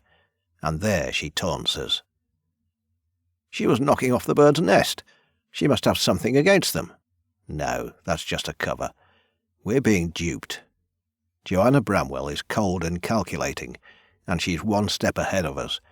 She knows we're trailing her, but she's playing us for fools. I'll double the officers on the streets. It won't make a difference. We have to get ahead of her. Ted?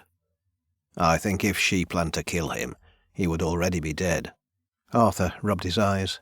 We're hunting someone who's likely brain-damaged, prone to violence, and prefers solitude. How can she hide out in plain sight? Look at her. She's a walking caricature. Arthur made to turn the laptop round, but Slim put up a hand. I've seen enough, he said. We've got to get ahead of her. I'm out of ideas. Slim sighed. Me too. Chapter 53. It was a stupid idea, but Slim couldn't resist. Cornwall Royal Infirmary was an unassuming series of 3-storey buildings set in a half-hearted attempt at landscape gardens at the top of Cornwall's only real hill. The view from the bus stop was one of a quiet grey town, laid out in a rough semicircle around the curve of a sandy bay. Small fishing boats lay on the sand, while larger commercial vessels clustered around a dredged harbour at the end of a breakwater. North and south the land rose, northward beginning an undulation that would flatten out again at Morecambe Bay, south on the march to Wales, passing the rugged cliffs of Cramer Cove. It was pretty, lacking the dramatics of Scotland or Cornwall, but a pleasant place to live, one that didn't deserve to be haunted by a wraith from the sea who ought to be dead. Slim signed in as a friend of Ted's, but was required to show ID for police checks, meaning that by tomorrow Arthur would know what he had done. If he were honest with himself, he had expected to be turned away, but with an orderly muttering about how few visitors Ted had received, Slim allowed himself to be led down a clinical, if weathered corridor, into the hospital's heart. A man with the hard eyes of a plainclothes police officer was strolling up and down the second-floor corridor where the orderly indicated Ted's room. On a chair outside, a copy of the Daily Telegraph lay open on the racing news. Slim waited while the orderly hurried off to confer with the police officer, who nodded, then waved a nonchalant hand toward Ted's door, as though he considered this whole exercise a waste of police money and time. The orderly reiterated what Slim had already figured out, then held the door for Slim to slip inside. Ted Douglas lay on the room's only bed, turned to face the window with its view inland towards the Pennines, as though the rugged hills rising in the distance might encourage him to awaken. His eyes were closed, and pipes snaked out of his mouth and nose, linking him to a machine that hummed alongside. His breathing was shallow, long drawn-out breaths, his chest rising and falling in a hypnotic rhythm. Slim pulled a plastic chair away from the wall and sat down. The room was depressingly empty, Ted's only companion a pile of generic thrillers with library stickers on their spines. Otherwise the room lacked even a token vase of flowers. "Well, Ted, we meet at last," Slim said, feeling both strange to speak aloud, and that it was the only appropriate way to treat a man whom he knew well, even though Ted knew nothing about him. "I have to say, I actually feel like we're friends of a sort. We have a connection, that's for sure. Joanna Bramwell is screwing me almost as badly as she screwed you. Did she sit in this very same chair? Or did she just stand?" Yet even as the questions left his lips, Slim felt a sense of the absurd, like a crowd of clowns hiding behind a curtain, covering their mouths as they laughed at him, as though he were being duped. A creeping sense of unease overcame him, and he turned to glance back at the door. Closed, no one peering through the little window, no one hiding in a dark corner, crouching in a gap between the machines, a bleached white smile just too wide to be sane. Slim stood up sharply and paced around the bed. He pulled the hip flask from his pocket and took a long swallow, scowling when it ran empty. "I know you loved her," he said, feeling the need to fill the uneasy quiet. "You wanted to be with her, but you were a goddamn stargazer, weren't you? All you had to do was to tell her to her face, and if she laughed at you, you wouldn't be the first." He spun on his heels, eyes scanning every corner of the room, searching for what it was that had shredded his nerves. "People have died, Ted. People have died because of that crazy bitch. They've died because you couldn't let her live her life. Why did you do it, Ted? God damn it, tell me." He was on his knees, unsure how he had got there, his hands on the edge of the bed, staring at Ted's grey face, the closed eyes, the tubes protruding from Ted's mouth, and he was back there again, smoke rising from the sand, staring at a pair of boots. "Sir? Are you all right, sir?" Slim looked up. The policeman stood over him, one hand on his shoulder, firm enough to suggest comfort could turn to restraint if Slim became difficult. "What?" Slim pushed himself up. I'm sorry, it's just... seeing him like this, it's not easy." "Visiting time's over, I'm afraid. You can come back again tomorrow." The policeman gave an apologetic nod in Ted's direction. "I'm afraid there's not likely to be much change in his condition." "Stop saying that." "Saying what?" Slim turned on the policeman, who took a step back. Slim had never felt imposing, but his frame still held some of the years of military training, enough, at least, to unnerve this small-town policeman. "Stop saying you're afraid. You're not. You don't know what afraid means. Do you know how it really feels to not sleep at night? To be too afraid to close your eyes?" "Sir, I think you need to leave." I'm going. Slim backed away towards the door. He took one last look round, and finally understood the feeling that had come over him. He wasn't looking for something that was out of place. He was looking for something that should have been, but was not.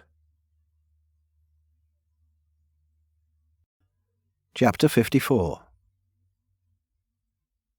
"Where are you, Joanna?" Slim threw the empty hip flask at the wall of a local bank. It clattered away with a rattle and came to rest in a gutter. Slim swung a kick at it as he passed, but he missed and almost overbalanced.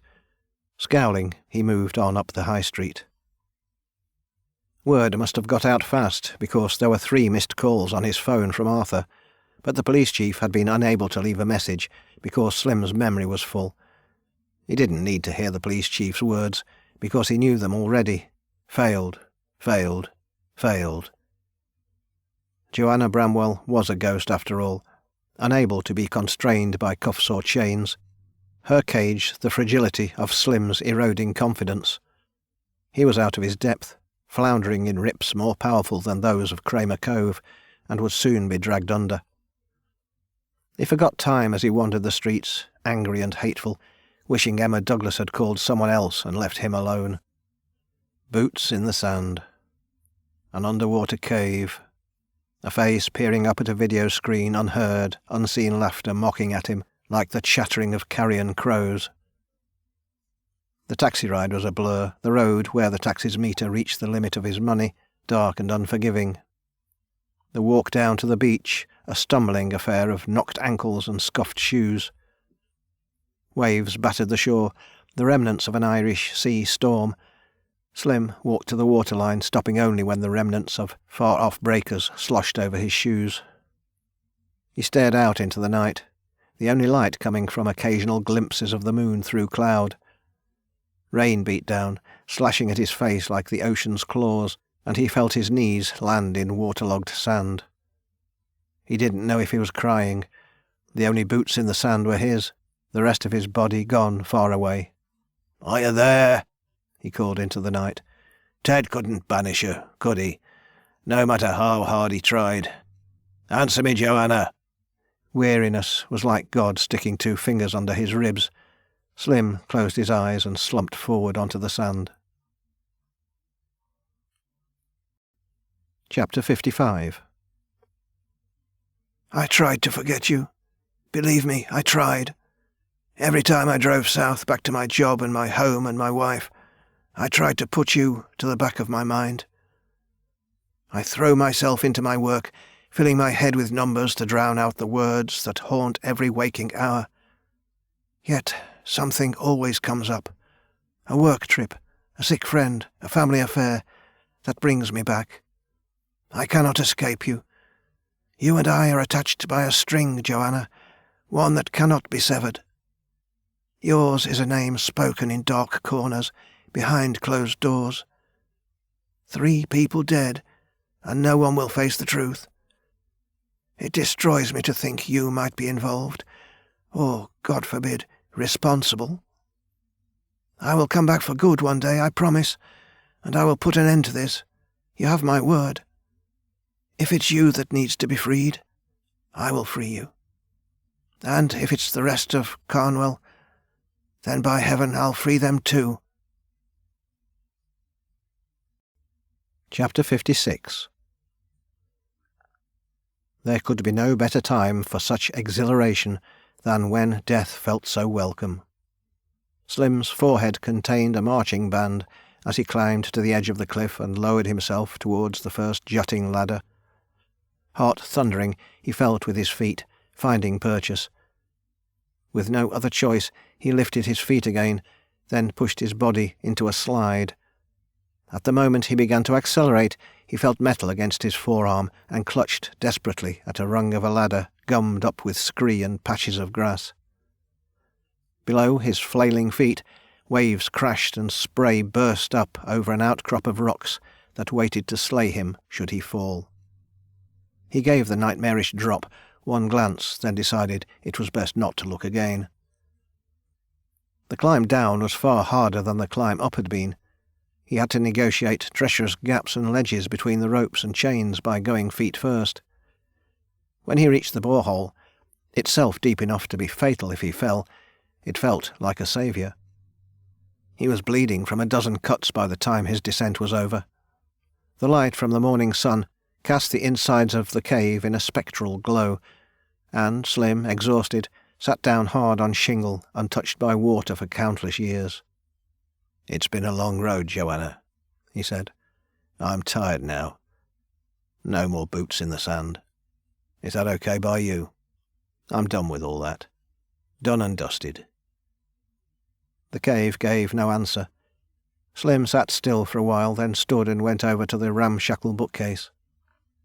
The copy of Romeo and Juliet lay where he had left it. He took it back to the shaft of light and withdrew the makeshift bookmark.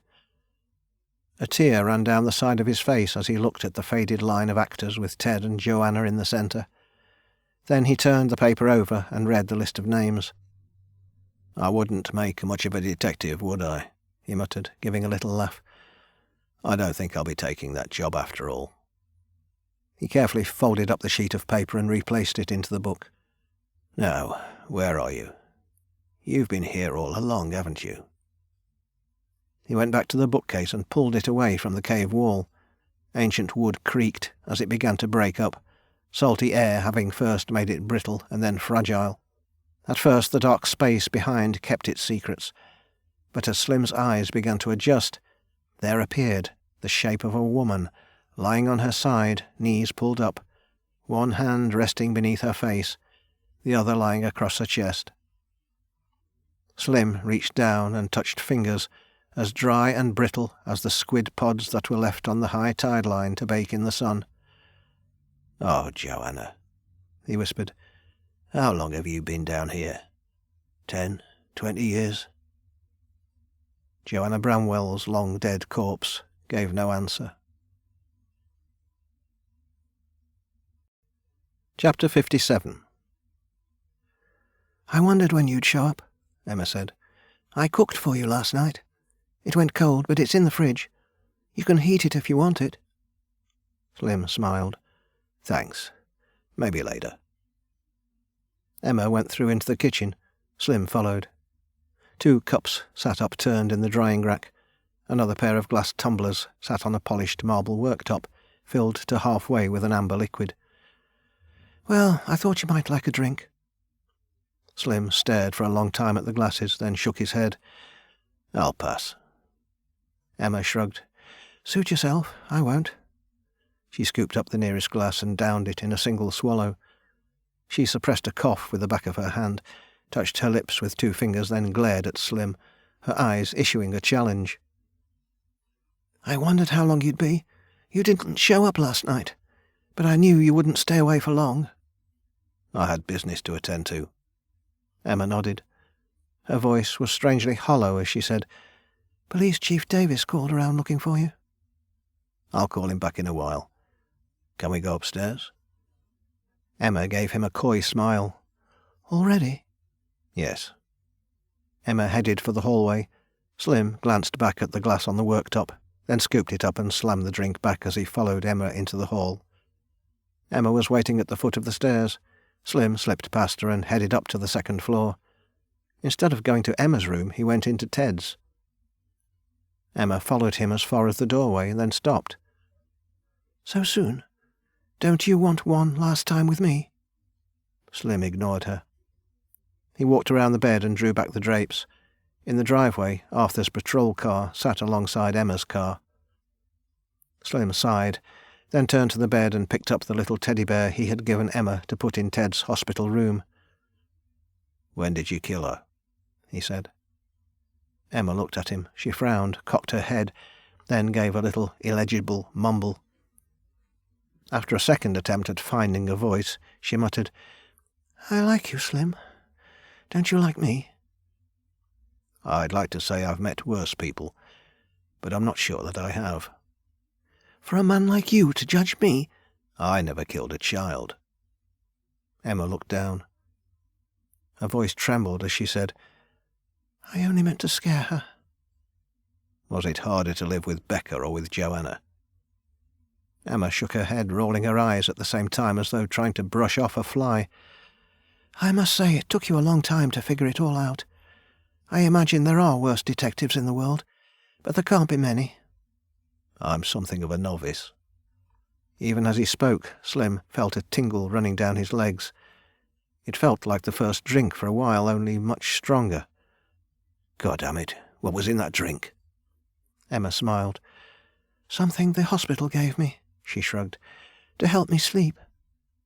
"How did you know I'd drink it?" "You're an addict, of course you would." She lifted her hand and something glinted between her fingers. A razor blade.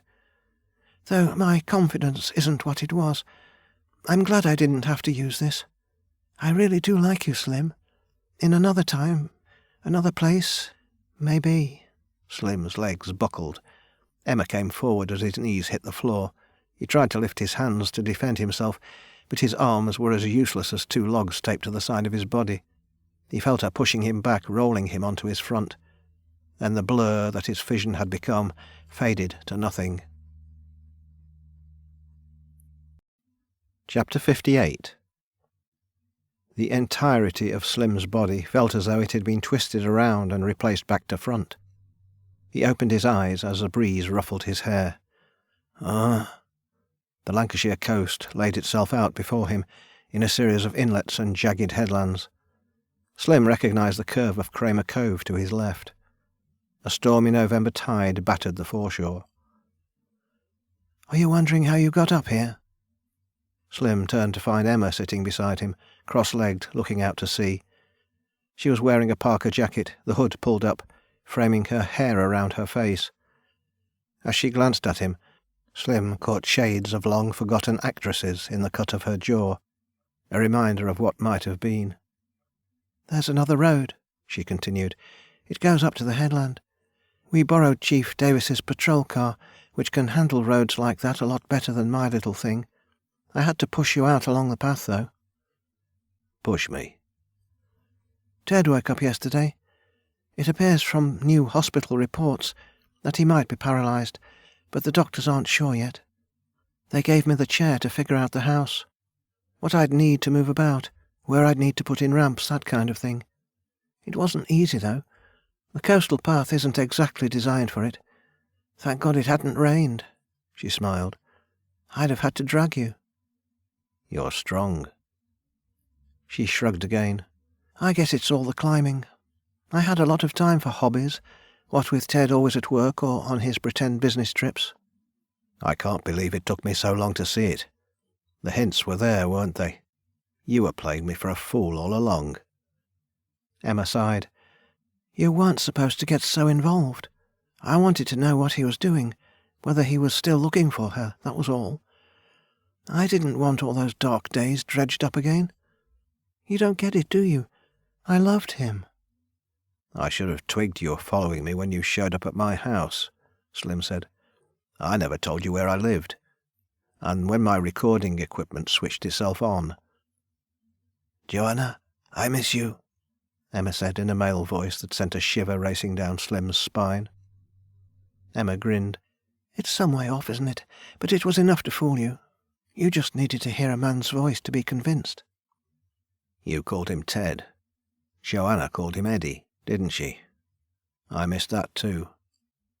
"You'd never make a cop, Slim." "And that box you gave me, you knew it had nothing of any use to me." "I missed a couple of things. That's why I had Joanna burn it." "Were you trying to kill me?" Emma nodded. "I panicked. When I realized you'd gone out, I had to play the thankful lover." She frowned, her lip trembling as though she might cry. "I was thankful, though. Isn't that strange? I'm not joking, Slim. You've come to mean as much as anyone." "But not as much as Ted." "No one could ever mean as much as Ted. He was my world, and she was his. That's why, Slim. That's why everything." Slim tried to reach into his pocket, but for the first time he realized his hands were bound behind his back with electrical ties. "The flyer is in my pocket," Slim said. Emma reached over and pulled out the faded picture of the theatre group. She smiled fondly and pointed at a girl near the end of the line. "There I am." "I didn't recognize you at first, but you were there all along." Emma sniffed. "Don't feel bad. Ted didn't recognize me either. When I met him again in '89, he thought we were strangers. He didn't care much about my past, so I just changed my hometown and my school, and he thought nothing of it. I called myself Emmy Clavelli back then. I actually did better than either of them, with a couple of minor television parts in the mid-'80s. I was never her, though. I was never Juliet." "You killed Joanna out of jealousy?" "When I found him again, I thought my world had exploded. Everything I had ever wanted, Ted was it. I didn't care where we went, what we did. I just wanted his arms around me, his eyes on my face. At first I thought our romance was real, that he truly loved me, and I wanted it so much that I just went along with it. I deluded myself for a while, but eventually I realized he was looking through me, seeing someone else, seeing her." "How did you know?" Emma laughed. "A woman always knows. Ted was as open as a summer market. Ted, he wrote everything down." "I found his diary." Emma nodded. "A lucky spot. I left that there after I noticed you'd found it. I wondered what you'd think. One of the reasons I hired you was because he'd stopped writing in it. I fought tooth and nail over moving back to Cornwall because I knew he couldn't give up on her. He couldn't give up on the myth. In the end, it was out of my hands. His company transferred him.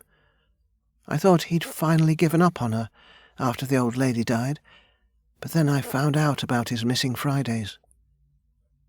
"But Joanna was long dead by then, of course." Emma let out a long breath. "Around 91, I think. I knew Ted thought he'd seen her, and there were rumours about a woman haunting Kramer Cove. I came with him on a business trip, and while he was in a meeting I drove down to the beach, and there I found her." "At Kramer Cove?" "She was sitting by the water's edge. She looked a mess. When I talked to her I realized there was little left of the girl I had idolized. She could barely speak, and what she did say made little sense. Too much exposure to water and salty air had ruined her skin, and her clothes were rags on rags. She was homeless, stealing from bins around Cornwall, scavenging what she could for her secret little lair. She was there in plain view. No one notices the homeless, do they?" "You followed her to the cave?" Emma scoffed. She showed me. Oh yeah, Joanna Bramwell knew Emmy Clavelli, all right. Unlike Ted, she noticed me right away. I think she thought we were friends. But you killed her. Emma shivered as though caught by a sudden gust of wind. I hit her with a rock when her back was turned. She had picked up this flyer, pointed at me to prove she knew me. After that I saw red. I left her there. After all, where else could I hide her where I knew she'd never be found? And you put the bookmark back in the book. It was lying open. She'd been reading it in the light of the borehole. Slim felt another shiver. He thought about telling Emma what he had learned about the last hours Ted and Joanna were together. But now, at the end of everything, it made no difference. Ted suffered too, was all he could think to say. We all suffered, Emma said.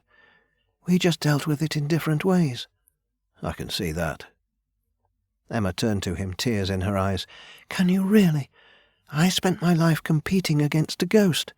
All I wanted was Ted. You think I'm a monster? I've had one on my back my whole life. Her name is Joanna Bramwell. He destroyed your life, so you destroyed his, by turning Joanna Bramwell into an object of fear, and using her memory to haunt him. You killed those 3 women to get back at him. Emma shook her head. I killed none of them. Becca, I never meant to hurt her. And Elizabeth, I only meant to scare her. Andrea, though, that was before my time. She fell from the rocks. I read about it. I think Joanna tried to talk to her, and scared her into attempting an impossible climb. If you didn't know Joanna, if you weren't looking for her, she was fearsome. But I found those piles of stones you left. There was more near Ted's crash. Emma smiled. So you do notice some things. It was a game. I saw a photo of Andrea's body once. I saw the stones, guessed Joanna had tried to cover the body in her simple way. Like a mourner? Yes. I remembered it after Becca died.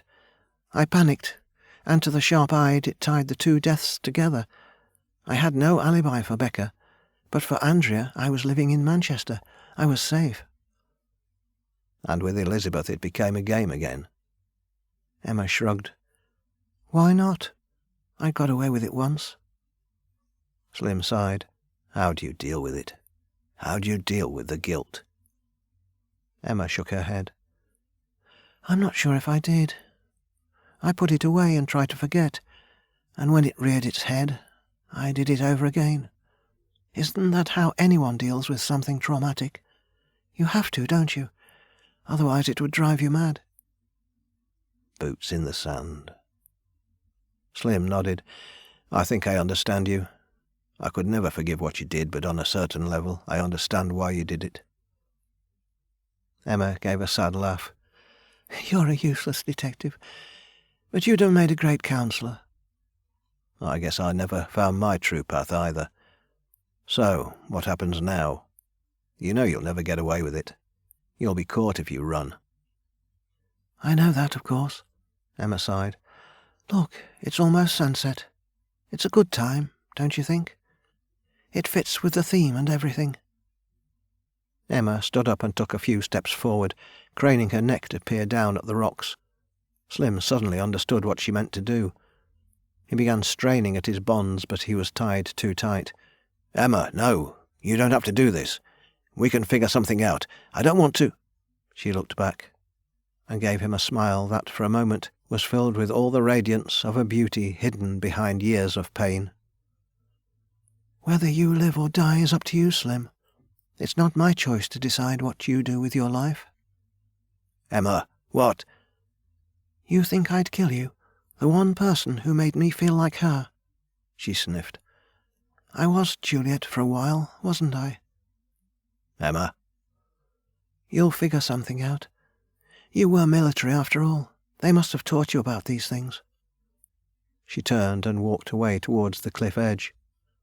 Emma, no! Goodbye, Slim. I hope I won't be remembered. Like her.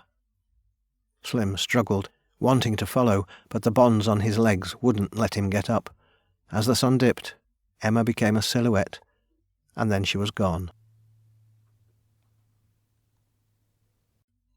Chapter 59.